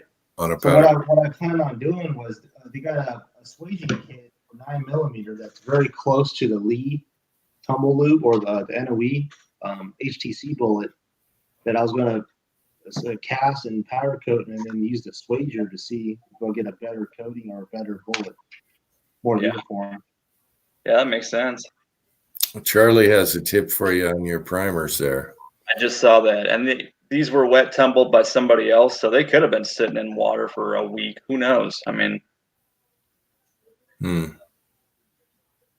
yeah, they wet tumble them with the primers left in. Doesn't make Yeah, any sense. but I have a bunch of brass that's wet tumbled a long time ago. I've never had problems decapping them. Well, did you leave them in the tumbler forever? No, I tumble them, bring them out, and dry them. He's saying if you leave them for a week or so. Oh, I don't know if he means in the tumbler or what. All of those 45s that I just had, I just decapped them tonight. Most of that's range brass that I picked up. So when I get range brass, first thing I do is throw it into the vibratory tumbler, clean it all off in that, and then I'll decap it using my universal decapping die, and then I'll wet tumble it after that, and it gets the primer pockets clean and everything else. So how come you put it in the dry tumbler before you decap it? Because it's all dirty. I mean, I'm getting range grass. The stuff's full of mud and everything else. Yeah. Okay. Spiders growing inside of it. I mean, you got to understand, some of this range brass I'm picking up's been there for months. Yeah. Pistol brass, I rarely decap, only, because you don't really need to. It's not a big deal. Yeah, I put them in my dryer, but I've got probably that many more that are already clean. And so I don't know, I've probably got 2,045 brass that, ready to go. Yeah. Part of the reason I was doing all that powder coating with those 45s. Bunch of brass and stuff.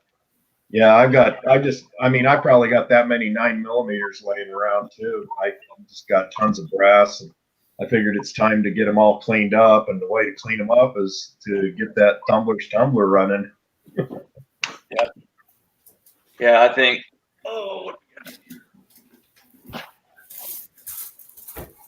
I got about half of one of these over on the floor full of dirty brass. This is all my clean 45. There's probably a couple thousand in there, I think. I don't know. Yeah.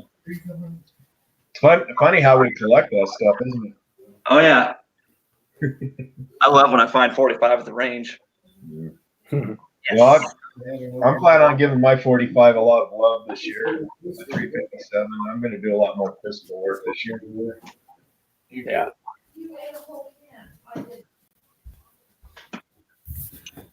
Ate a whole pan. What? Oops. Microphone on. Good thing I was peeing. All right. You ate a whole pan of what?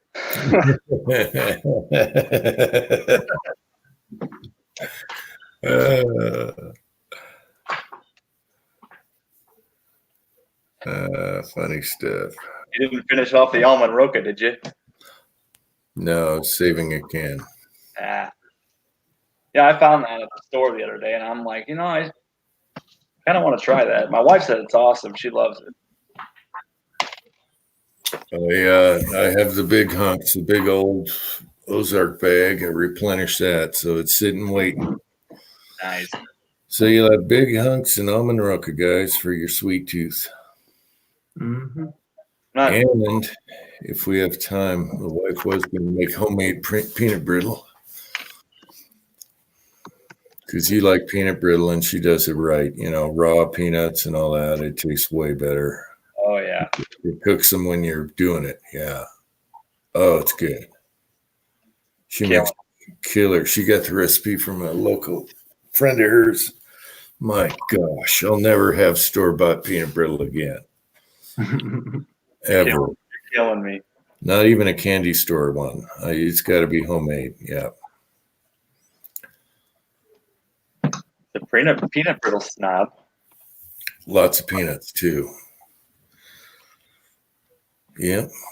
A guy I work with, his mom made some fudge, and he brought it into work, and I shit you not, it was like 3 layers of walnuts with fudge. Baby.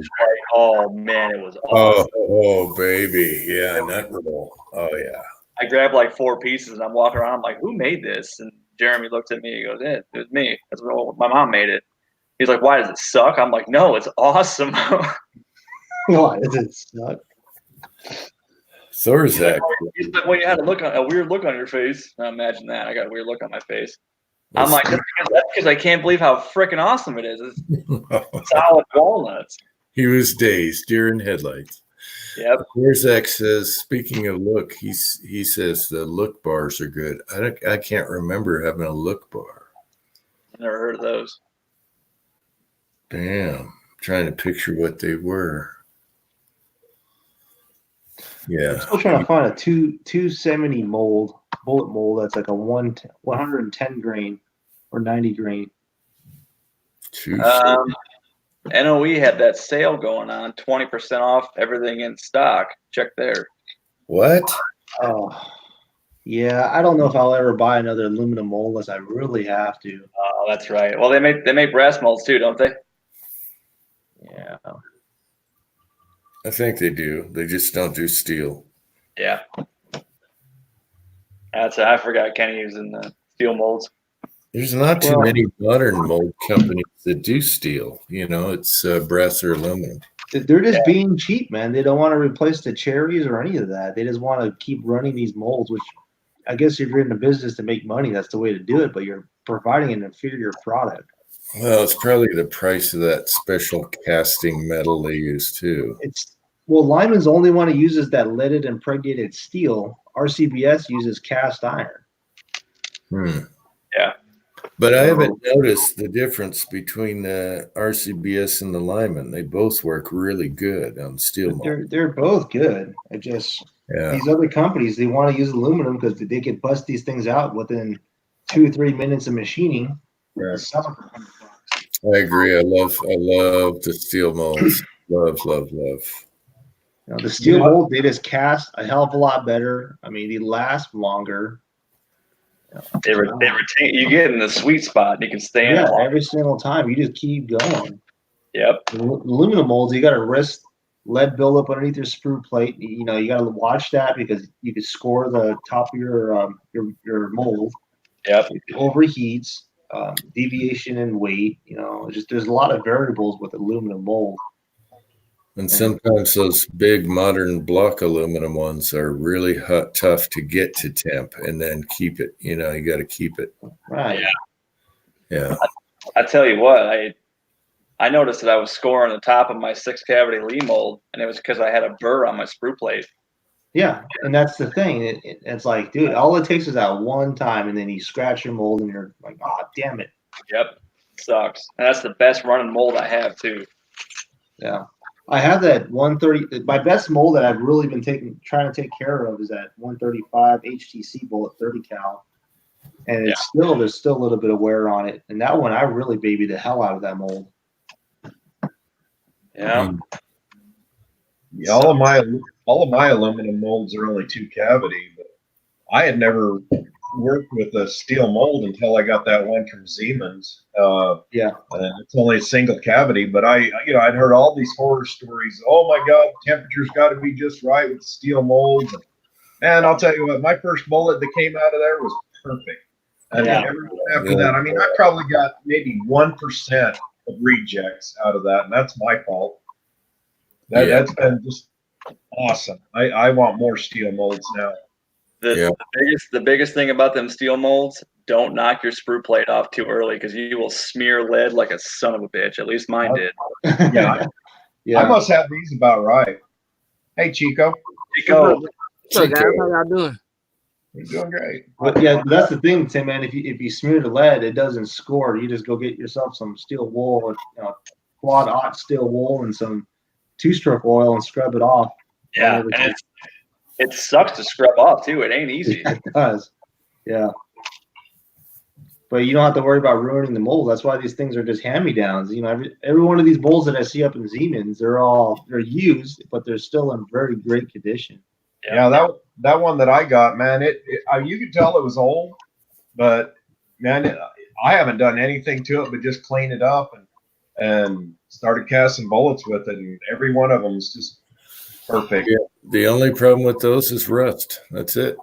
Yeah. Yeah. If you're going to store them inside, or if you're going to store them outside in your garage, just put them in a Ziploc bag full of your lanolin or whatever lube, and don't worry about it. You know. That's why I have this on my bench. I smother my molds in that. And I throw them in my container, and they're good. Oh, Joseph said that according to Lyman customer service, RCBS and Lyman are from the same shop. You know, they're resourced or whatever. Really? The metal, huh? Damn. I haven't bought an RCBS mold, a new one, but I do know the Lyman molds are still they're pretty top quality when you get them. You could just tell. Yes, they are. What's your favorite mold, Chico? You mean the manufacturer? Favorite mold to cast with that you got? Recently, the one that runs the best. Ooh. Recently, I like the steel molds. Yeah. I like them. Every steel molds I bought has been used, and I got good prices on them. That 4-watt cut of this bullet right here, I was running some of them the other day, and that steel, you just got to get it up to temperature. So I bought an extra. I already had the hot plate with the coils. I didn't like that when I bought a flat plate, hot plate, and I set my mold on it. Yep. And probably like on the third cast, and it was ready. Yep. Yeah. I know you asked me about Charlie's mold oven. Yeah. I have kind of the same thing that he does, only my thermometer that I have is it's probably like 7 inches long. So I can actually take the thermometer and I can put it inside of one of the cavities, so it should tell me how warm the mold is. Once that mold hits like 300, it's good. Yeah. Yeah. I just dip it in the top of the pot. Steel mold, boom, bang. And it's ready to go. Yeah. I like how that oven though, your sprue plate gets hot too. I don't have to. I don't know. I just hit the sprue plate with a torch real quick because my dripper is stuck anyway in 30 degrees. So I hit the sprue plate, boom, bang, pat. Yeah. No, to each their own, I guess. Well, it works. Try it. I'm not saying it doesn't. Hit your sprue plate with a torch. Just don't warp it or nothing. Just get it warm, just a little bit. It doesn't take much. Yeah. It'll retain the heat. That's good stuff. I should do a video on that 6-cavity mold, because when that thing is in the zone, I'll knock out a full pot in an hour and a half. That thing is awesome. Yeah. You made up a big chunk, big pile of lead the other day. Yeah, that was a full pot with that 6-cavity mold, and I was out there for maybe an hour and a half. Yeah. It was about 1,000 bullets, 9mm. Yeah, you cranked out a ton of them. Yep. But like when I'm running that mold, though, I mean, I fill it, sprue frost over, crack it, I throw it in my hand, I throw it in the pot, knock the bullets out, and I'm back to filling it. It's like nonstop moving.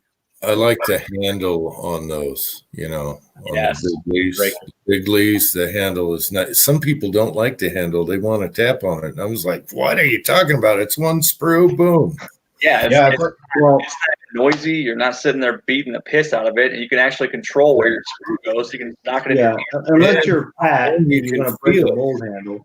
You can feel it too when you're pulling it apart where you're at. Yeah. I like that. I do like the big 6 calves. Yeah. The little 2 calves I find easier than the big blocky aluminum ones. Yeah, my NOE 3-cavity and 4. I got 2 4-cavity molds, NOE, and 1 3-cavity, and they got some weight to them. I mean, the metal, the aluminum's a lot thicker than the lead stuff, but it makes it heavy. And even with them, I got to get them up to temperature before they start casting good. Yeah, you got to get that block going. Yeah. But once you get work good. Once you get those up to temperature, they'll maintain a constant temperature better being thick like that.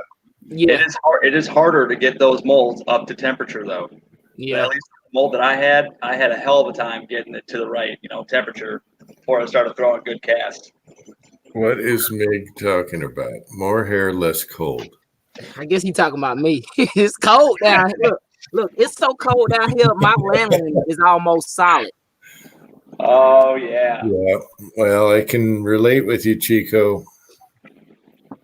It ain't cold like Uncle Jim cold, but it's cold.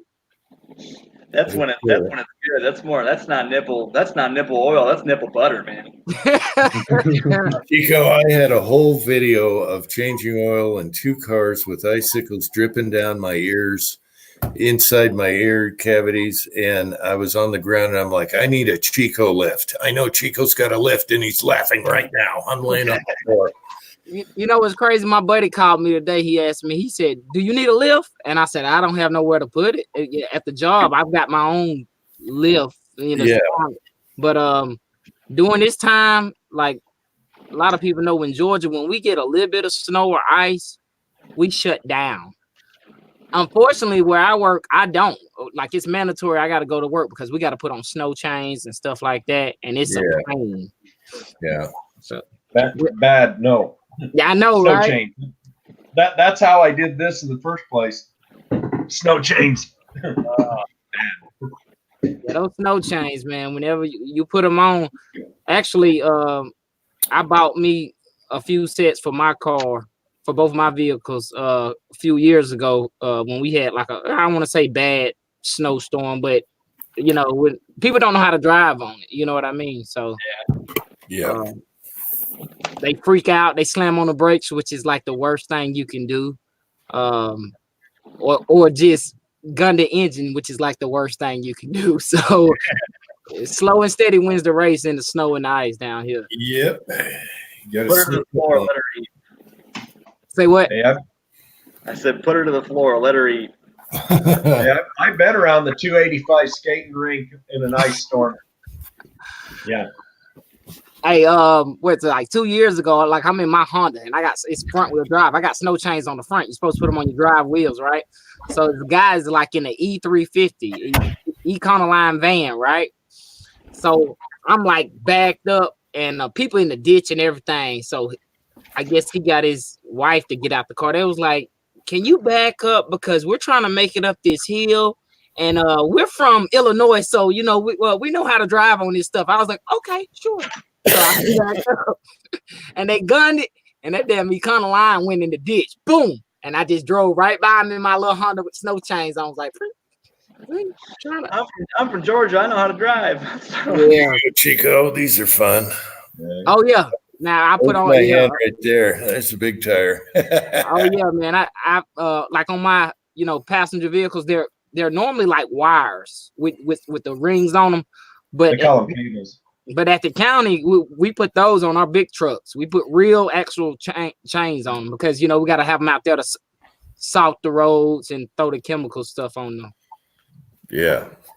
Down here in Georgia, they declare a state of emergency when we get about 2 inches of snow. That's a dusting. Yeah, that's once a year. Yep, once a year. But here's the thing too. My take on it, because Georgia, like we're a melting pot, right? Everyone moves. We got a lot of people that move here that are not from here, so they don't know on our highways, in our bridges and our overpasses, they're flying and they don't see black ice. You hit that black ice, it's a whole nother world. That's a whole different world. Yeah. So man, we see cars turned over in ditches all the time, and I just be like, they must not be from down here because they think the street is dry, but that black ice you don't see it until you get up on it. Well, and Georgia uses a different type of pavement than say like Utah out here does. Right. The Utah pavement, it's got traction built into it. It's a lot more coarse.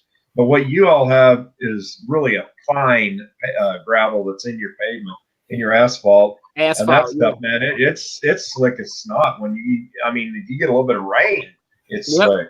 Yep. I know.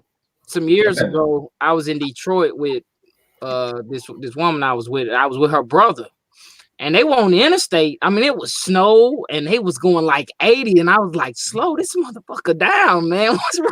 It was like, "Nah, man, I'm good." I'm like, "Dude, you can't go fast like this in the snow and shit, man." But he told me the same thing. He said, our concrete and stuff is a little bit different than y'all. I was like, I don't care. It's snow and ice. You need to slow this bitch down. Pull over, let me out. The only good thing with ice is studded tires. I'd love to get a set of those. Do you know what I bought the wife as part of his Christmas present is they have the strap-on, what are they, like zip tie chains, okay, for emergencies. Yeah. Oh, the zip tie chains? That's so ridiculous. Does that even work? No, don't, no. Oh, don't knock it. I'll tell you, it's the greatest I thing tried ever. some. Maybe the ones I got sucked, but they did not work at all. These are really thick ones. They're You gotta really thick, and all you do is put them in the holes on your rims, and you put 6 aside or whatever, and they come in a 10-pack. You throw them in the back of the car, and the reason is she's always driving in the snow, and sometimes I won't have the driveway plowed, and her car's really good in the snow. But when you get in deep stuff, you need them zip tie chains, and she can do that instead of chaining up herself. If she's alone, she can just go zip tie and boom, bang, pow, and they're about an inch thick. Yeah, whenever we put ours on, we zip tie the ends, even though they hook. We still zip tie the end. You know that flap, that extra piece of hook or what? You know how zip those chains have those like ball and hooks on them. So anytime we do them, because you tell people, especially down here, say, "Hey, look, man, I work for the county, so I'm working on all the police stuff, right?" And I'm like, "Look, you can't go faster than 30 miles an hour." And we have sheriffs come back, be needing like 3 sets of snow chains. I'm like, dude, you can't go that fast in them. It's just like to be moving. Like he was like, I was going 50 and the snow chain came off. I was like, you can't go damn 50 miles an hour with snow You gotta chain. go 35 max. No, but how many times have you seen people, especially in a 2-wheel drive, little small Honda or something? They're stuck, and all they need is just a little traction to get out of the ditch. You put the zip tie thing on there; it's worth the whatever you paid, $10 or whatever for a 10-pack.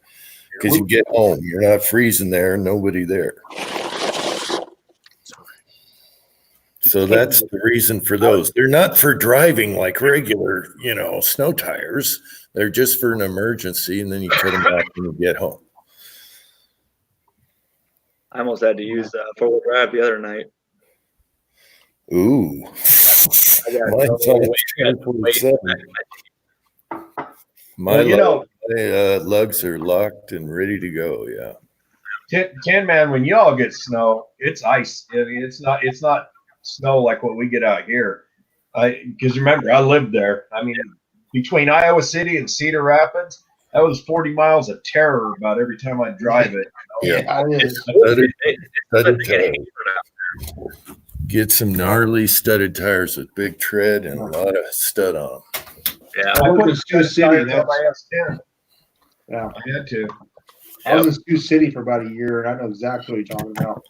Yeah, that stuff is just like it comes down just in ice. It doesn't come down in snow. I mean, even if you stand out in a snowstorm, you feel it. It's just icy crystals. I had a Chevy wagon, the big 66 or 7 Chevy wagon, and I had studded. It's rear wheel drive, of course.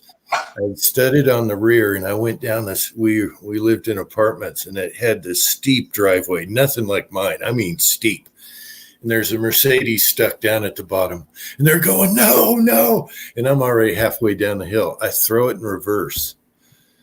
Okay, well, I'm going down the hill and and it was just enough to stop me from wiping out the Mercedes. But it works. Studded tires are awesome. Yes, sir. They tear up the roads, but they're awesome. We can only have them on our cars from November 15th until April 15th. Other than that, they're illegal. Oh, yeah, you guys got that law. Yep. But the reverse tricks, it stopped. It was amazing, and that was a steep-ass driveway. Mm-hmm. I shouldn't have been out there in the first place, but had to go to work. Sometimes if it's like 5 degrees outside and we get a snowstorm, I love that because I can walk outside with my leaf blower and do my whole driveway. Oh, powder? Yeah. Like nothing. I love that. Yeah, when I'm on the tractor, if the sun comes out, Jerry knows the Utah sun is hot. Even though it's freezing out, the sun comes out, and if the snow gets wet, I want to plow before it gets wet because it just blows it so easy. Well, and that's like me. If I can get that, as soon as it stops snowing, if I can get everything cleared, that sun comes out for 15 minutes, it will dry all the pavement. I mean, it's. Yep, my pavement is totally clear right now. But if you let the sun melt it, then it's going to freeze again. Then you've got nothing but ice mess. You got a mess, or if it gets wet, then it starts clogging in the hopper, and then you're like, son of a bitch, pushing it. Yeah, I don't have anything that big. I just got a 11 horse, 24-inch snowblower. So it's nothing like yours, and yours is awesome, Jim. Well, it's the best thing we ever did. You got that driveway kind of needs something like that. You can only push so much. The first couple of years we're on 2 quads, and it got to the point where the walls were so skinny we had to take the plows and move them straight, not angled, and just push snow into corners. Wow. Just so you can get a car through the chicane. Yeah. Now I take that thing, and if I have a snowbank, I just carve a side. It's really easy. Yeah. Throw it over the cliff. You cut right through it and get it out of the way. Yeah. So we have nice straight walls instead of, yeah. So imagine something that's about 1/8 that size. That's what I've got. I see that the other day. He sent me that video on Facebook, and I was like, let me see what Chuck Alaskan Ballistic sent me, and I didn't even get a chance to watch it, man. A lot of people don't know he's from here. He's from like down here in my area, which I don't understand why he moved to damn Alaska. So I'm gonna have to check that out, man. I just have to add a new video to your playlist. Yeah. There's somebody, maybe Meg can do it. He did the YouTube, reloader thing. He should do a compilation of people shooting their chronographs. With the saddest song you could think of. The saddest song, and then maybe a guy playing a guitar. Yeah. Look, I have a playlist on my channel with everyone that's done shot a chronograph. It's only about 6 of us that actually told or actually has it on camera. And my son, throw that on your playlist. My sunshade has a wound in it. Yeah. I know I got Kenny's up there. I know I got Kyle's up there, and I've got Bacon's up there, and I think I got Pex 2A Army. Or no, Pex 2A America. I think he shot his. And some random guy, he shot one with a 22. But it's not a lot of dang videos of people that shot their chronograph. The scariest thing is you're sighting in a new red dot or scope, and you're like, oh, let's chronograph it while we're at it. That's the scariest feeling right there. That's bad, no bad. I do it all the time, Tin Man. I don't chronograph anything until I've got it sighted in. No, I do it both at once. Save time, no standing up. That's probably why my chronograph's 10 years old and that doesn't have a scratch on it. Yeah. I just aim a little higher. Yeah. Now, I can say one thing. If y'all seen Kyle's video, he was real close. Mine was like 3 times the distance that far away. So yours at like 15 yards with a handgun. Yep.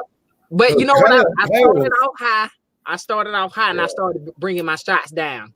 And all my loads worked out. And Mig gives me crap about that, or maybe Cranky. He was like, you keep blaming the factory ammo. I said it was the factory ammo. Like, seriously. No, I couldn't believe Kyle. He was standing right next to it. He was right there. And I was just like, how did you do that? Yeah. I laughed so hard when Jamie's like, it says error, Kyle. I said next time I'll make sure I'll have mine real close. So I won't. I want to see Pat hit his chronograph with that big. Explode. Thank goodness. There wouldn't be anything left. It doesn't read it. There's too much crap coming out. There's like 3 wads of grease cookie and a bunch of K-Pop, and the chronograph doesn't read it. You got to put your chrono at like 75 yards to get a reading. So I get readings with lab radar. I borrow a guy's lab radar on the range every now and then. Yeah. And it's already always between like about 1290 and 1310. No matter what I load it with or what the bullets weigh, it's just about the same. That's you only get so much powder in that thing. Yeah. That's pretty good for that Hurricane bullet. My gosh. What is that? 575 grain bullet or something? No, I'm just shooting 485. Oh, just the little ones. Oh, yeah, just the 485s. I ordered an NOE mold. I was hoping to have some 600s for the trip, but you know how Al is. Yeah, you'll get around to it someday. You'll have it by next year's gathering. Yeah. Yeah, it ain't shipped yet. How many cameras has Kenny shot? 5? Oh, he's not there. And a phone. The phone counts too. Oh. Yeah. Oh, don't forget one of his brand new cameras. He got it with a Ricochet. Yeah, 3 GoPros, 2 generic GoPros, 1 cell phone, and my chronograph still lives. I don't know how in the hell your chronograph still works. You smoke that bitch. Every single time I've shot it, it's been on camera. So I literally hit that thing, I think 5 times so far. The curse of the camera. Yeah, and like Tim had said, the last time I hit it, I shattered the hell out of that thing. Dude, Caldwell makes a damn good chronograph. If you can do that to it, it'll still work. Right. I just been lucky. Oh. I like Chico's idea that like 1-inch thick bulletproof glass. Yep. That's what Julio did. That's the way to go. Yeah, I'm gonna make up some kind of caddy for this to put in the front. Am I wrong in thinking that Julio put really thick plexiglass in front of his? Is that who did it? Ocean? I think he did. I don't know. Was it Ocean or? Now I know TR Prepper. He made a. He's got an older video where he made a steel plate and put it in front of it. And I think he used the app or something like that. You see what I'm saying? Which that would work. Yeah. I swear it was Ocean. Hang on, I'll go look. I'll just get my. I think Ocean did one. Yeah. And do you know why he did it for shotgun? He was shooting shotgun. That's why. Yeah. The wad and all of that. Yeah. The wad, tater, and your thing. Yeah. I've only done a chronograph with shotgun like twice, and it was like wincing the whole time. Yeah. I'll stick with Snowman Butt. Snowman Butt is better. Oh, that was a beautiful, beautiful video, Jim. Thank you. Haven't commented yet. That was so bad because people that don't know what's going on are like, what the hell? Oh, well, it's Uncle Jim anyway. So I'm gonna red flag your ass. Yeah, some of those are out there. Yeah. The brown spot I feel kind of weird about. Yeah, that was bad. Now didn't I hear y'all talking about powder coat? Probably. Yeah. Off and on. And shot the oven in the basket. No. That looks like my basket. Wrong. What do you mean wrong? What do you mean wrong? I give up. Come on, bitch. Oh, wait. How long has it been out of the oven? Let's hear how good that basket works. Hang on. Well, give it a second. Yeah, no. See, I normally water quits. I normally throw the whole basket in there. Yeah. But I air cool these. I'm gonna let them sit, and then they'll break right off. Yeah, let it shrink up a little before you try, because it'll pull. Yeah. Oh yeah. Hey. Now I stand up method, and it works. You left him there, but it works for tons of people out there. I know it does. And we're talking bulk. Yeah. I'm a stand-up guy. I'll do mine in little batches. I'll stand up rifle, but Jamie gave me some powder coat. It's called Copper Penny. So I just only did a little bit. Copper Penny's pretty. Let it set. Kenny can tell you. It's just a technique. That's all there is to it. You gotta smack it with a spoon. Mm-hmm. Yeah, but see, normally I throw them right in the water, and when I throw them in the water, they come right off and they break apart. But I've air cooled them a few times. Yeah, if they are cool, I put them in the box and shake them. Yeah. Yeah. The trick is to know your oven, and once you take it out, you let it settle for like X amount of time. Yeah. And then break them off the basket I without think getting. people do it right away and they're all stuck together, and yeah, they don't let it shrink back. It's got to like conform back. But yeah, it's still tacky when it first comes out of the Well, oven. you don't want it like cold either. It's a sweet spot. Yeah. So It's just like when I- cooking a pie. Yeah. Right. When I was doing That's some, fantastic. Jerry, those ones that I sent you, that was the first time I've ever knocked over or dropped a pan because I pulled it out of the oven and it immediately went to go put it on my concrete floor and I let it get to too much of an angle. So like 3 of those rows tipped over. It ripped the powder coat off the base of the bullet, each one of them. Yep. Too soon. You gotta let it cool. You gotta let it shrink. I was pissed. And so I picked through every single one of them, inspecting them, and then picked out the ones I could send to you. They had It'll cement. be fine. They had cement dust stuck to them and everything. It'll They be fine. didn't hit the concrete. They just fell over. I have a really deep pan, so they just fell over in the pan. I was like, shit. Well, you saw that. You saw the pan that I had all the 45 stacked up on. Yeah. That's my everything pan. I mean, I powder coat with that pan, and I dry cases with the pan. It came with the oven, so I just got a silicone baker's mat in the bottom of it, and nothing ever sticks to that silicone. That's what I do too. It'll stick to the silicone while it's still tacky though. I learned that the hard way. Well, I just hit them and they fall right out. Yep. It's really satisfying when you go to peel them off that silicone. You have to actually push them. That's so fun. What do you do, Pat? I don't recall you powder coat. I basket. big batches of basket. And a little spot or two on each one doesn't hurt anybody. No. A little speck, nah. And Put Chico on. They shoot fine when they're ugly. Those are pretty. Yeah, buddy. Hey, those look great, Chico. Even though you didn't wait. No, I don't. I didn't. I let them cool for a second while I could touch them, but yeah, like I said, I normally water quench. I don't have that problem, but yeah, when you water quench, they shrink, okay, and they like grab away from stuff, so that shrinks fast. So you just gotta kind of simulate letting them cool a little bit.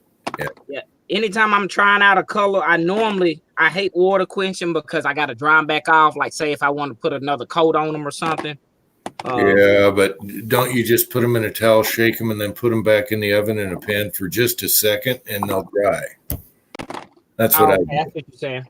Yeah, that's what I do. I just shake them in the towel, put them in a little what do you call it? A pie, the square cake pan, and then I stick them in the oven. The oven's already turned off. It's done. It's just on warm. I stick them in there just enough to where that pan gets hot.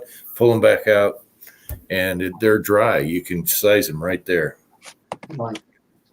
Yeah, that color is I think Jamie said he didn't like this color for some reason, or I mean, it looks pretty cool to me. I think Copper Penny's pretty. I know Bacon's used that one. I think Charlie may have too.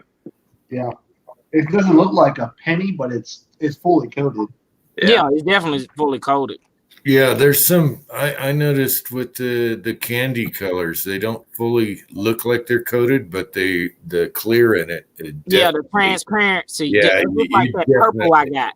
They're definitely coated. Yeah. Yeah, it may not have the pigment there, but it's got the clear coat. Yeah.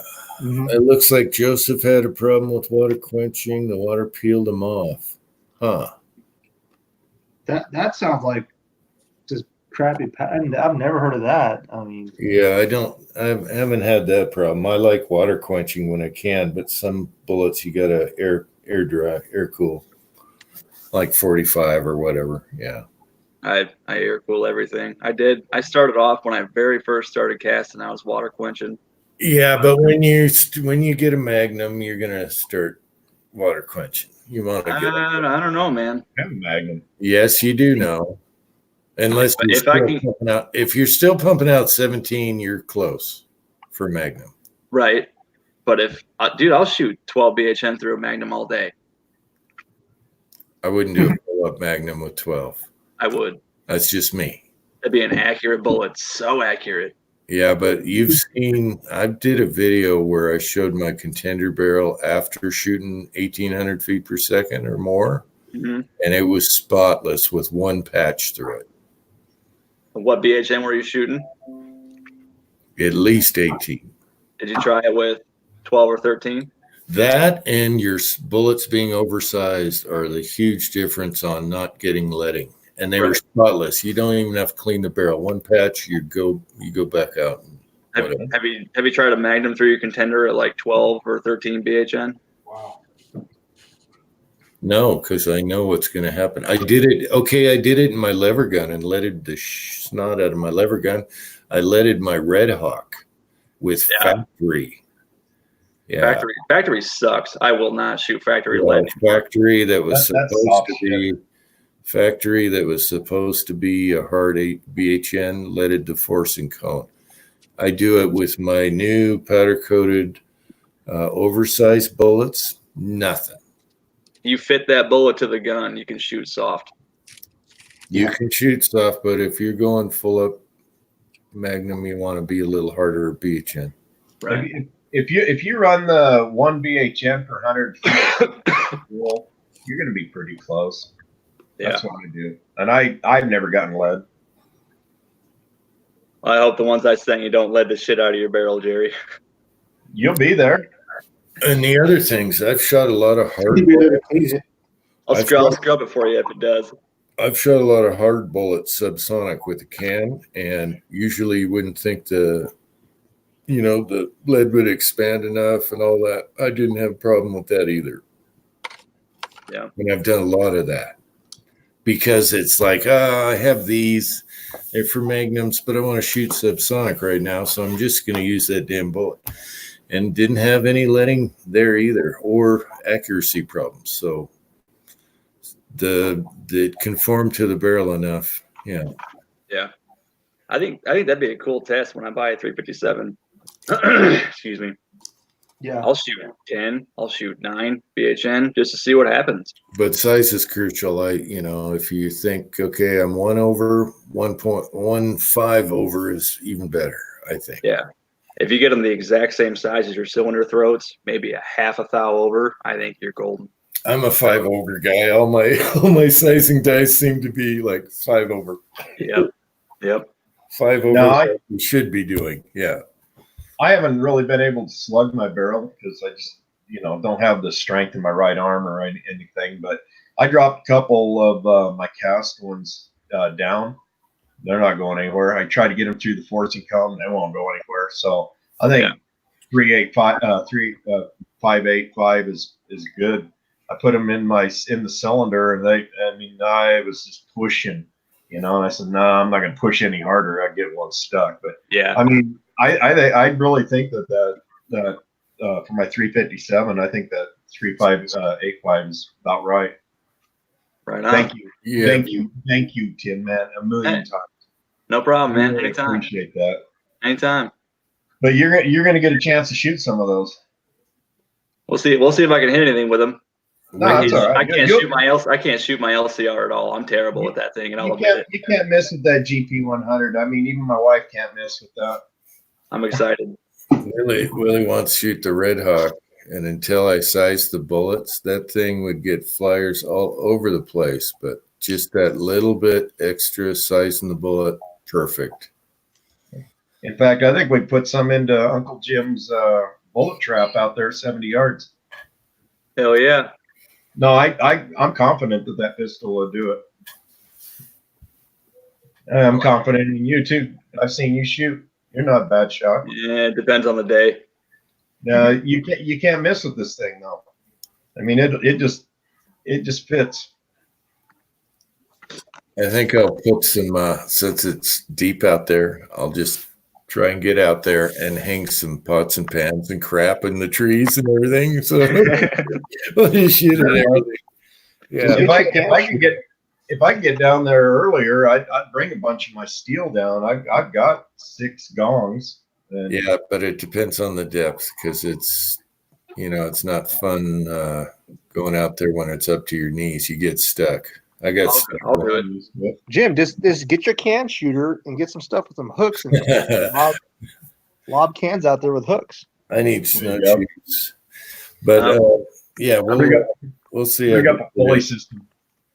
We'll see how deep it is. I love the sound of pots and pans, though. Yeah. You got old pans, just hang them out there. Yeah. I do that, and then my wife gets mad because she asks me, "What are we going to cook with now?" Well, you take all that crappy Teflon pans and make use of it. We don't have any crappy pans, man. My wife's a chef. We don't have crappy pans. Oh, okay. Goodwill, I got a pot for 50 cents. I boil my molds in. Yeah. I'm going to sacrifice one of our Dutch ovens tomorrow. With doing this. I found a good deal on a Dutch oven. It was an 8-quart. I think I put it on Slack. An 8-quart Dutch oven for like $23, free shipping. That is stupid cheap. Yeah, all I need is like a 6-quart. Yeah. Dude, they had a great sale. You'll get them once in a while on Tractor Supply. You'll get that same Dutch oven I got for like $15. Yep. Yeah, same with Walmart. Yeah. What's that, Pat? Is that your new mold beater?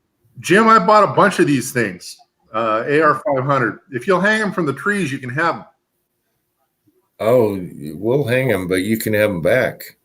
All right, they keep getting lost, and they're hard to see, and they're too small. The little woman doesn't like them, so we don't. Yeah, well, is that a bottle AR500? Yeah.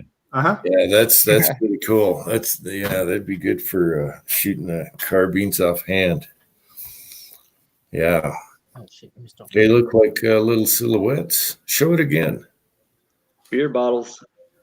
Yeah. Oh, there you go. Yeah. Dude, that's like a half-inch thick. That's 3/8. That's 3/8. They're the thick ones, because she was going to shoot them with her 30-06. But yeah, I have a round 3/8 out there right now. So the one's out there. I'll put that one out at 100, and then we'll shoot those. There's a tree that's past the 70. Oh, I got something. We'll hang those. We can hang those from the tree branches. There's a little clearing out there. Hey, no snow there either, so that's good. I got a Lee auto drum I could bring and hang from a tree branch. We could smack that piece of shit.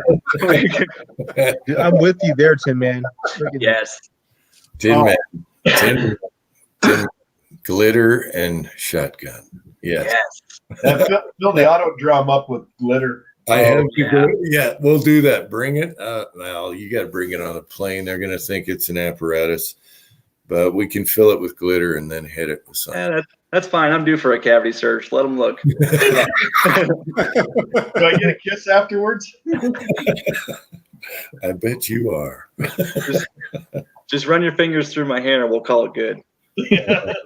Just kiss me right here. Wait a minute. We need more spray. Be gentle. This is only my 10th time. Tim, man, imagine that stuff on a plane. That would suck. What's that, Kenny? That spray stuff. You let it loose on a plane.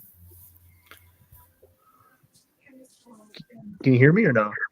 Now we can. Oh yeah, I'm saying let that spray stuff loose on a plane, man. Just you're leaving. They would throw my ass out at 10,000 feet. Like I say, just you're walking off, spray it. Just go into the bathroom and then spray it and then come out and say, sorry about that. Leave the door open. You know, the snooty first class people that freaking go by crop dusting. That's pretty. Nice label, Chico. Thanks. Look, I got another one that I've never seen. Yeah, does it have a number on it? Not this one. No, not that one. That one's cool. Yeah. The round ones should have numbers on them because we have different sizes. But I haven't seen that cup shaped one. That's cool. It's got damn glitter in it from a card I received. Bullshit. It does. The gift that keeps on giving. Yeah, there's glitter from Guys, look at the damn glitter on the inside. Let me see if I can get it the damn sparkle. Yeah, I can see it. Yeah, I don't know. This guy Oh. was selling these. That is great for like a quickie ingot. You're recycling some stuff, yeah, or Yeah. pewter. If you just want, melting down some pewter, or you just want to test out and see how hard an ingot is, that's awesome. Because Y'all I know me. use that big one for little stuff. Yeah. Four ladles, and he I had to ask him when I met with him. I said, "Are you a caster?" He was like, "No, I had them hanging on the wall, and we're downsized." And I was like, he sold me 4 of them. 4 of these for like $20, but these are the only 2 steel ones. The other ones were like brass or something, but they're just like cheap, like damn some old, not brass, copper. I'm sorry, not brass. Copper. Wow. Oh, that's good for scooping stuff. Yep. Well, stick to it, won't it? Yeah, man, skim your crap out of there with that thing. That looks like the stainless steel one I got. That's about what I use for making ingots. Oh, that's a nice shallow one. I like that. See, mine's too scoopy. I need a shallow for filling. Yeah. $20 for everything. I said that's a deal. I'll take it. Yeah. So still the king of the deals. But this one, I looked everywhere. I think this one is like custom made or something. This one, maybe not. It don't have no number on it. Oh, that thing would be perfect for those H&G 8-cavity 45 molds I got. One scoop. You gotta wait. One pour, and you gotta refill the bitch and let it melt down again. Damn, I got glitter everywhere now. Chico, that one's really handy because I use a big round one for just small batches of bullets I recovered, and I don't want to heat up the whole thing. Yeah. Yeah, that's what I was thinking for my pewter. Pewter, yeah, cut it up, put it in there. It's way easier. Yeah. I don't like that ugly damn. That'll clean up. That'll clean up. Yeah, heat it up. Got a little boogie in there. Yeah. He said they had it hanging on the wall. I was like, okay, I'll take it. $20. And I didn't even want to get them and be like, because when you finding stuff like that, I always be like, you'll take 10. He would have took 10, but I said I can't even do them like that. So I was like, because these other ones was $20 by themselves. I see them on eBay all the time. $20. Wow. Yeah. So still the king of the deal. I try to, man. I gotta make something work. I try to do it most cost effective way as possible. Man, I've tried to unseat you a couple of times too, bud. I thought you're doing good, man. Them lead scores. Who was that who posted that lead score that time? They had a trailer full of lead. Y'all remember that? Yeah, but you're still the king of pewter. Oh, I got a video I gotta put out with my son, man. We went to the Goodwill and he knows, and we'll be walking through the store and he'll be like, pewter. I said, be quiet, don't tell nobody what we hear. He was like, pewter first. I'm like, man, be quiet. People walk by that pewter and don't look. I don't want to say I got so good, but I can go to the store now and I do this with the damn like say if it's some metal, like a bowl or something, I go through it with my key. I always keep a spare key, like it's cold. Yeah. I can tap on something and I know what it is. It's like that dull sound. I move on. If it's got that dull ring to it, that's pure. That's what I showed my wife that. We got one cup out of a bunch of stuff that she picked up, but. Oh, hold on, Thorzax. Let me see if I can go grab it because I keep forgetting the number on that one. It's the hold on. Yeah, but you're right. It has that dull sound, almost like a lead, almost, but it sounds different. Yeah. If it rings, it's not pewter. Exactly. Right. Yep.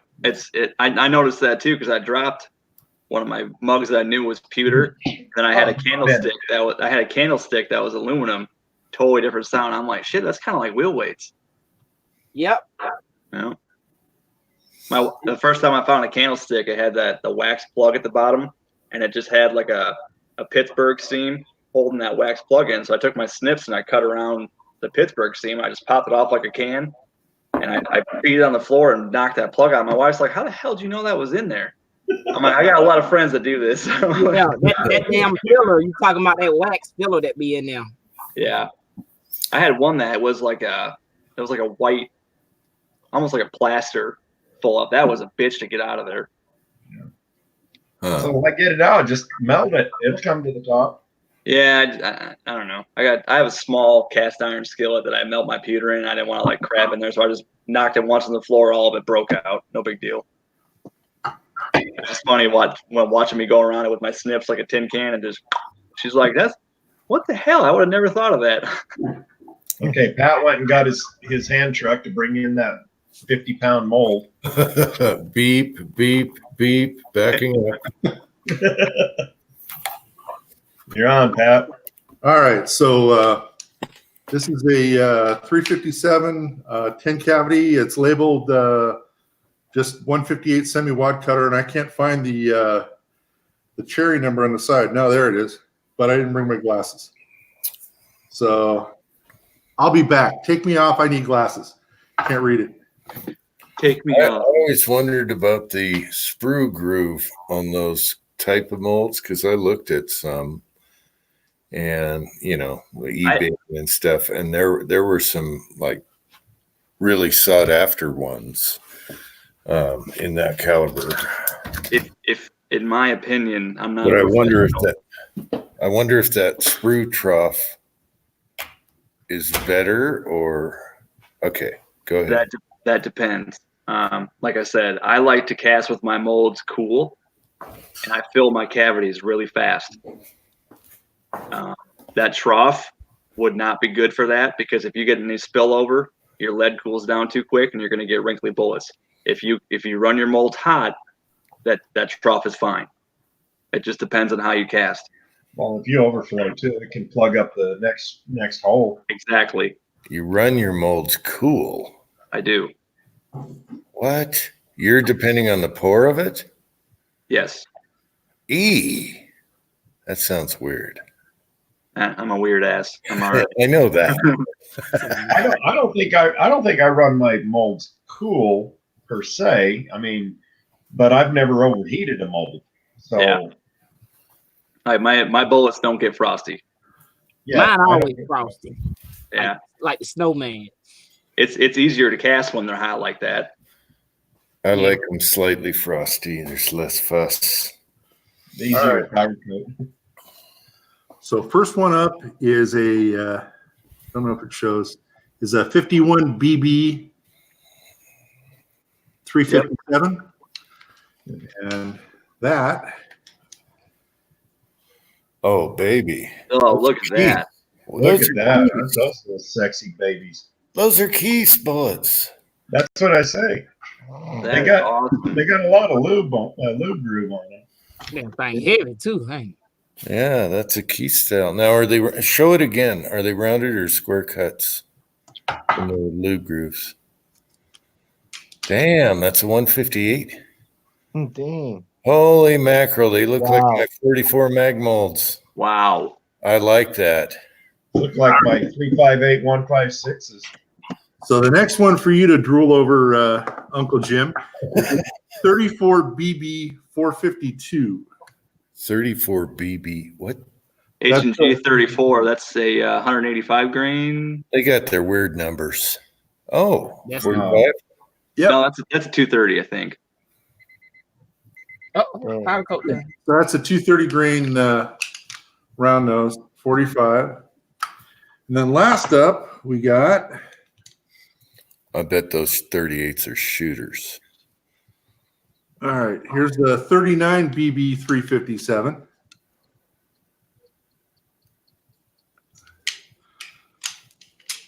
And oh yeah, hey, you got the ball. Okay, what do those weigh out when they're casted? I don't know. I tried with these bastards, and my ladle wasn't big enough. They don't fit under a lead pot. I needed a bigger. I need a bigger ladle and a. Hey! I got you covered on the bigger ladle. All right. So you can try that when you go home. I'm trying to find my pile of ladles right now. Well, I'll tell you what. I'll bring them up. No, I don't want nothing for it. I got ladles. You can have. No. I am done. I worked for 4 hours on the 45 mold out there in the front porch, sweating my ass off, aching, and I probably got 3 or 4 good bullets out of the whole lot. Oh man. Doesn't Willie have the huts for that one? Where are my? So they're here. They're here for Willie to take a look at first. We can get up there and oogle and ah. And the truth is, if somebody really wants a workout and would use these things, I'm willing to let them go. Oh, those Keith 38s! I'm all over that.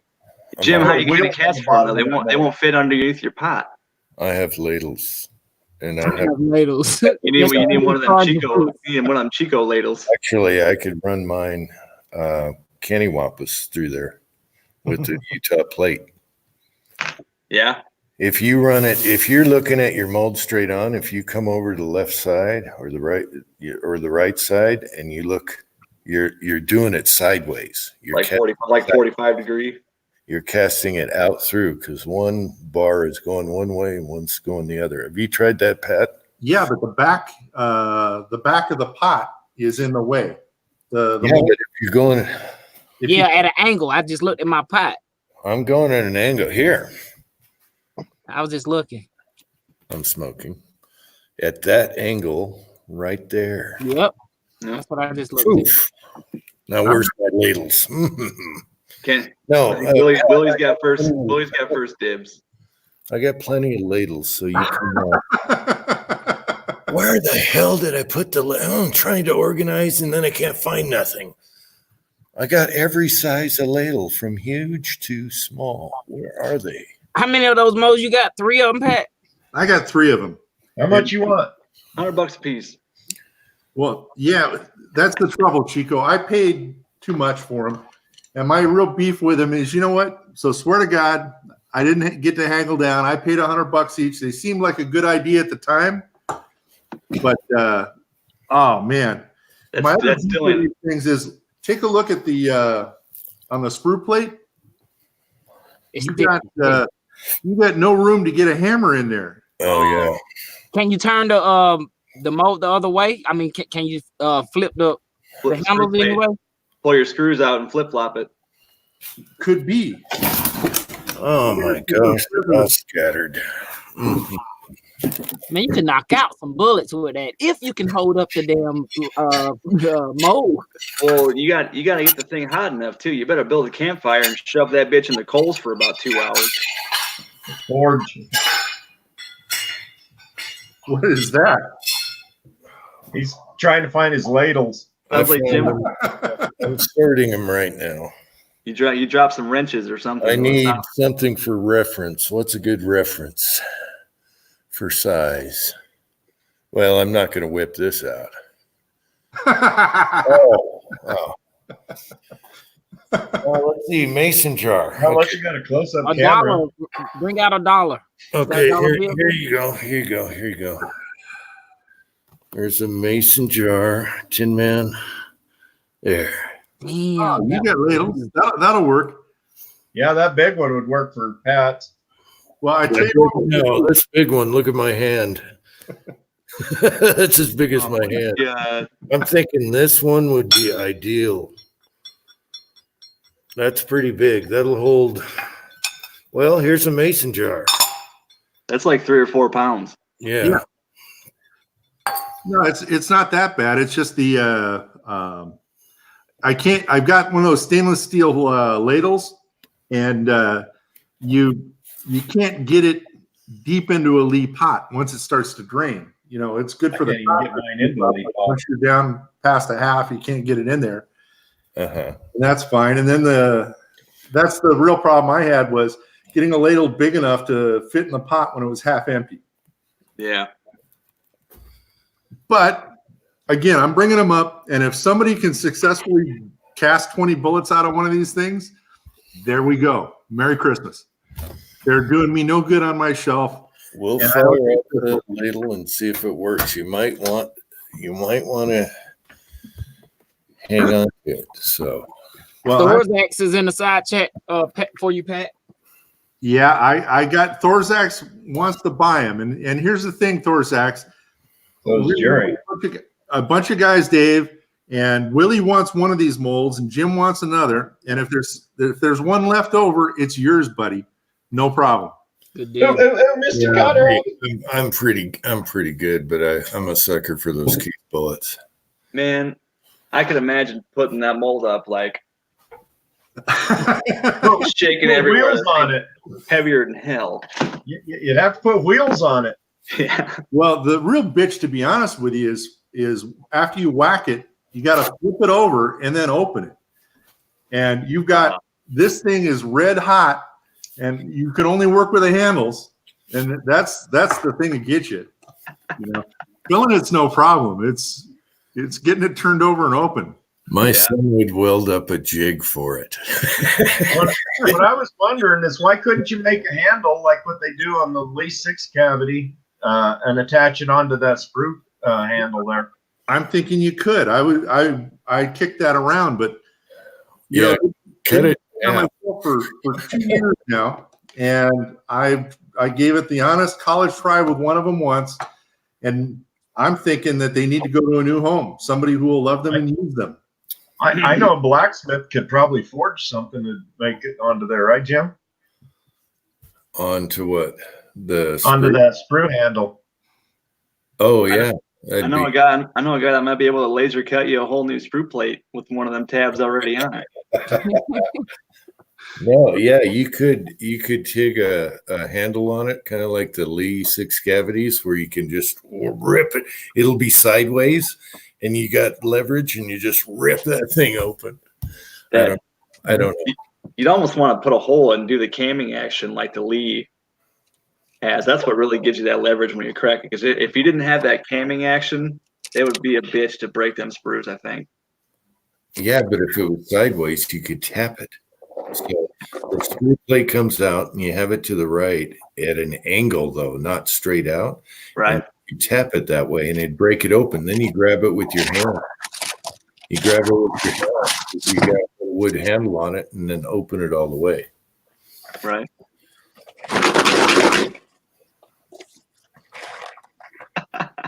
What are you shaking in a box, Chico?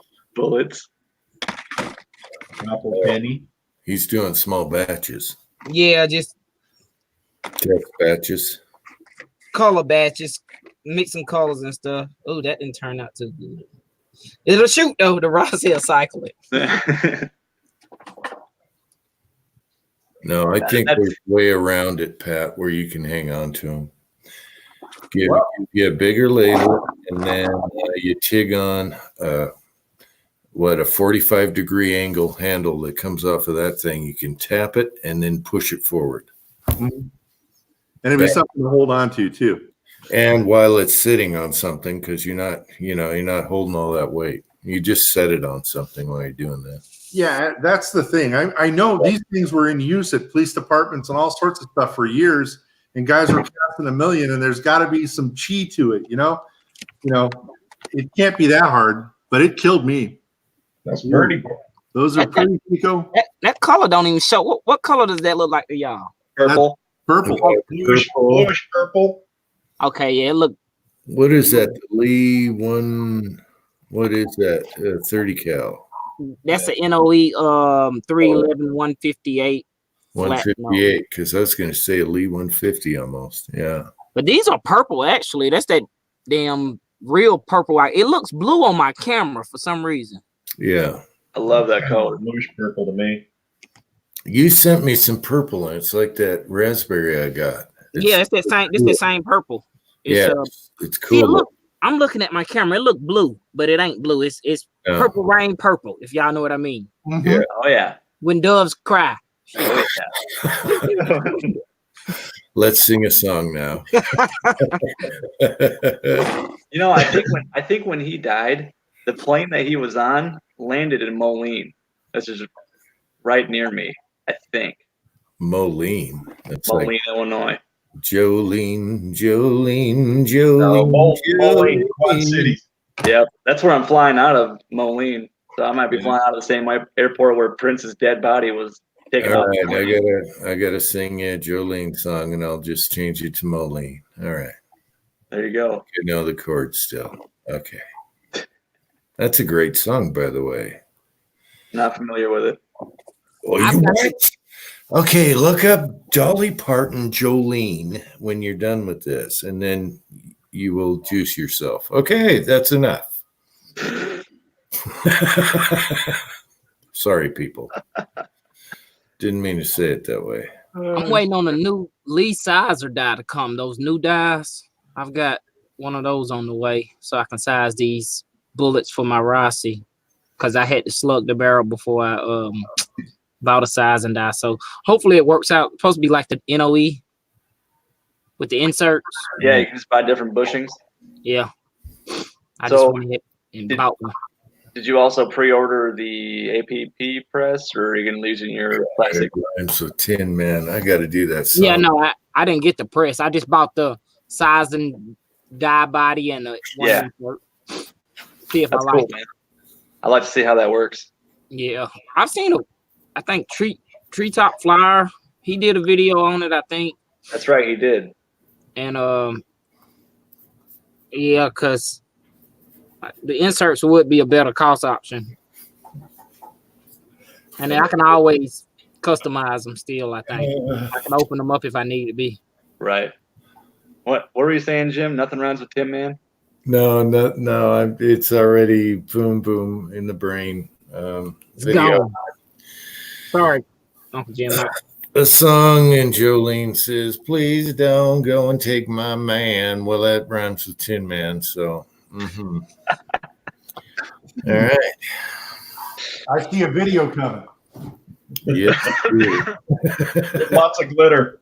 You know, I think we should film the Man Boob tactical commercial with all of us up there. I think we'll all do the Man Boob tactical. I'll save that. All right, wait for me on Saturday. I'll join in. I haven't had time to do videos, and I've been meaning to do Man Boob tactical. Just get a close up of my man boob jiggling when I'm shooting the foul. Well, the introductory video, I already have a technique for guys with man boob. Yes, it's very effective on two perps. Yeah. Oh man. You bounce from one to the other target. Yes, it works excellent. I can't wait. Time to do it. We'll have to we got here. We got the Saturday night chat with everybody there too. Yes. Well, yeah. How's that going to work?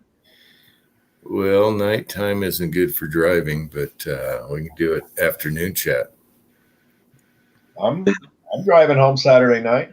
We can do an afternoon chat while we're shooting in the back and all sitting around or something. I don't know. Afternoon delight. I know that one. That was one of my pickup lines back in the day. Oh yeah. Now you have to see the original Jolene when she's still fat and massive boobage. Yeah. Oh yeah. It's really good lyrics. Really good. That's a top song right there. Thorax, you know Jolene, don't you?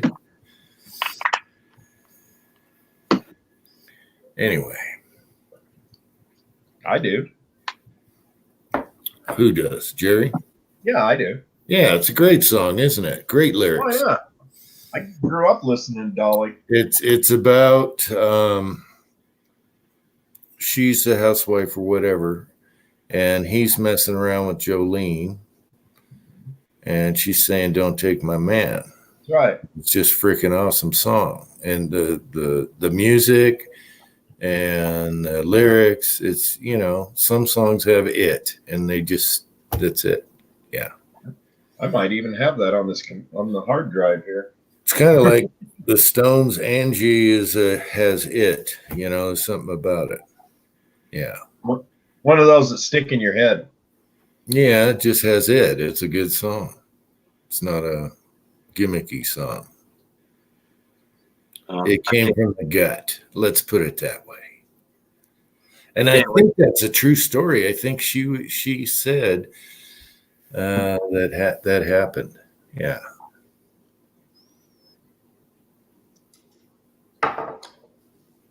Anyway, I like all kinds of music. I'm not really a huge Dolly Parton fan, but Jolene rocks. Sure. I'll play you guys some of my tunes. You'll be ready to throw me out. Oh, I've got some stuff too. I mean, it's worse than your ass Casper. You can clear a car out or a room out. Blondie? No. Have you ever heard of the Happy Flowers? I think you told us about that once. Yep. The Happy Flowers will do it. You want to stop a party? Put the Happy Flowers on. Uh-oh. There you go, baby. Chica. Sorry. Never have heard that one. Yeah, Jim started it. You have to see the video when she's like early Dolly. Yeah. Sorry, I didn't mean to interrupt. No, I love boobage. No, you're good. Yep. Dolly's already by me. Boobage. Leon, what's up, buddy? Man boobage. Well, you know what? We got to get this website going. It was Cranky that was going to send me the pictures. One of you guys have got to send me some material here. Hey, I'm already pretty high up on the shit list, man. Leave me out of this one. Wait. Pictures of gotcha.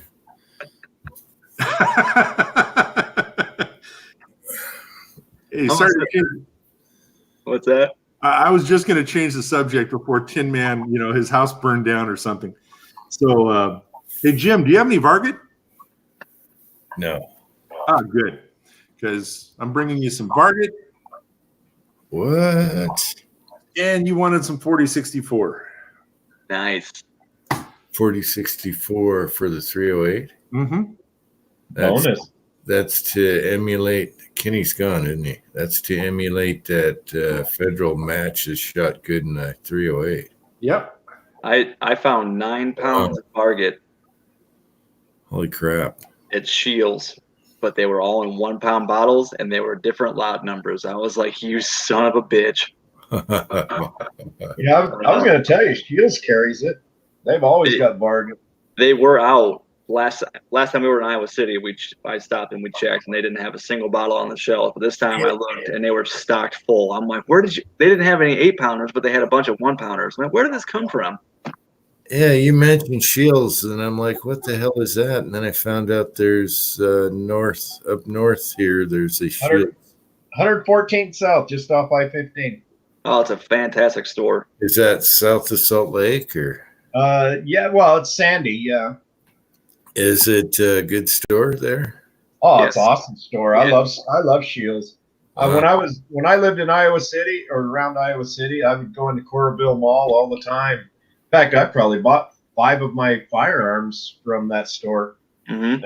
Always got my reloading supplies there. I mean, Shields was my go-to store. Good prices.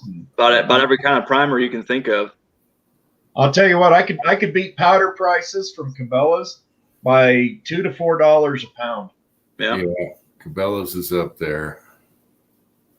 In fact, I think I bought one that was almost $6 a pound last. Cabela's a price match. I wasn't driving all the way back down to Cabela's. I was 25 miles away. Oh, yeah. Shields will also price match. Yeah. And Amazon price match, but not Amazon. Academy price matches, but their selection on powder is very limited. But they will price match and give you 5% extra off. Nice. It's okay. We don't have Academy. Yeah. That's for y'all. I want to find a store close to me that sells that ram shot powder that I like. My local gun store started carrying it, but he wants $35 a pound. No. Yeah. I'm going to pay $35. I'll go get Vita Buri. Yeah, that's like a $13 markup. That's $22 pound powder. I go there and say, hey man, I need 3 8-pound jugs. Can you get it? And then say, I ain't buying that shit from you. Yeah. Well, I asked him for 4-pound jugs and he buys 1 pound. Yeah, he's trying to get all his money out of it. I'm like, no, dude. Leon, Leo. and hair. Leon, I mean. It must be cold because he's getting hairier. Look at this. Yeah. He's not a long hair. He's just chilling. Is he laying his head against your iPad? Yeah, he loves that. He feels the vibration. He's purring like a monkey. Mm.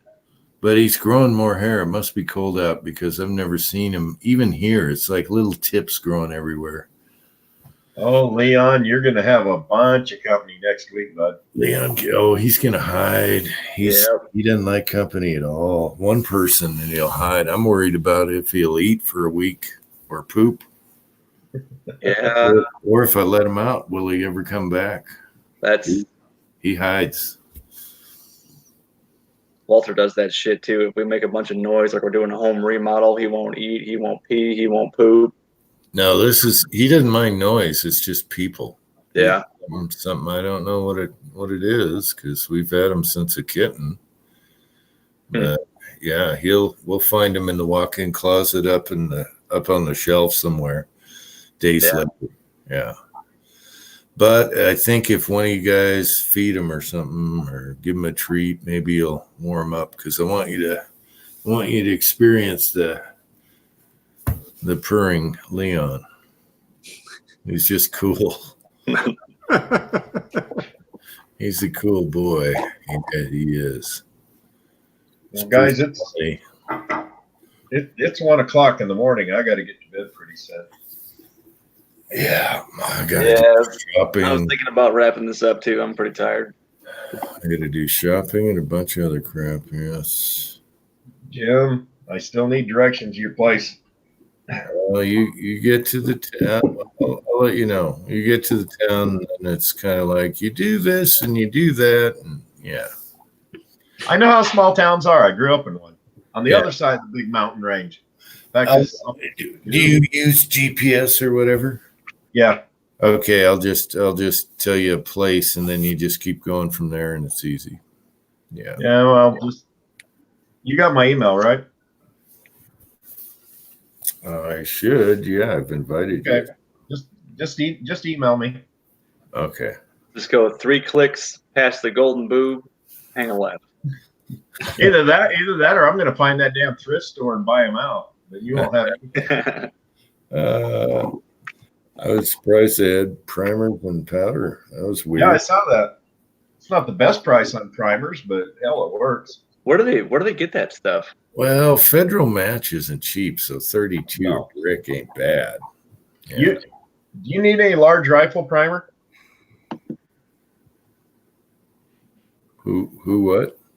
Do you need any large rifle primer? I just got some I'm from the thrift store. I told the son to just get one thing of primers at a Federal Match, and but I didn't know what size they were. He ended up getting a large of regular Federal, another Federal Match small. Jim, I'm bringing you a brick of Federal Match large rifle.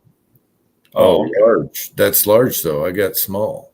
Well, that's what I said. Do you need any large rifle? Apparently not now. I guess not. I didn't know He's that. got a brick.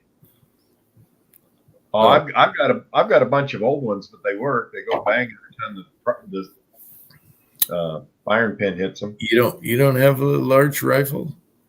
Yeah, I've got a lot of them. I've also got almost 7,000 primers in large rifle that Charlie gave me.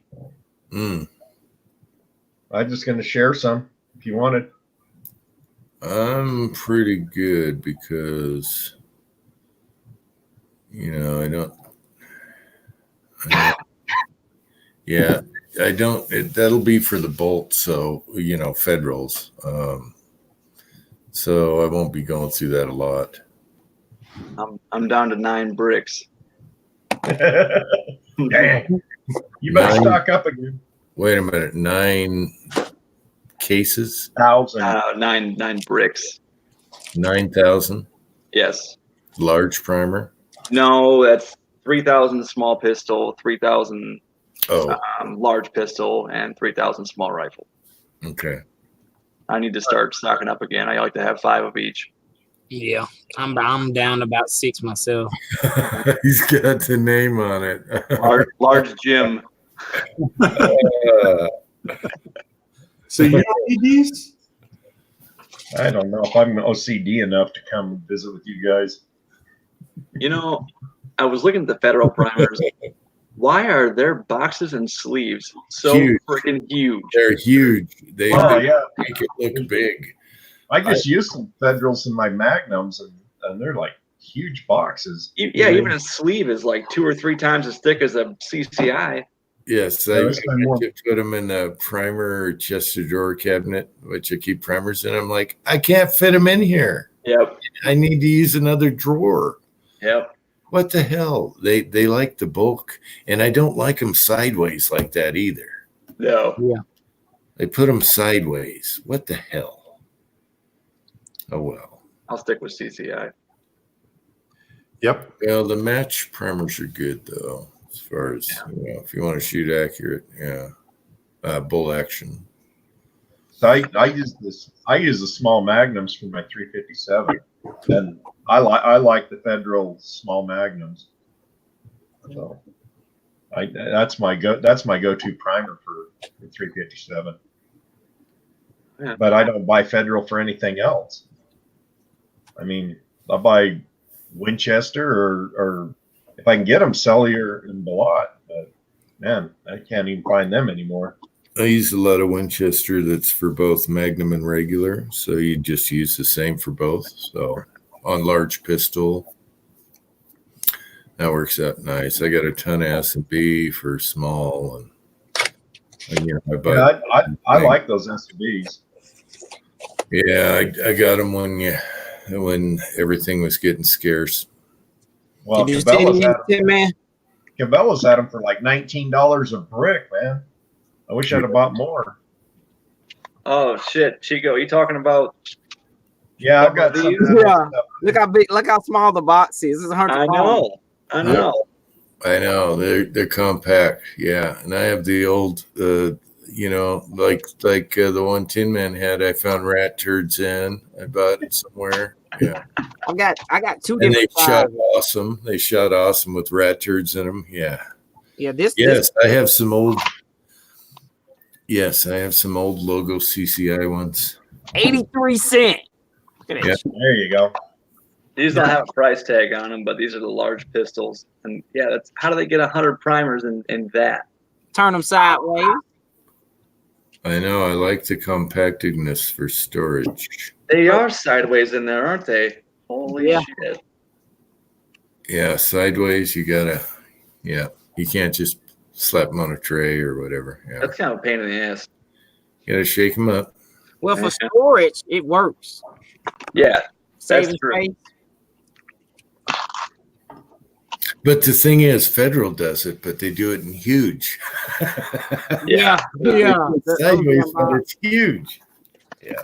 I bought some from what I bought from my local store. I wanted Magnum because I've never bought Magnum primers, and since I was loading my Rossi, I was like, maybe I need to buy some Magnum primers. So I bought some, and they were Federal because they were all out of CCI. So Large pistol, I have those. I have a couple boxes like that and different stuff. Yeah, these are the older ones. I don't know what time period these are from, No, but shit. yeah, Pat, them right there. That is Yeah, stupid. that looks like the size that my Magnum small pistol are. Yeah, they just use huge packaging, a lot of plastic. I don't understand it. Yeah, that's all right. But that one day I walked into my local gun store. He's like, "Hey, I got something for you. I cleaned out my dad's gun safe. I found these. Here you go." Gave me 1,500 primers for free.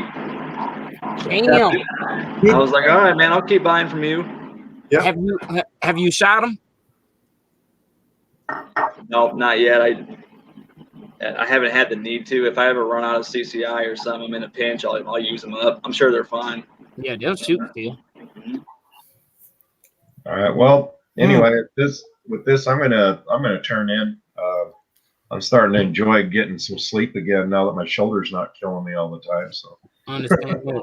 Hey, Jerry, Here. make sure you bring some soft lead with you. Some soft lead. You want some chilled shot? Nope. I got 100 pounds of chilled shot. Can't use it. Too much. How about fish weights? Well, if your thumbnail will go in nice and deep, I'm fine with fish weights. Okay. I need this stuff. I think it's about 8 BHN. Well, I'm looking at close to pure, real soft stuff. Yeah, 5 or something. Maybe we can work something out. All right. I don't know how soft I've got, but that's about the softest I've got. Yeah, see, soft is the toughest, I think, because I just turned these on. you know what? Taco gets that stained glass. That's soft. Yeah, here's tough, but all right, Jerry. Good night, Jerry. Yeah, my wife turned the bedroom light on. And this light went out. We still haven't got our electrical problems fixed. I lost half my basement lights the other night. I don't know. Oh no. Hopefully Wednesday when the electrician comes again, they'll get this stuff figured out. But this house has got gremlins, I think. Anyway, guys, thanks for having me on. It's always fun with my friends here. Oh yeah, thanks for coming on, man. Appreciate it. All right, you guys have a good one. Week and we'll hold the foul for you. We'll see you guys, and I'll see you next week. See you next week, Jerry. I'll see what I can see what I can do, Pat, as far as soft lead. Well, don't sweat it too bad. I just talked. The neighbor got his roof done, and you know how it is, Chico. You corner the roofer, the contractor who doesn't say, "Hey, buddy, you got any flashing?" And I'm gonna have a carport pulled down and pay him for that. And he's gonna scrounge. That's cool. For no reason, my light came on again. Yeah. All right. Ghosts. But I'll see what I've got for you, Pat. All right, I'm bringing up some linotype anyway, Jerry. And if you don't, it's no big deal. Oh man, I that's something I got to get more of is more line. That stuff. I got to order some through Roto Metals or something. No, don't worry about that. A little goes a long way on linotype. It really does. Yeah. Well, I'm only going to use it for rifle bullets anyway. But I don't know because I want those to be as hard as possible. Yeah. I think you can go too hard because that's the nice thing. These are big, huge pigs of linotype, and you just have to throw them on the pavement and they'll break. That's pretty hard. Oh, that's more like. You sure it's not monotype? Nope. I didn't X-ray assay them or anything, but they're hard as a rock, and they split. I mean, that's how I break them up. I just go out and I throw them on the sidewalk, and they shatter. The linotype I got, it dents, but and it's assayed as linotype, but it's still dense. It's only probably a BHN of 20, but monotype is over 30 on the BHN, so it's more brittle. Yeah. Well, it is what it is, and it wasn't. I got it from a bookbinder who died. And he had a whole bunch of this stuff. So it's melted down type, and if it's monotype and not linotype, then that's what it is. Yeah, that's even better. I just use a little bit to sweeten up the pot with the antimony and add pure tin, and there you go. But you don't need much. Yeah. I'll see what I can drag down there. I've got all kinds of things planned to drag down. Well, yeah, it's the same here. So there'll be a little horse trading going on, but it's barter system only, and no losers. So don't worry about it. But I'll bring you up some linotype. I appreciate it, man. Thanks. You guys be safe coming up too. Tin Man, I'll see you next week. Hell yeah, man. See you next week. Look forward to seeing you too. For the rest of everybody out there, be safe. See you next week. Good night, Jerry. All right. All right, Jerry. Take care, man. Good night, Willie. Good night, Willie. Good night, Willie. Hello, Teresa Blowing. See you tomorrow, Willie. Pat, you need some pure lead. I'm good. I just got 325 pounds, so I'm good for a little while.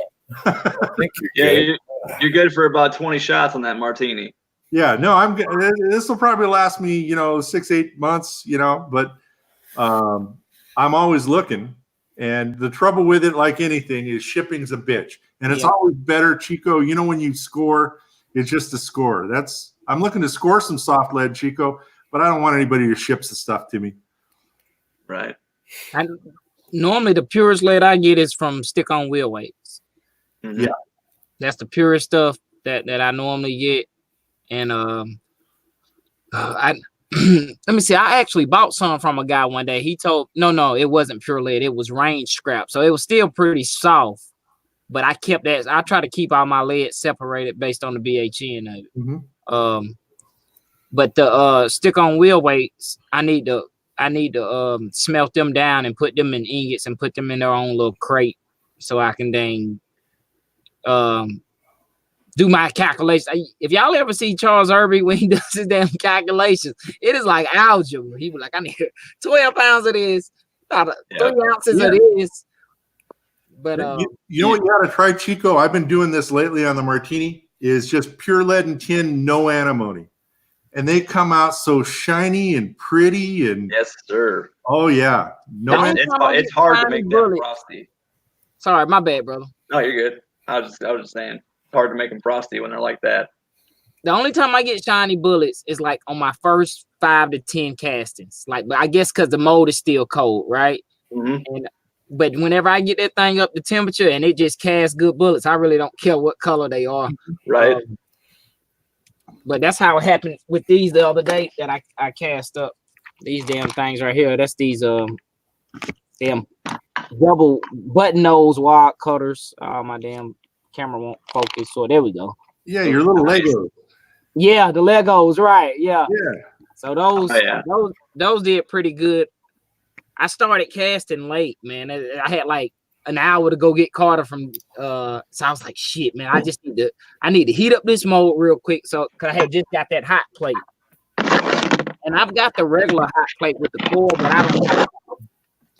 So when I bought that flat, when I set that mold on there, I set it on there for probably 3 to 5 minutes. I took it over there to the pot. The pot was already heated up, and shit, it was just damn casting. That damn mold was casting good. It's a little 2-cavity ideal mold. Mm-hmm. 358 432. They're 160 grains, so I guess my lead might be a little heavy. Those bullets, I just weighed them before I jumped on here. So. Oh, not Uncle Jim. What are you about to start? Damn, standing up, Tim Man? No, I was weighing these before I powder coated them. I weighed 15 bullets, and this is 6-cavity mold, so every cavity could be different. Right. But I was getting between 127.3 and 127.8 for every single bullet. Half a grain for the. That was awesome. I want to see. Sometimes, man, it just works like that. And I've noticed that with these were most of these button nose bullets were 160.2 now, or 160.2 to 160.7 with powder coat. This might be two coatings of powder coat. It's 161.1. So right on. So I'm gonna send you some of these though. I gotta send some to you and send some to Lead Bullet Junkie. I got some bullets today from Kyle. Kyle met with me and Jamie at the damn Waffle House, and he said he had those bullets. I said, man, just give me those damn bullets. I'm gonna send them to Lead Bullet Junkie because I gotta send him that press. Right. Because I guess it took him so long to respond to the dang our emails and stuff, and he was like, I'm sorry, man, I've been buried. I was like, yeah, brother, I want to let you know we're trying to get this stuff to you. I don't want you to think that we ain't sending the shit, but we ain't got no email back from you. So we were trying to send everything in one package too. So I told him, awesome. I'll just send him the press and the bullets that Kyle made. Kyle made some damn 500 Smith and Wessons, a whole bunch of 44s, and then me and Jamie gonna cast some more 9mm and 38. I'm gonna send him a good little amount for him waiting. But anyway, Uncle Ass Cast came back, huh? Yeah, I hit the wrong button. I appreciate you sending me those, man. It's awesome. Oh yeah, no problem, brother. I've been meaning to dang. Man, I don't know about y'all, but we done had a rough Christmas break, man. My son's out of school for 2 weeks, and it rained probably out of those 14 days. It rained probably 12 of those damn days. Yeah. And I was gonna go to the range because he had to go to daycare. So I was like, man, I'm gonna go to the range. Nah, that shit rained every day. It was just miserable. I didn't want to leave the house. So especially when it's pouring that monsoon and shit like that. So even though the range is indoors, but still, it's like I don't want to carry my guns out and all that shit. Just, yeah, you gotta haul all your crap in there. Yeah. Yep.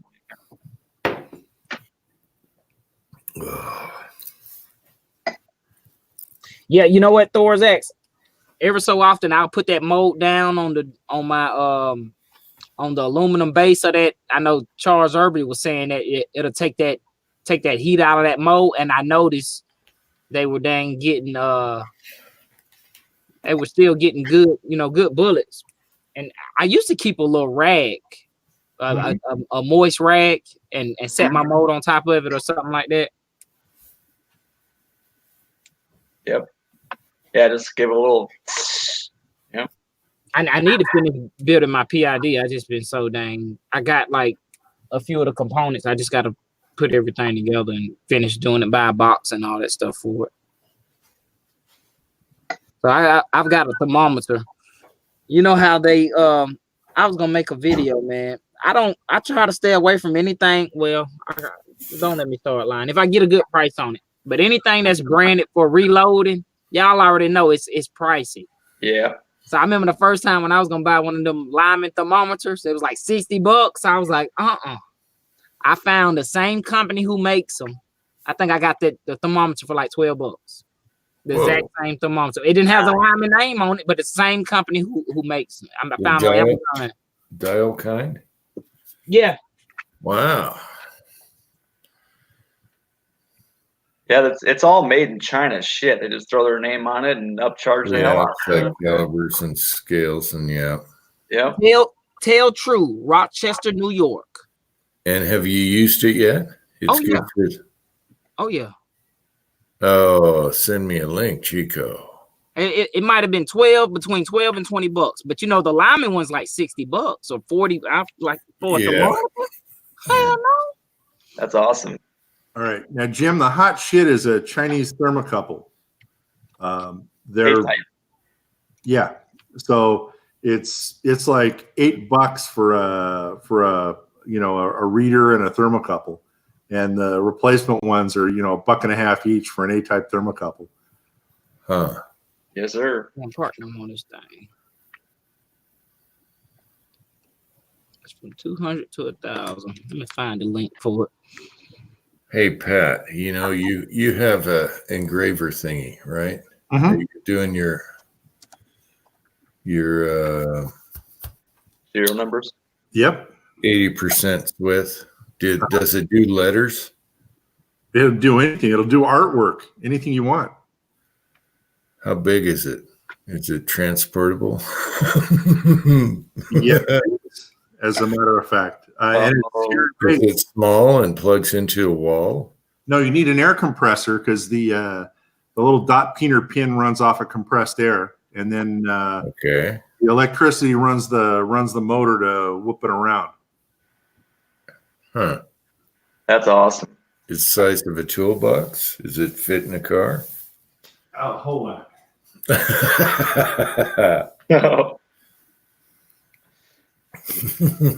Are you gonna dimple some stuff on your guns, Uncle Jim? That's Uncle Jim some crap. No, I'm just joking.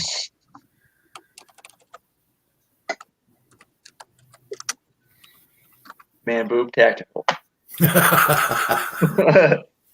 This is salmon. Could you see your lower with this is salmon, people?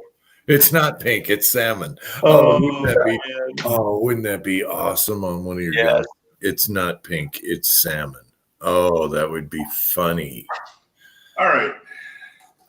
So that's the control box. Yeah. You plug in, and then that's the dot peener. So there's your size.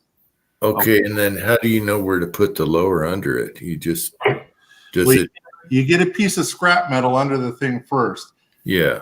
Check before you screw something up, and that's it. I mean, it'll start at a coordinate and then XY off of that. So not a big deal. I mean, wow. If you bring that, I'm bringing a firearm. I was telling him that he should have a firearm that says it's not pink, it's salmon. Well, I was really thinking of, doing up, a UJ on one side and an Ozark squad on the other. So that was the other thing. I went ahead and got it. And on the way up, be right back. Damn, that's quite the gadget there. That is awesome. I just weighed 30 bullets. 1 grain difference between all of them. Wow. Hey, Uncle Jim, when I bought that thermometer, it was 2 years ago. It was like $22. Now it's 26. But I just posted the link, and you probably can't copy the side chat, can you? Not right now. No. Hold on, let me get it on my phone. Yep, it was. I just looked at my receipt. Yep, $22 when I bought it. That was 2 years ago, and now it's 26. So that ain't a bad increase. What did you look up under for the heat part? Because it has to be for lead instead of a cooking thing.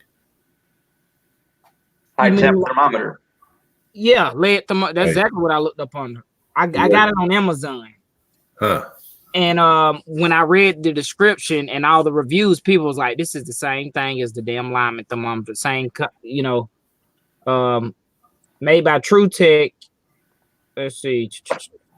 Yeah, it's got a 4.3 out of 5 star rating. Damn. But all those thermometers like this can be, you can adjust them, right? You can calibrate them. Yeah. Almost like your Hornady dial calipers. Yeah, and even like the small calipers, like food thermometers, you can. Uncle Jim piss lower. Oh yeah. So I'm bringing some Cerakote up. If you've got the balls to Cerakote up a lower. I do. Yep, have airbrush will travel. Yes. It's been a while since I've sprayed a firearm, but a couple of years. Yeah. 1022 was the last one I did. Yeah. Okay, I was curious on that. So, and it'll choose the size letters and everything? Yeah, there's a little software program. You do up your letters and whatever font you want and your artwork, however you want to do it. And it what do you hook the software to? Just your laptop or something? Just your laptop. Oh. And then you tell the little controller, send it to 00, X, and Y, and it'll move the little head over to X, 00. Yeah. You center whatever you got underneath it and clamp the shit out of it and then fire it off. What do you clamp it in? Your workbench with C-clamps. Oh, yeah. Now, does that just do dots or will it do solid lines? All right, hold on. Let me show you.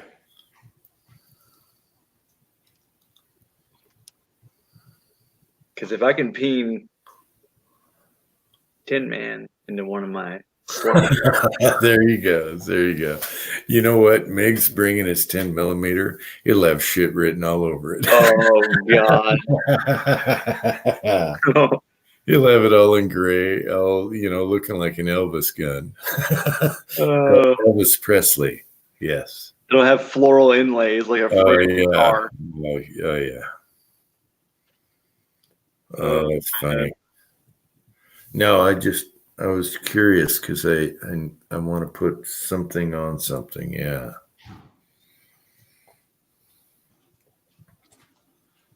Okay, Willie, I got you too. Yeah, on their site, Uncle Jim, I'm about to send it to you. The company who makes them, that thermometer I got, it specifically up under their site says for lead casting. It says for bullet casting. Okay, cool. Yeah. And a lot of people were saying a lot of stuff is just a lot of companies rebrand this thermometer. Yeah. Let me find a link for it and I'll send it to you. Yeah, because I always go by my dial and what it looks like, but I'm curious what that is, Yeah, I mean they sell laboratory equipment for everything. I'm gonna send it to you here in just a second. That looks good. So that's Awesome. yeah. And how deep does it cut it? Pretty deep. So deep enough to be more than legal. That is awesome. So, damn. Do you think you can put that in your car? Yeah, no trouble. I just took it out and set it in the pile of stuff to go up to Uncle Jim's. So yeah, no trouble. But little Zoe? Yeah. Little Zoe, Jim? Yes. That's her AR. That's awesome. That is cool as hell. That is awesome. Oh, please bring that. That would be awesome. That'd be awesome. Pick anything you want out of the reloading room. Bring it. Don't worry about it. Its job is done. So, I mean, honest, I just had to do 20 lowers before the deadline, and they're all done. And so. 20 lowers. No, seriously, 2 or 3 for everybody in the family because that's it. Yeah. It'll do it on an anodized lower. Yeah, that was an anodized lower. Yeah, sweet. That'd be awesome, Pat. I'll have to clear a bench. All right. The benches are a mess right now, but I shall clear. What do you think about this slide? What the hell is that? It's my carry gun. Oh, would it do that? Yeah, hell yeah. It'll do solid steel. It'll do anything. I tested it on steel. It'll do mild steel, no trouble. It's got weird angles on the slide. I don't think it's perfect. It is pretty flat. No, but it's getting OCD all of a sudden. All right. Well, it can't be an angled surface, obviously. Yes, it can. Really? Yeah. So the thing is made for. You ever see you work with sheet metal and stuff. You ever get a pipe that's got a serial number on it that's dot peened on? Uh-huh. Well, that's the machine that does it. So it doesn't have to be flat because there's a pin that bounces up and down, and it doesn't care how far it goes. It'll whack it and then rebound back up. Wow.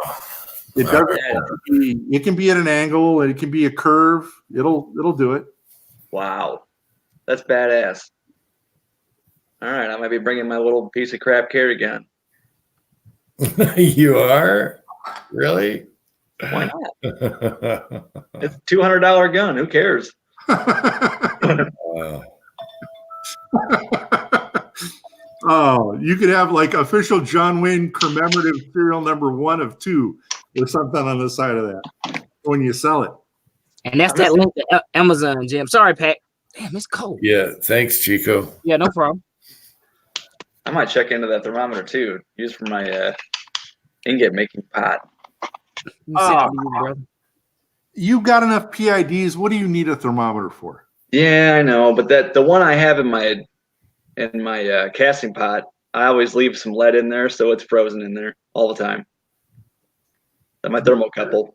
Yeah, well, a thermocouple is what, $1.50? Yeah, but mine's hardwired into the back of my PID. I didn't use one of those stupid connectors. You want me to bring you a soldering iron? No, I got one. I'm just lazy. Yeah. Thanks, Chico. No problem, bro. No problem, man. I just texted you, Pat. Uh-oh. No, it's just yeah.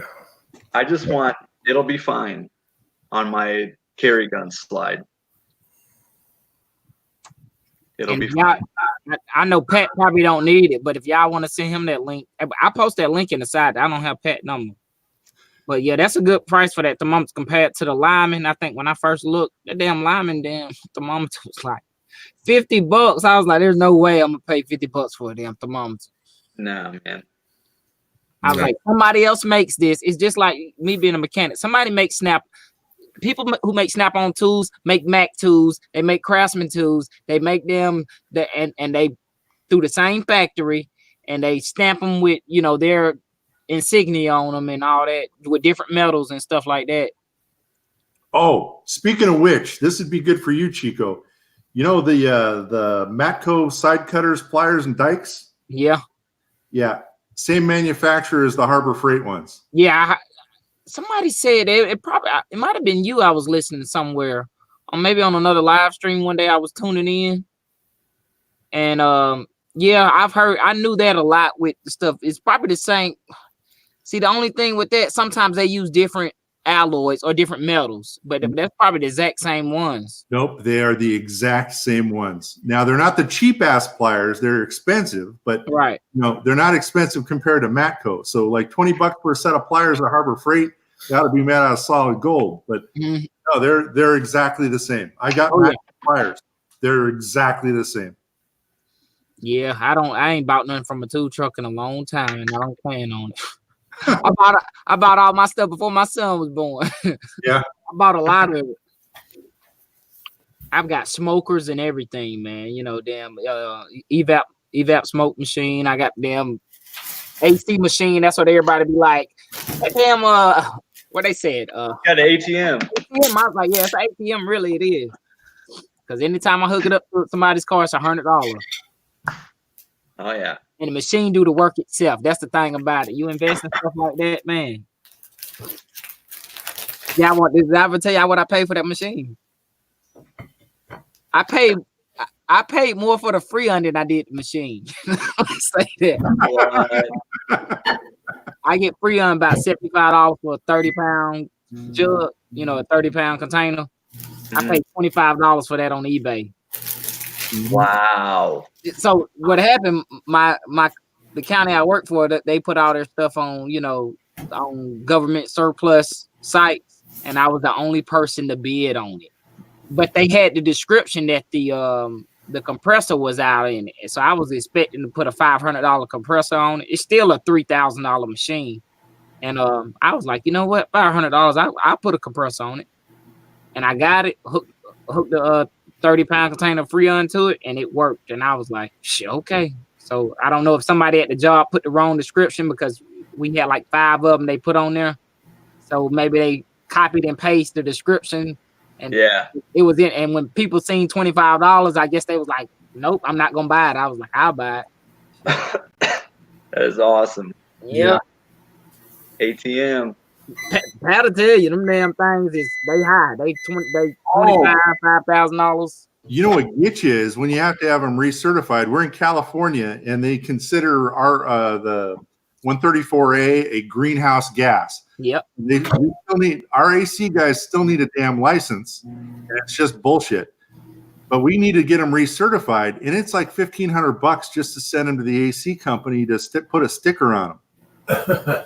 Wow. Yeah, I'm MAC certified. I have been for about 15 years, so I can do all the service on my own equipment, especially stuff like that. But I would assume that in California that their standards are a lot higher, you know what I mean, than ours, just like everywhere else. Oh no, it's utter bullshit. What it is just a way to get $100 and a photograph and a signature out of a technician and a bullshit test. I mean, it's a stupid test and $100, and everybody makes money except, well, I guess everybody makes money because the company got to pay. Yep. Those guys still do what every other HVAC technician in the United States does when they want to empty some Freon. They shove the frickin' copper hose about a foot underground and let that bitch go. Oh no, the Freon's expensive here. Even our 4A. And even the cans are different here in California. Your can tap for 49 states won't fit a California R134A because there's a $10 exchange fee for a pound for the can. Oh my God. Here, and it's a special can and all sorts of crap. So no, people rob our 134A, you know? Yeah, because when you release it in the atmosphere, you can't get it back. You know what I mean? Like, so people bring their car to me, right? And they'll be like, you know, my side work. So they'll bring their car to me and they just left AutoZone and they don't try to put 3 cans of Freon in there. So, and they be like, yeah, it's leaking. I'm like, well, you keep putting it in there. Guess what it's gonna do? It's gonna leak out. So when they bring the car down, what I do as a certified technician by the EPA standards, I'm supposed to pull all that Freon out. Guess what? I can't give it back to them. What I'm gonna do? Put it in a bag? You know, it stays in my machine inside the internal storage tank, and my machine basically recycles it, and I can charge them for it. You know, but I'd only replace a hose or whatever's leaking to them. So I mean, my machine tells how much it pulls out, but it's like, you want to hold out your hand, you know, I can give it to you in a damn bag or something, you know, because it's a gas. It's a liquid and a gas. But when I release it to the atmosphere, it's a gas. So, but that stuff's great. I guess I'm talking about like the household air conditioning units when our HVAC techs have to go like replace the Freon or add more, and they need to drain the system because they have old Freon. They shove that hose right in the ground and just put it under the ground. They don't do the reclaiming bullshit, you know, all that. Yeah, because the house capacity is like sometimes 20 pounds. Yeah. Compared to a car where I might take 2 or 3 pounds. And there might only be 2 or 3 pounds left in the system, so they they just let her eat right out of the ground. Yep, they get in big trouble for that, but a lot of them do it. That is true.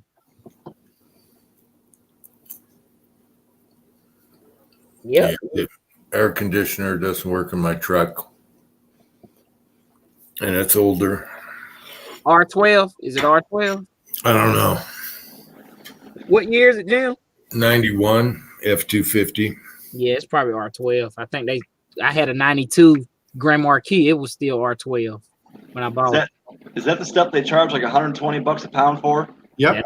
That R12 is real high right now. Yeah. Oh, crap. But yeah, it's $1 a pound in Mexico. I'll go and get my seats recovered with what is it? Horse crap? You remember the movie? What you do, you bring one of those old propane tanks bolted to the bed of your truck and smuggle in 200 pounds of Freon. Yep. Yeah. No, that's not worth it. You can retire off of 200 pounds of Freon. I got windows. I can deal with it. Yeah, my AC, I got my low pressure line busted in my Jeep. And I've been dreading fixing that because I hate working on AC lines. I just don't like working on cars that much. But I need some AC, man. When I sweat my ass off all night at work, I got an hour drive home. Damn. It'd be nice to have some AC. It ain't that bad to change that line on that Jeep, man. Yeah, I know.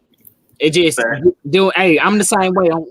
My car, when it breaks down, it's like, that's what a lot of people like, man, you a mechanic, your car break down. I said, because I got to trick myself to fixing my own shit because I'm used to getting paid to work on cars. So, yeah, you know what I mean? Like, so I don't want to say, anytime something break on my car, I go buy a mold or some shit. Like, I'm paying myself. I'm going to buy me a bullet mold because I got to replace this damn line on my, whatever.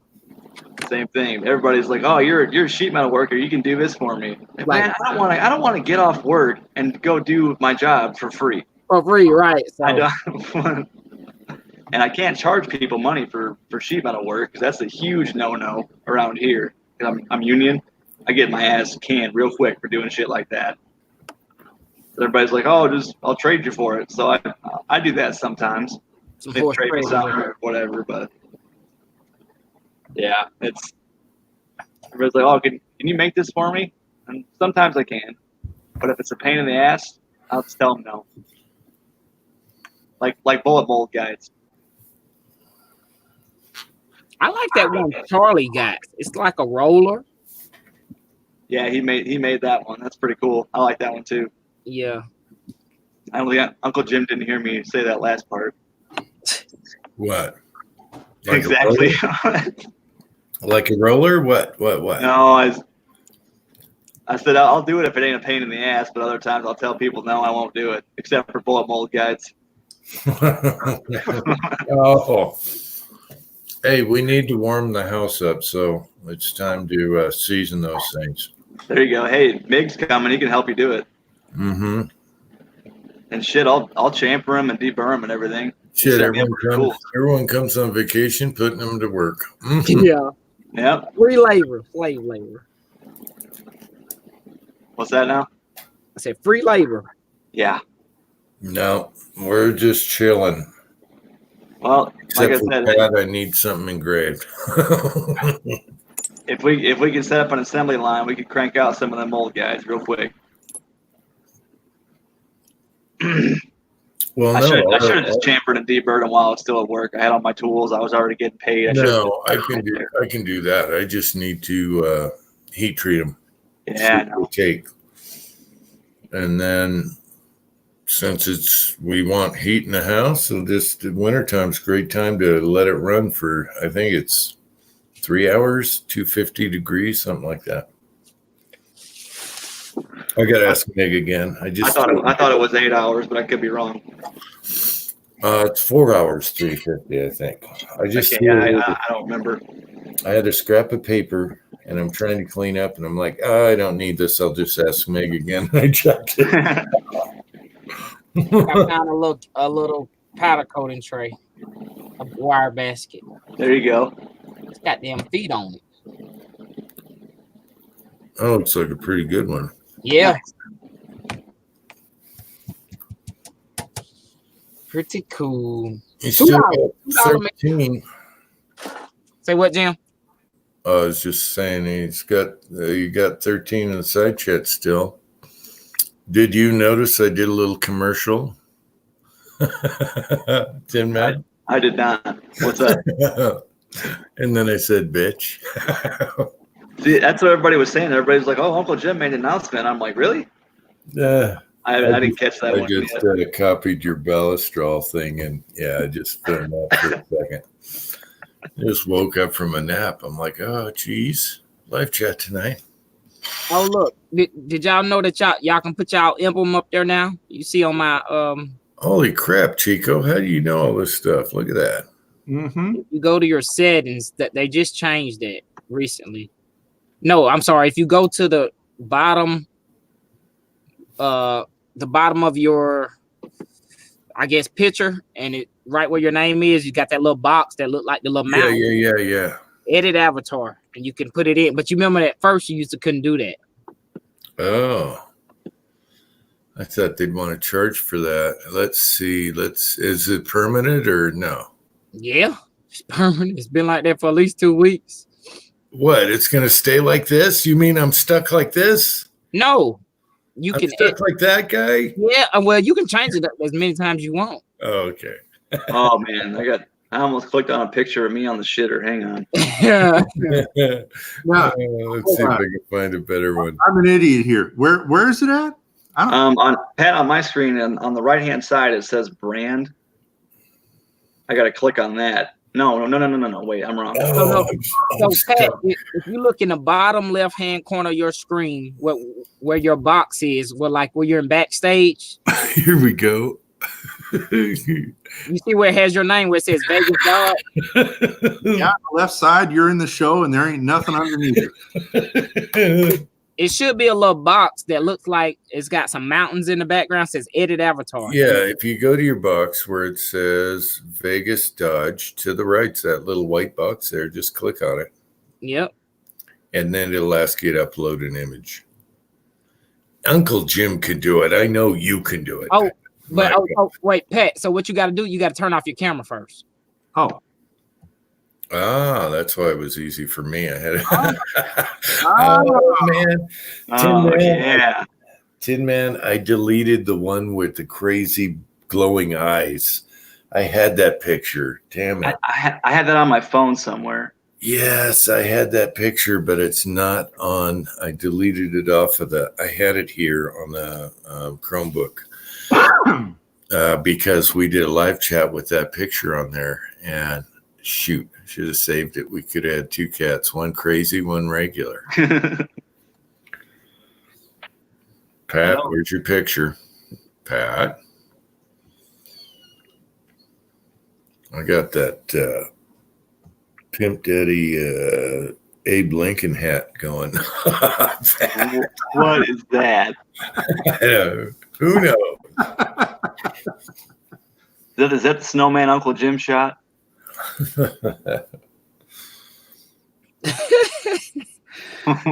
Having too much fun. Yeah, that's a snowman target if I ever saw one. Hell yeah. Oh, you know what I should have done? It just hit me. In that video with the snowman butt, I should have done a segment. Gosh darn it. Oh, of Bad Santa. You know how he liked butts? Oh, yeah. Yeah, that would have been freaking funny as hell. Oh, well. It always comes after the fact.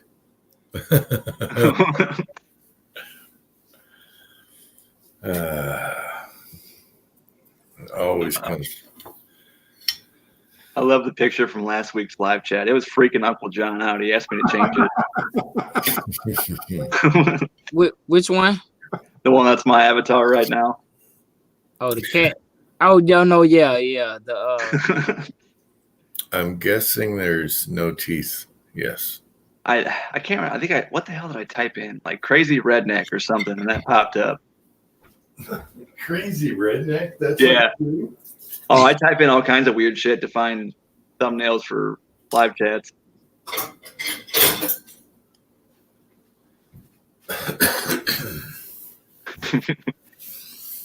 Oh, I feel better now. I think we'll have fun. I was kind of depressed today. Like, I ain't getting this done. It ain't happening. Door ain't done. Nothing's done. You forgot my mantra. It'll be fine. Exactly. I tried saying that to myself, and I'm like, no. Everything's a mess. You need some of that chill pill, that CBD.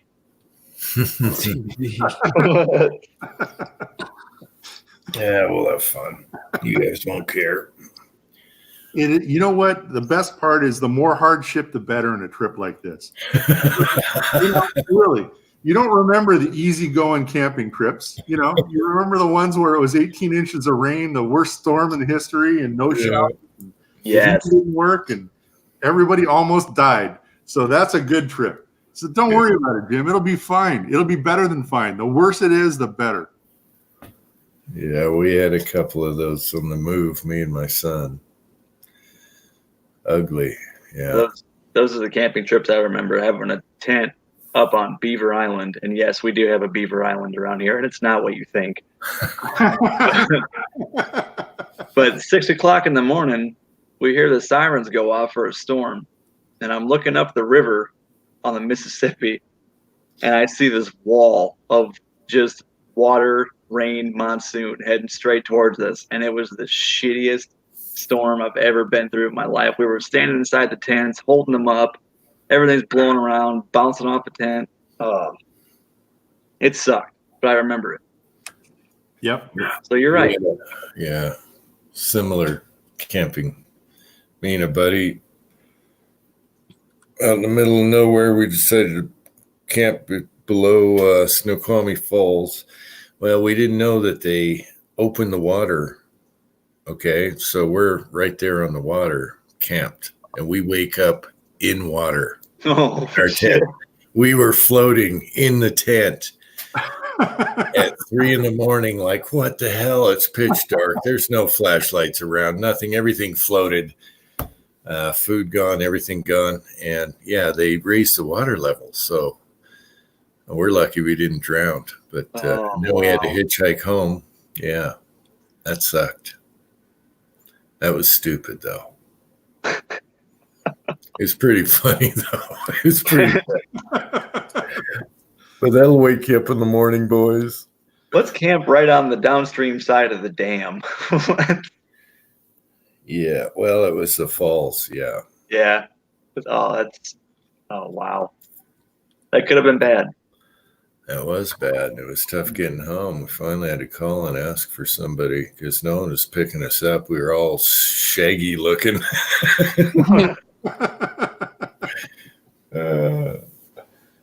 Good times. Starving too. All our food went downstream.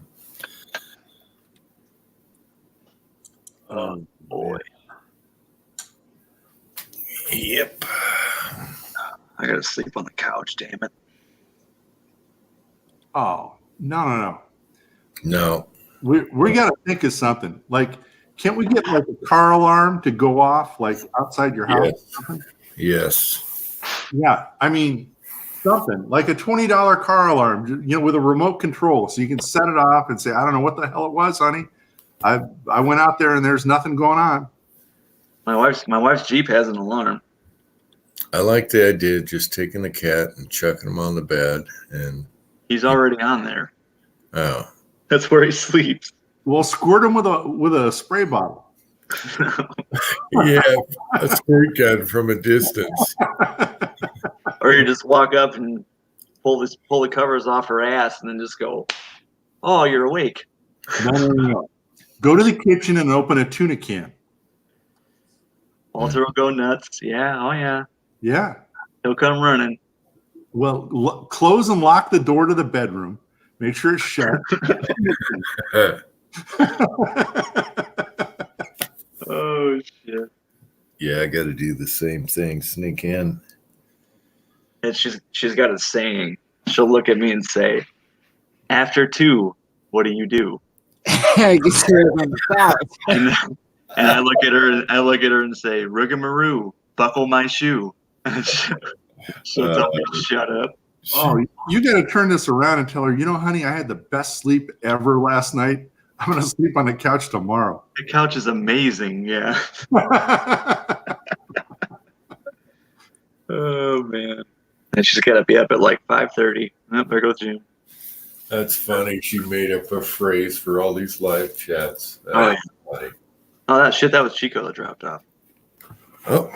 Wait, he's still here. Sorry, I hit the wrong button, but shit, I'm gonna go to bed anyway. Yeah, I think we're gonna wrap this up. I'm done. I'm beat. Thanks for the invite, brother. I definitely appreciate it. No problem, man. Thanks for hopping on. No problem. See you, Uncle Jim. See you, Pat. Good to see you, Chico. Man, y'all have a good time up there, man. Wish I could meet you, man. Oh, no problem, man. We'll definitely we'll work that out eventually. I hope to get down to that 0 this year. That'd be great. Yeah, brother. No problem, man. I'll see y'all. Thanks. Hey, side chat. I see Thor's X still out there, and Thor's X and Thor's X. Hey, y'all have a good one, man. Y'all have enjoy the beginning of the week. Mondays. Oh yeah. You too, brother. Take care. No problem, brother. See y'all. All right. Have a good one. All right, Uncle Jim. All right, Pat. See you later, Chico. Later, guys. Damn. I can't believe she has a phrase. Mine doesn't think a phrase. It's just like, you woke me up. Oh, we got in my household. I tell her I love Lucy. The 2 single beds. Say, you wanna start now? I don't mind. She flops all over the place, and a woman will never confess to snoring, but between the snoring and the farting and the belching and the flopping around, it's like I'll sleep on the couch. But oh, that's awesome. But no, you can't do that. I mean, that's a package deal. You gotta love them for what they are, even if they're hard to sleep with. Yeah. So, well, there's a lot of times she'll be in a good mood. I'll come in and I'll say, "Oh, I'm cold," and she'll say, "Oh, I'm hot." Just snuggle up. So yeah. Yep. I can put my cold feet right on her, and she doesn't care. That's awesome. Yeah. Those are good times right there. Yes, sir. I stick my feet right between her legs. Oh, that's good stuff. No, mine likes it on the back, just over her butt, on the small of the back. Put the cold Yeah. right there. Do a little spoon action. Boom, bang, pow. You're warm again. I call it Eskimo woman. Poke her with it, and she'll say yes. No, just getting warm before I know. blankets kick in. That's the best. Yep. All right. Yep. I think we're gonna cut. Oh God, Mig's still here. Here, Mig, you've been quiet for 3 hours. Where you been? Why aren't you on here? That timing, that's Mig at his finest. And then he'll say 3 more hours. I sleep with my wife on my birthday. He's probably going to be sleeping with a ham when he comes over. Yes. His ham, his precious ham. He'll look at us and say, "Just give us a minute."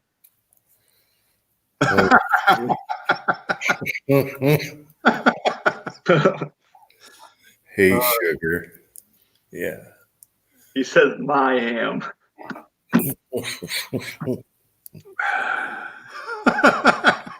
It's been up at Uncle Jim's for close to a month now. Are you sure it's a faithful ham? I'm sure it's got Uncle Jim's stank all over it. Nope. Directly from the box, from the cold storage to the mini fridge. So it's okay. You just get too cold.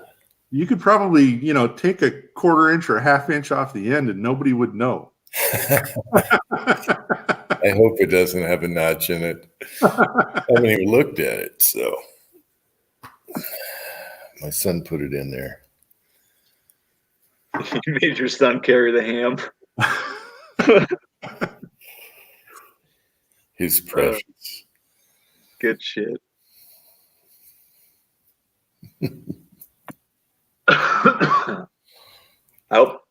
I'm getting a cold. I hope I shake it before I get there. Oh man, nobody bring me that infested flu from places. It ain't the flu. I've had a weird sinus thing for like 5 days now, so it should be gone by then. I've been jacked up on Sudafed for 3 days. That's the cool thing too, because I actually had to go to the pharmacy counter and ask them for the good stuff, and they put me in the meth database. Uh-oh. Oh yeah. You can only buy this once every month or something. I don't know. Magnets, yo. Magnets. Magnets, yeah, bitch. I heard Call Saul's finally coming on February? February. Yeah, we just finished watching the last season they had out. That's a good show. Yeah. You got Gus, you got all the players are showing up, so that'll be good. They just take forever. I know. They do all that zombie show stuff one a couple months after another, but the good shows, come on. Well, I wonder if probably the big reason they didn't focus on that is because Vince Gilligan was directing El Camino for months, so yeah. I don't know, they take too long. Isn't Fargo going to fire up again? I hope they do another, yeah. I heard they're doing one more. I hope it's better than the 3rd season. I couldn't get into the 3rd season at all. Yep, that one was the suckiest season. The first 2 were great. Yeah. 2 was awesome. Pat, if you haven't watched 2, you got to watch 2. I haven't started Fargo, and I'm not done with Breaking Bad yet. Oh, geez. It's an amazing show. Yeah. Yeah. Oh, I'm blown away. I was a chemistry major, and it's accurate as hell. That's what I liked about it. It was no bullshit. No change the chemical names to protect the innocent. No, that show is accurate. Awesome. Damn, you have quite the education. I can't spell to save my life, Jim, and the only way to get through college was chemistry and physics. Oh yeah. Well, there's one way to do it. That's holy crap. I thought it would be Jim and Woodshop. Oh my gosh. I can't spell either. I can't. It's awful. But thank God for spell check. Except, you know what? It's really bad when you start typing stuff and the spell checker doesn't even know what the fuck you're saying. I know. Yeah. That happened to me. I'm arguing with the spell checker. It puts the stupidest words that it doesn't even make sense. Yeah. Every time I try to type the word put, P-U-T, it puts pit, P-I-T. Well, I was talk texting into the phone to you the other night, and you're like, can you say that again? Because it just blurted out just something totally different. Yeah, you said you were heartless and all this shit, and I'm like, yeah, say that again? Yeah. And I know you use that talk to text, so instead of replying what, I just said say that again. Yeah, and it still didn't come out right. Yeah. Oh shit. Yep, Siri, you bitch. Hey, I'm over my Android. I'm getting pissed off at this thing. The charging port blows. The auxiliary port blows. Okay. What do you have? Galaxy S9. Okay. All right. To crack them apart, you have to separate the adhesive. No. I've got a little project I've been working on, and I've been dicking around with these wireless chargers. So all I need to know is if the fat part of the charging port is toward the screen, or it's toward the bottom, or if it's a USB-C that's oval. USB Type-C. All right. Let me see what I can come up with. That way you can stick. I have a wireless charger. I had to buy one. I had no choice. Oh, you already got that then? Yeah, I bought a cheap Amazon one for like $19-20. Oh. It works. I don't want to sound like Chico, but I've been buying these things bulk for the phone side is $1.25, and the charger unit is like $1.75. Nice. Yeah.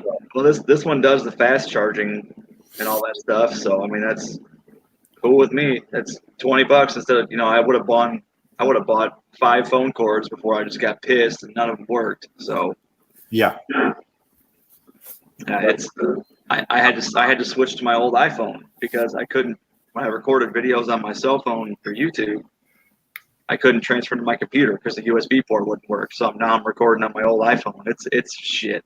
No, but you can do file transfer over Bluetooth. My laptop is not Bluetooth enabled. I'll have to buy an adapter. Okay. It does have Wi-Fi transfer though. All right. You need a Bluetooth dongle. Okay, fine. I think I got one in a bucket somewhere at home, and after I pick up Willie from the airport and call home, and I'll see if I can remember to do that, or text me tomorrow. Hey, where's my goddamn Bluetooth dongle? I'll see if I remember. Yeah, I'll have some. I've got plenty of that. My sister uses the Wi-Fi transfer to transfer stuff between cell phones, and it's way faster than like that S-Beam or that Bluetooth, whatever. It is stupid fast. I wonder if I can get that to work on a laptop, or I could try Bluetooth. I don't know. I don't know anything about it. I don't have a Samsung. I've been strictly Google phones since the first one. Yeah. No bullshit extra apps, nothing fancy extra. Yeah.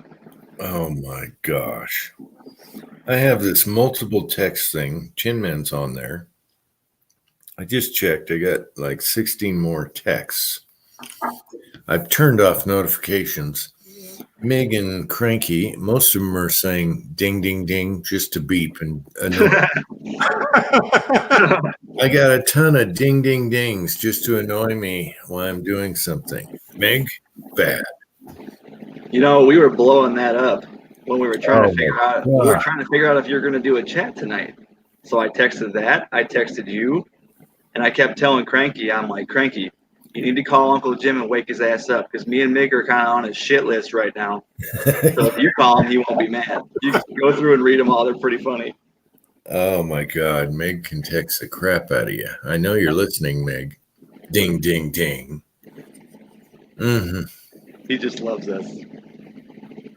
I wish I could delete it, but you can't. You just turn off notifications so it doesn't ring. You click on your phone and you got 20 something texts going. See, that's the cool thing about Android. You can hit the top right button and you can hit leave group. Oh, see what he said? He's got an evil laugh going. Yes, Meg. Yes, sir. Oh, Mig, you need to call me tomorrow and give me a wish list. I've got shit everywhere. If you need anything, I'll bring it to you. For instance, Mig, you need any 2 terabyte hard drives?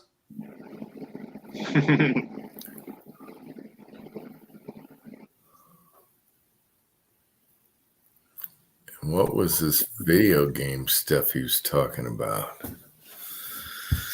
I don't know. Michael Sines just showed up. Michael Sines, the bullet caster, is here.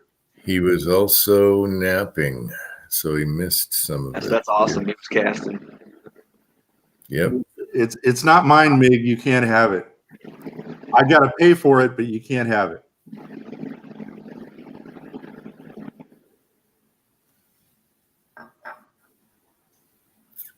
Oh, he said a new Subaru is what he wants. Yeah, Meg, it'll be delivered. Hey, what color is that Subaru? White. Well, pearly white. It's like a 3-stage white, so it's going to be $1 billion if she scratches it. Yeah. Oh yeah. but when it's clean, it looks good as hell. Oh, I bet it looks nice, but that's pretty funny what you just said, touching it up. Yeah. So yeah, that's the worst. I remember when I was a body shop manager, it was, there's only one black. There's only one black, but white is a bastard. And then put a 3-stage pearl on and forget it. You'll never get it right. Oh, that's funny. That is funny. Pat's sense of humor is awesome.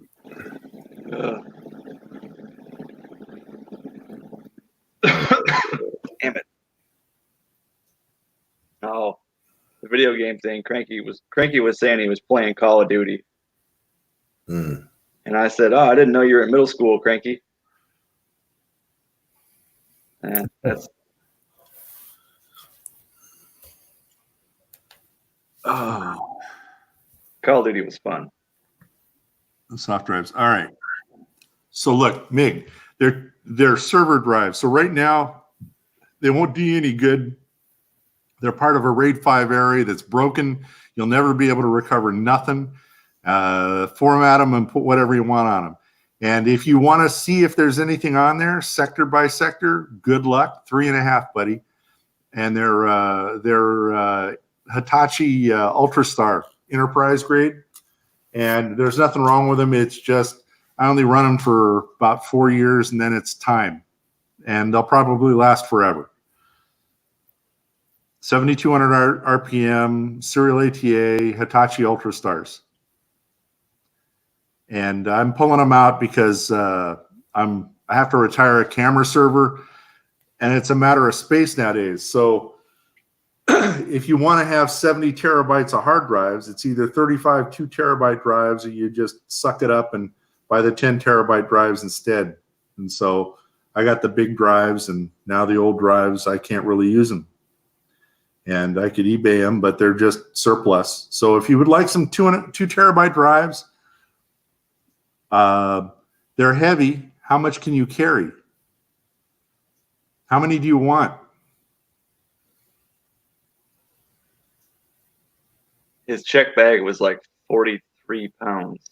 All right. Well, you're not bringing the ham back, so I'll drag you up some hard drives. 43 pounds, Meg. What are you doing? It's just a couple days. He's there for a week, Jim.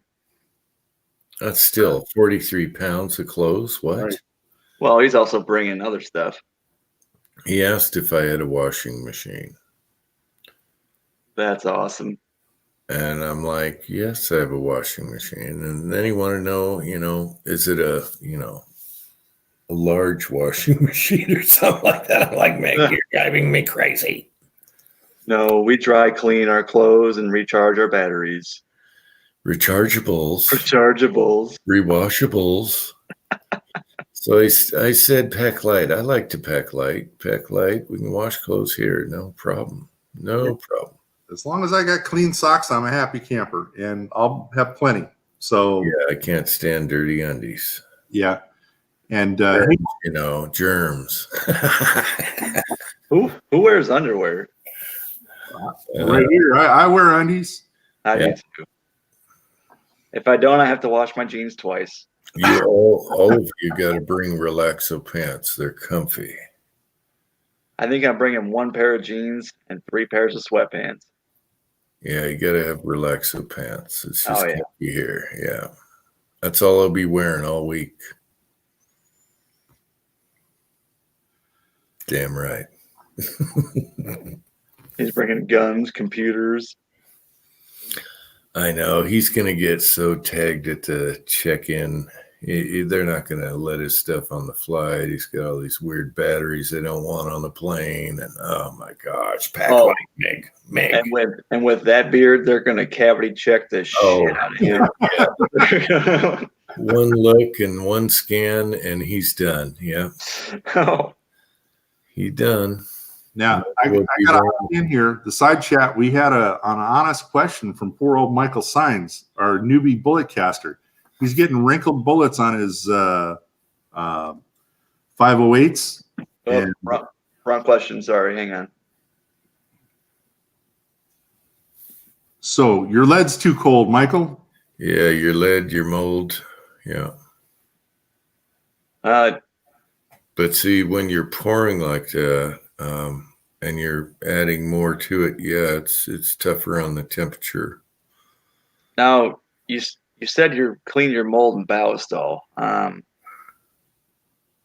That could do it too. Anything on your mold, greasy is going to wrinkle it.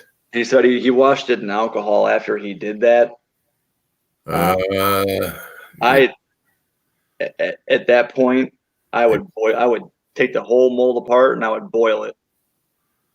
Yeah, some people will take Dawn and boiling water and let them sit face down on the pan that you're not going to eat with. But yeah, you get the faces of cavities, and you're going to have to clean it really good. Otherwise, you're going to have to cast a lot to get rid of it. Yeah, but if the base isn't filling out either, it's probably just lead temp. That could be a cold sprue plate. I mean, yeah, a lot of stuff can do that. But it's harder since he's dipping and it changes, because you're adding your scraps and stuff in there. So yeah, wrinkles is temp or greasy mold. Yeah. Start from square one, boiler, cleaner, so that's taken care of. And then work on your temp, I guess. Yeah, and then cast it out. It'll cast its way out. It'll be fine. And I can't recommend the little single burner hot plate enough. That'll preheat a mold pretty good. Meg, are you bringing the midget? He says.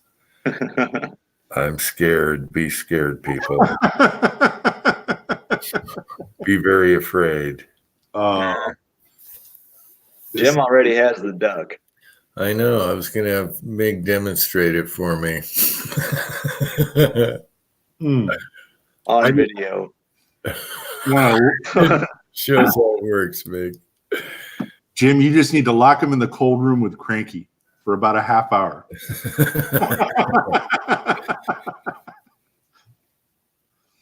Oh, Cranky's probably going to be very afraid. Yeah. He's a little more conservative.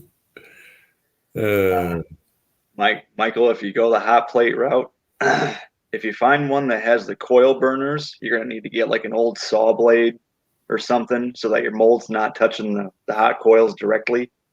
Or you can find one of the single burners that already has the flat plate on top. either or. If you go that route. Yeah, and your setup is real shallow, so you can dip the mold in there and you'll be fine. Mm-hmm. Yeah. Most important thing is don't worry. You throw them back in the pot if they look ugly. That's the great thing about casting. Yep, they can go back. Oh hell, I got a jug of remelts right here. I just melted down all my reject bullets not too long ago, and already got that many again. Look at all the high tech. And powder coated. Yeah. Well, the powder coating, those are the ones that tipped over and ripped the powder coating off the bases, and then these were when I was reaming out the sizing die. So yeah, but if you don't have powder coat on the base, they'll shoot fine, won't they? Well, the base is kind of where you want it. Well, it's the sides. Yeah. I don't know. I like to have it all. Yeah. Just in case. I like it on the base because I don't know what the hell happens when that thing leaves the case and goes down the barrel. So I'd rather just have it fully encapsulated. Your OCD, it has to be perfectly pretty before you can shoot it. Oh, I've shot ugly ass bullets before. No big deal. You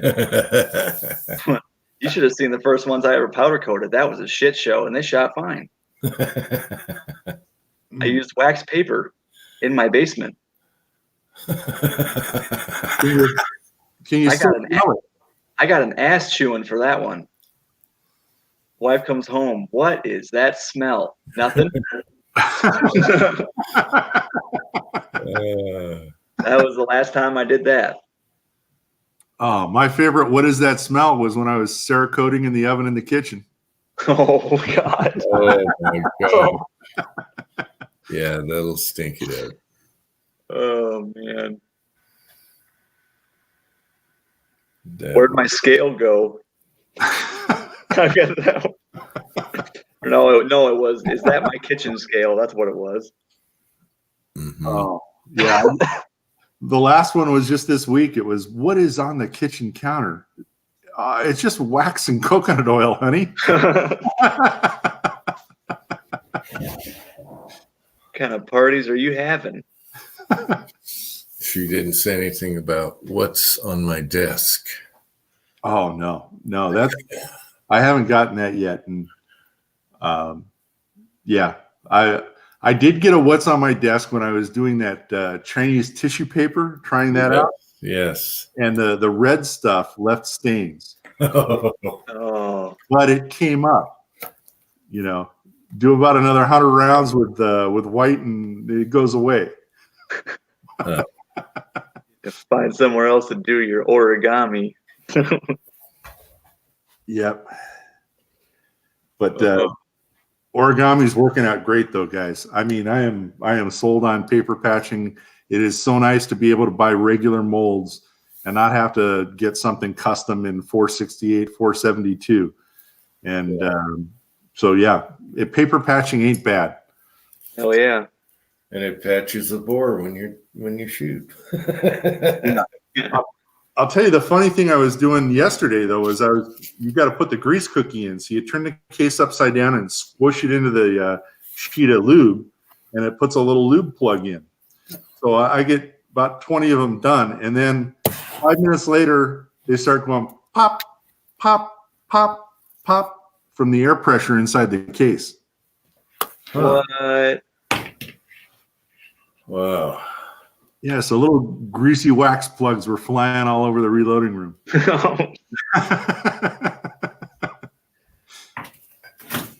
Maybe it'll pick up the glitter, Jim. I always wondered about pressure in the case when you see bullets and stuff. Mm-hmm. Like, where does the air go? Aren't you compressing the powder? I can swear to it because I put a grease cookie in there, and that pressure stays in. Huh.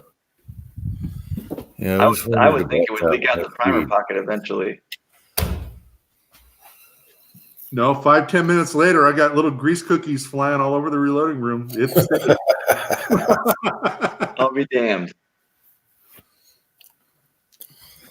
Oh.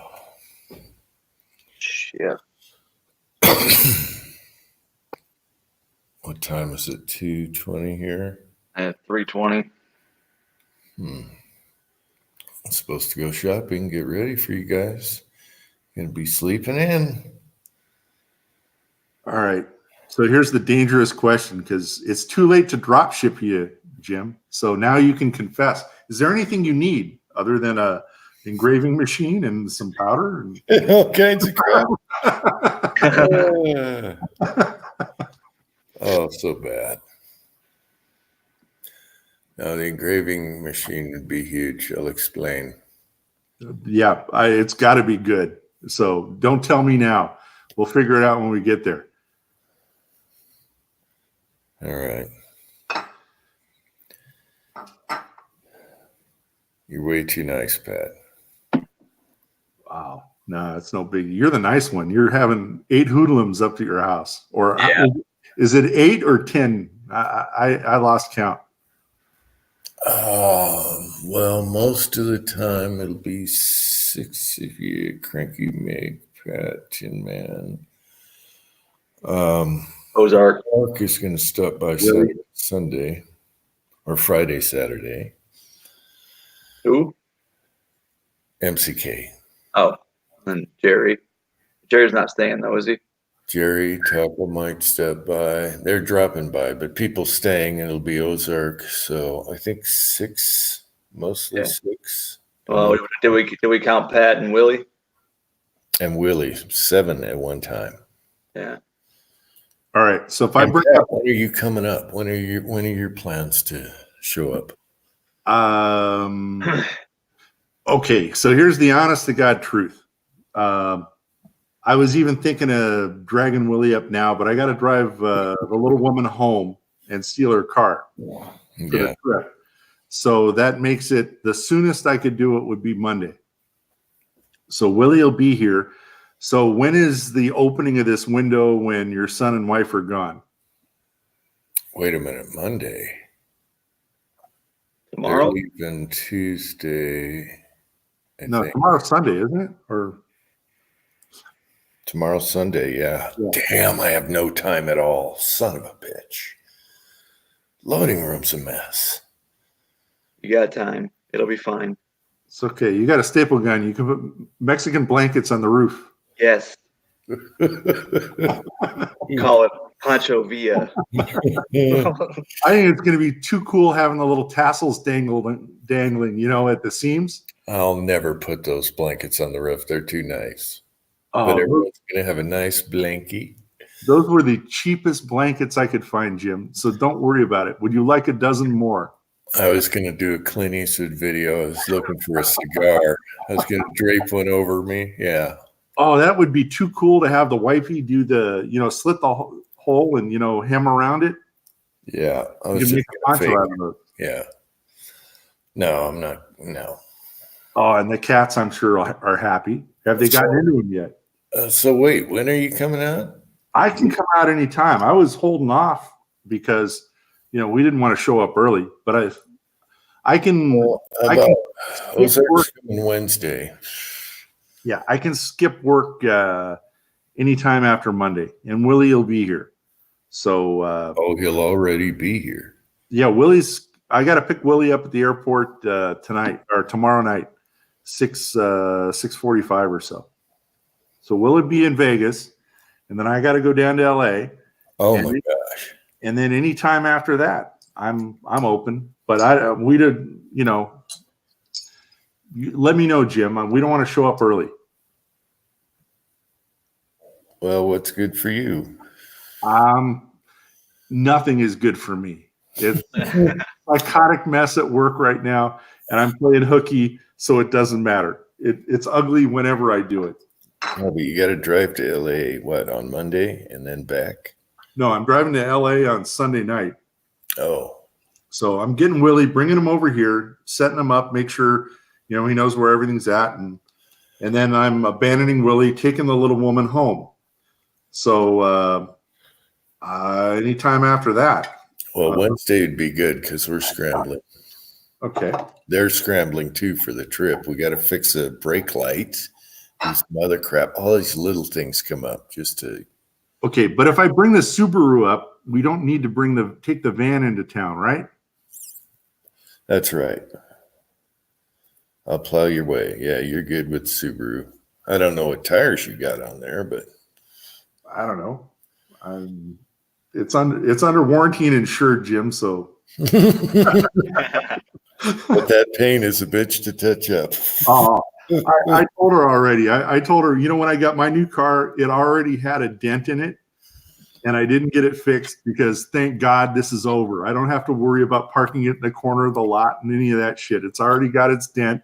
Yep. It's done. This one doesn't have anything yet. I know when I come back, it's going to have a chip or two in the windshield, the chrome on the grill. A deer going through. Yeah. And it'll smell like ass. Now, the great thing, though, is she's a warranty administrator, so I don't think whatever goes wrong will be a problem. Oh, I'll tell you what, I'll text you. It's either Tuesday or Wednesday. I'll text you. We got good weather, sunny weather Tuesday. Wednesday, it's going to start snowing, and I see snowflakes all the way through. So if you're thinking Tuesday would be better, then it'll be Tuesday. If you're thinking Wednesday or Thursday, let me know. Wednesday gives everyone more time here, but I'll let you know if it can be, earlier. Tuesday, maybe. Okay. Okay. It's exciting. We've been talking about this for 5 months. I got to get my ass moving, though. I got to do some shopping. I got to figure out chairs and stuff, too, for outside. Okay. So what do you have to do shopping for? You've got coffee. And I have some, but not to everybody's liking. I got to get fresh ground. I got all. No. Yes, Frankie is a fresh ground, and so is Mig. But I have all kinds of K-cups of Starbucks and all kinds for people. Yeah. And that was the other thing I didn't ask. I bought one of those Keurig machines. Actually, I didn't buy it. I got it for free. And the little woman said, "Hey, I want one of those Keurigs." So I got the big industrial one, and it's broke, and she never used it and don't like it. Her girlfriend's daughter doesn't like it either. And I went and I got 40 hot chocolate assortment, and I got all sorts of Keurig crap. Oh, if you're not using it, bring that. I forgot hot chocolate. Well, we have regular kind, but the K-cup chocolate's really good, actually. Yeah, it's pretty good, and you throw a little bourbon in it, and it's even better. So, yeah, I got a big box of that I can go get. And the other thing is that while I'm here, I'm going to Winco on the way up, and I will be buying bacon and meat. Just warning you. So I was going to go to the butcher and get some meat. So, well, I'll bring you up some meat. It's going to be good meat, reasonably priced down here. But the meat's not so much. It's the bacon that's dirt cheap at Winco. Well, just bring some bacon then. Yeah. Then I don't have to get bacon at a different. Well, that place has bacon too, I think. All right, bacon. He's going to be eating. Mig's going to be eating ham for 5 days. A week. Yeah. Yeah. You know what? He's going to get so dehydrated from the salt. Oh man. You have cracked lips.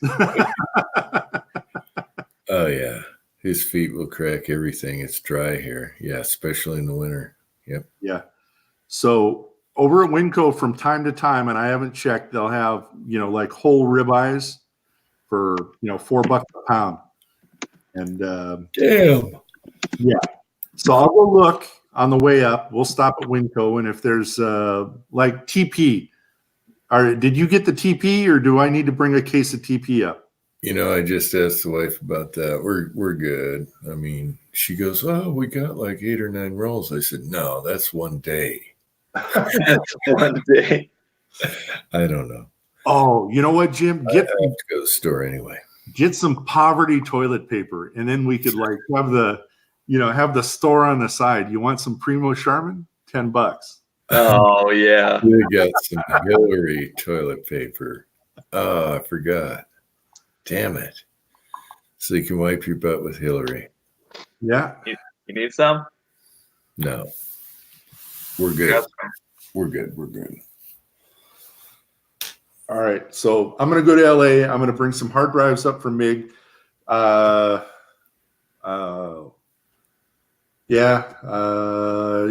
adapter for you, Tin Man. And I'm going to bring, Willie's not listening. I'm bringing a laptop for Willie. Willie's going to get a laptop. And that'd be the next question. You're okay on laptops, right, Kurt? Oh, yeah. Yeah. Do you have an extra battery? Because mine's dead. Thank you. Wait, you got a T410? It's the one you sent me. Yeah. Yeah, I there's a lot of them. So I think I sent you a T410, but I'm not sure. It might be a T420. It's in a different.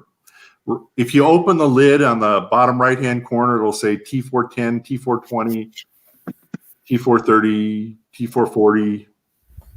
Let me look at it.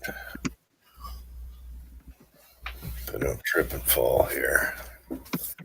It's in the loading room, which is a mess. Okay, let me see here.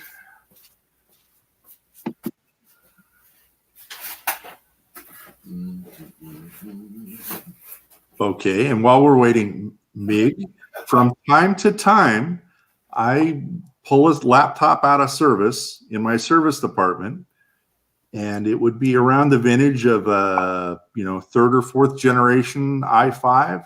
Nothing new, but good enough for almost anything. And if you need something like that, just hold your hand up. Now, Willie's been waiting for 6 months, and I've been waiting for January 14th when Windows 7 goes obsolete. And I've got a laptop scammed up, but I'll have some more. And if you want an old, decent beater laptop, I've got laptops. Okay, Pat, it says T430's under the screen on the right. Well, that's a T430. Good thing I asked. So I will get you a T430 battery. All right, Pat, you're too kind. Nah, it's no biggie. I mean, I'd tell you if it was, but I've got a drawer full of them. Pat, is there anything you need? Yes. Okay. If any of you guys cast .458, a new bullet in .458. Cranky may help you with that. Yeah, Cranky just got a new mold, and on the SOCOM. Oh, I'm bringing a SOCOM up too. So. Oh, geez. Yeah. If the martini doesn't hurt enough, I guarantee you'll have a waffle pattern on your shoulder with a SOCOM.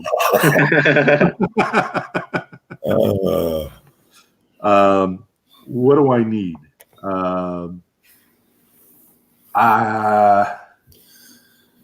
Boy. No, I think I'm right now I'm pretty good. So it's the usual thing. If any of you guys 765 Argentine brass, Martini Henry brass. This isn't Chap you're talking to. Yeah. Oh, I'm bringing up the Peruvian Mauser with no bayonet. Huh.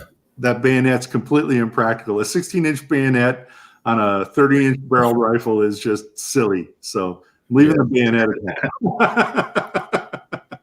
Well, we do have a trench down below. You can cross and bayonet something. Mountain lion. Michael has the Lee 457, but you probably have that one. Yeah, I got both the Lee molds, the 405 grain and the 500. But yeah, if something turns up every now and then, if you guys stumble across a 458 mold, now that I'm patching like crazy, yeah, I'll try it out. Heavier the better. So if you guys came across like a 275 grain, nah, I ain't gonna do it. But if you stumbled across a 600 grain, yeah. Well, no, grain 458 mold. Yeah, I've got one coming actually from NOE. Huh. So I'm gonna do 600 grain hollow points. Oh my goodness. Oh, and you know what the fun part is? I cast this batch of 500 I just did has got the softest damn lead. It's got to be like BHN 6 or so. And I've never recovered a bullet, so this is going to be fun. I want to see if they turn into pancakes. Well, I'll try and save some milk jugs. You can try that too. Into the sand bucket, close up.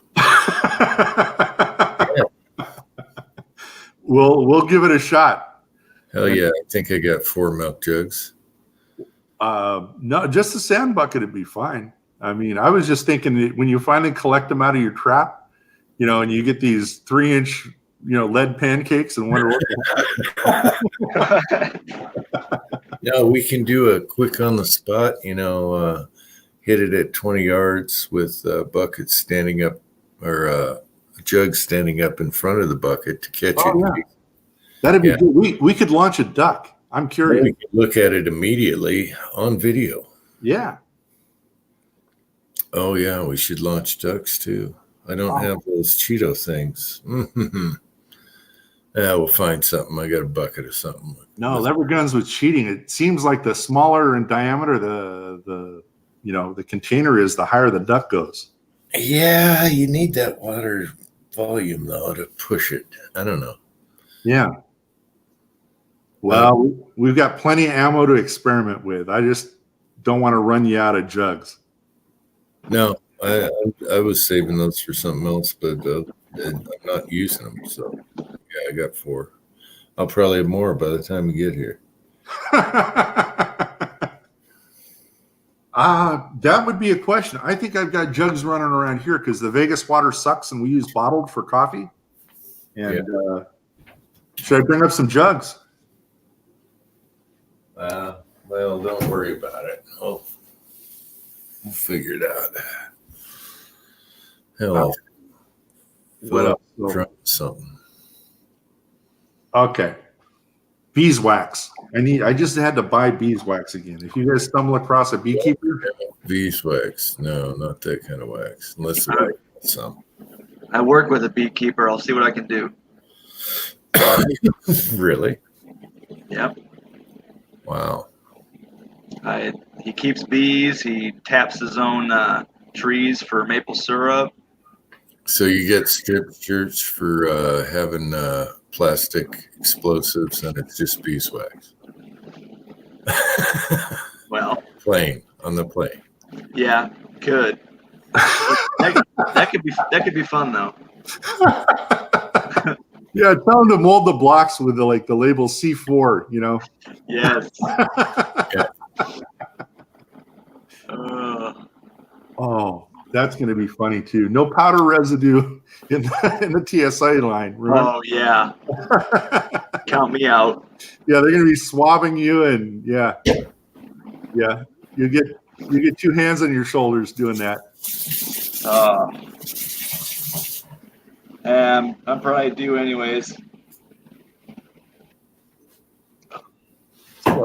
Yeah, and the last thing is, if you guys stumble across soft lead next year when I'm done with what I got, soft lead, I'll trade linotype for soft lead all day long. Doesn't bother me. I got more linotype I know what to do with, and I'm bringing up, 50 or 70 pounds of the stuff, and I'll dole it out to you guys. Because, I got a pile of it in the corner of the room. The floor is going to collapse under all the crap I got, all the lead. And it might as well go to a good home. I can see what I got. My neighbor gave me a 65-pound pig ingot 2 years ago. I don't think I have much left, but I'll look around and see what I got. All right. I think I might have just a couple pounds of soft lead. That's pathetic. Oh, I got stick-on wheel weights too. I haven't melted those down yet. So yeah, we'll work something out. Yeah, I'm okay now. I scored. It always works out that way. Just as I went down to my last 10 pounds of pure lead, and I was out, and it was like I can't cast these things hard. They've got to squeeze down 20 thousandths down the bore. You just can't do that with hard lead. Yeah. And boom.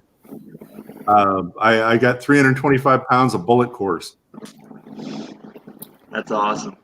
Do like Paul Harrell and 47 layers of fleece? 40. Now I want to do like lever gun and 150 layers of pants with a book at the end. Yes. Yeah, I'm like, whose pants is he using? Yeah. It's cool. I This, thought, yeah, the wet pants seem to work pretty good. that's a lot of pants too. I mean, that's a lot of pants. I have like 3 pairs of pants. I don't know where he gets all those. Yeah. And I don't know. I mean, I wear Costco jeans, and I don't know if you guys heard or not, but Costco stopped selling jeans, the bastards. And I don't know what I'm going to do now, because it's been 20 years of Costco jeans. I go once a year. You spend $100, you get 9 pairs of jeans, and you're fine. And pisses the little woman off to no end. She'll go shopping and bring home a top and a pair of pants for $100, and I'll go. We'll get 10 pairs of jeans and 3 dozen socks and a dozen shirts off of eBay for $200, and I'm done for the year. Oh yeah. Yeah, baby. Yep. Yep. I don't have high price clothes either. No, and what's cool is, but even considering that, how many years would you have to go to get 40 pairs of pants? I mean, jeez. I'd be like 10 years to get 40 pairs of pants. I think Michael's got it figured out. A clothesline bandit. Yeah, that might do it. Oh, we have a closet clothesline bandit. Uh-huh. Uh-huh. That would make a good video, actually. A naked man stealing clothes off a line.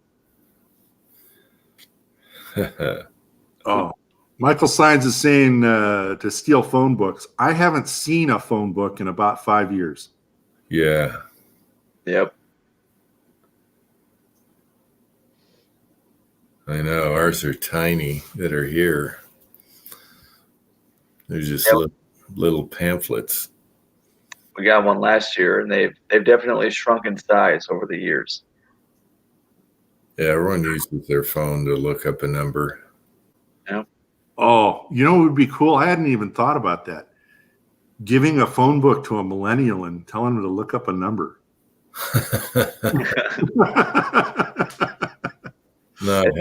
It's an alphabetical order, but you got to find the right town.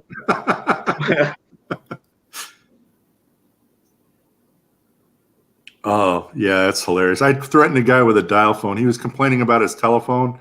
It's an IP phone, super fancy schmancy, and he's bitching about it's got too much stuff on it. I said, I'll get you a rotary dial. I swear to God. I'll hook up a VoIP, and you can have a rotary dial phone, or stop bitching.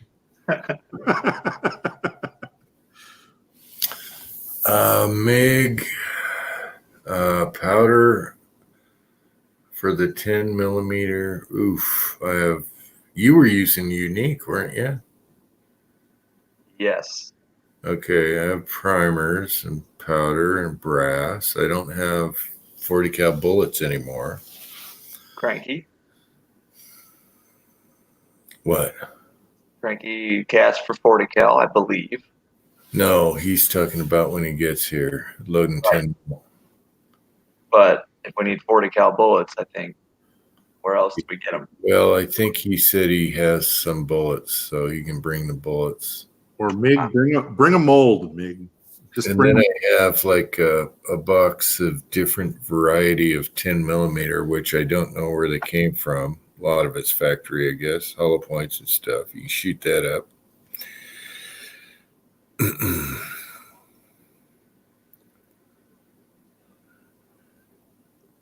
You're going to have so much brass prep to do after we leave. No, I was going to spend a day just reloading some ammo to shoot, and I'm not going to have time for that. So we're going to have to reload on the spot or something. We got an 8-man reloading crew. We'll figure it out. And shoot a bunch of factory crap in my drawers. Get rid of that. Depends on what calibers they are and stuff. But as far as the 308 and all that, that's okay. The M1, all those are taken care of. Oh my God. Bullets, brass dies. Don't say mail. Don't say mail. I'm done with mail and UPS. There it is. Mm-mm.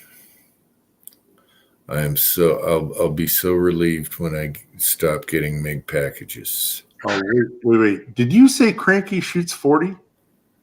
Yeah, I think he has a 40 cal conversion for.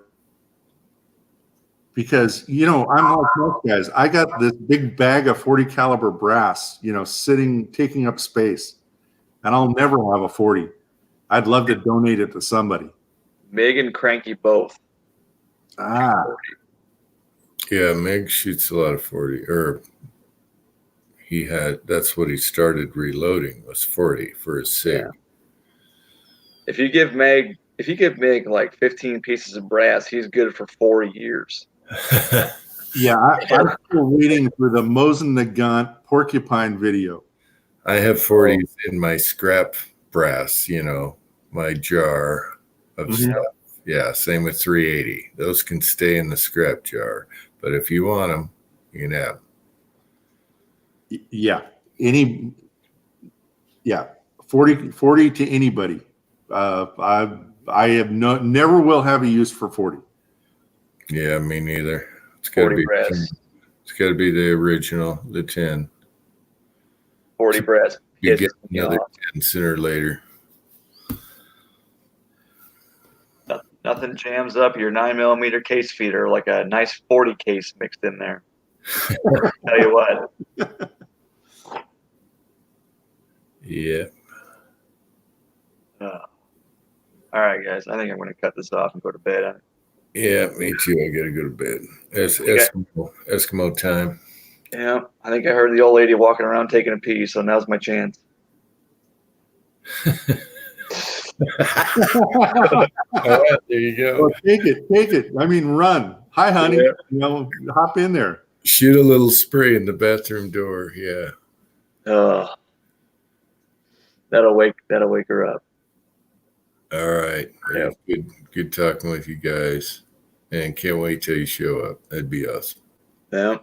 Good chat. Thanks for showing up, guys. Should be fun. Should be. Could be. Should be. Would be. Gonna be cold. Dress warm, Pat. Make sure you have warm. This isn't, California, or Nevada. Oh. Would you recommend warm coveralls? You mean the skiing type? No, I mean the full top bottom one piece. No, just the bibs. The warm ones. All right, wait. Tin Man, isn't it like 5 degrees below zero where you're at? Yeah. Yeah. You know what to do. Me, I don't know whether I should bring thermals or whether I should have 18 layers or warm clothes, several layers. Just like if you're in jeans, your legs are going to be cold if the wind's blowing and if it's snowing.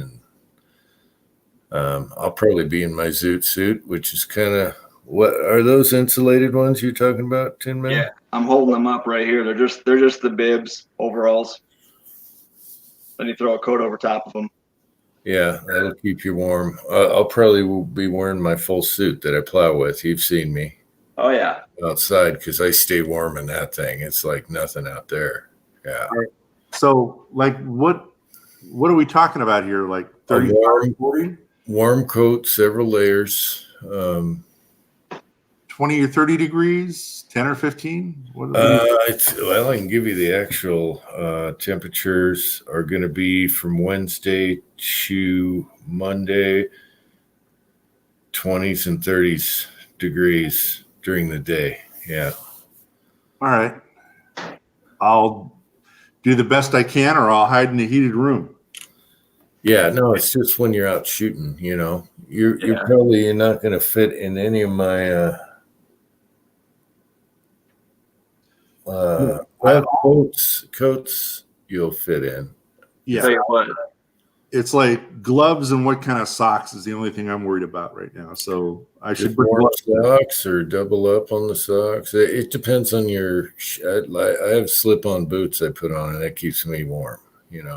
But long underwear has come a long way since I was a kid. It used to be the white, weird extra stuff. Now it's like good thermal long underwear. I would recommend those. yeah, they have different grades, and I don't think being 6'4", he's not going to fit into the ones I have. No, Right. I've got some silks from back in the skiing days, stuffed in the drawer. They don't take up much space. So, well, just think warm. If Yeah. I'm really cold, what do I wear? And then layers are always good. Sunglasses are good. The sun can be blinding when it's out in the wintertime. And Yes. hat. Hat. I have hats, Balaclava. But yeah, just think warm. I'll think warm and I'll do the best I can. I don't own a coat, just so you'll know. Oh my gosh. Thrift shop. Yep. God, I probably have something that'll fit you. No, I've got a jacket, but if it's cold enough to wear like a jacket, a windbreaker isn't going to cut it, then No. I'll figure something out. No, you're going to need more than a windbreaker. I guarantee you that, because you'll be miserable after about a half hour trying to shoot, sitting, not moving around. Yeah. Yeah. And if the wind picks up, you'll be really, you'll have a frosty mustache. If the sun's out, it's nice. It's warm. But if I got snow, it's showing snow for those days, it's not going to be sunny. Well, unless it's partially. Friday looks good. I don't know. Just think warm or think cold. You're going to be cold. So Yeah, I will. Freezing. What would I wear? I'll figure it out. I just don't want to be out in the snow sweating my ass off. From being too hot. That's why I love the bibs, because if you get hot, take your coat off and you just got the bibs on. That's perfect. I saw Trading Places was on TV, Eddie Murphy, Dan Aykroyd. And when he gets turned into a bum or whatever, she opens the closet of all these pimp coats and clothes, for him to wear. That just went through my head just now. I could have pimp clothes. Yes. You go to the thrift store and get some 70s jackets. Yeah. Hey, Mig, that's not a bad idea. Pat, get some more of those cheap Mexican blankets. Make some ponchos. No. That's not going to do it in 20 degrees. You have a coat that'll fit you and stuff. So I'll find something. And don't stress that out. No, so it's all a matter of layers. If it's like 3 T-shirts and thermals and a windbreaker and a jacket, I should be fine. Yeah, and you can always step in and get warm by the fireplace and come back out. Yeah. Maybe fire up the burn barrel. I should have chopped wood. Damn it. Another thing on the list. No, we've got the propane forge. I think I have. Yeah, but that wouldn't be outside. We'll figure it out.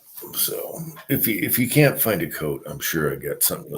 I will find something. I've been working on this slow but sure, but I just don't think I've gone far enough. I've got a Pendleton shirt. The little woman says, "Hey, it's your Esse Vato shirt." Nice thick Pendleton, and I got a long sleeve. Yeah. Long sleeves. Yeah. Yeah. So I just wasn't sure whether we were talking like 30 to 40 or 10 to 20. There's a big difference. High, like 28 to 30 something degrees, 35 degrees. That'll be your average. Right around freezing. Yeah, I'll be fine for that. But if it gets down to 10 or 15, no, that's too cold. Well, we can always, I think I have an extra zoot suit, but I think you're too tall for it. It'll burn you in the crotch putting that thing on. No, it'll be fine. Besides, you've got a thrift store in town, don't you? And I can go to a thrift store here and buy all the T-shirts you want, Jim. But there's not going to be, Yeah, that's right. You don't have ski coat. Don't worry about it. Well, I'm sure I got a coat big enough for you to wear. Oh yeah. And I know I got some big sweatshirts and stuff too. Yeah. Yeah. I'm trying to remember. I might have bought a trench coat a long time ago. So there may be one somewhere. It might even be here in Vegas. I'll look. Yeah, but if you can't find anything, don't worry about it. We'll fix you up. All right. It'll be fine. Oh. All right. Good night, side chat. We're cutting her off. Good night, Michael. Good job casting, buddy. Good night. Excellent. Good night, everyone in the side chat. And nice talking to you guys and looking forward to seeing you. No, this is the last chat before the gym chat. Holy crap. Oh, time is of the essence. Yes, it's coming. Yes. Yes, sir. We got Larry, Michael, Meg.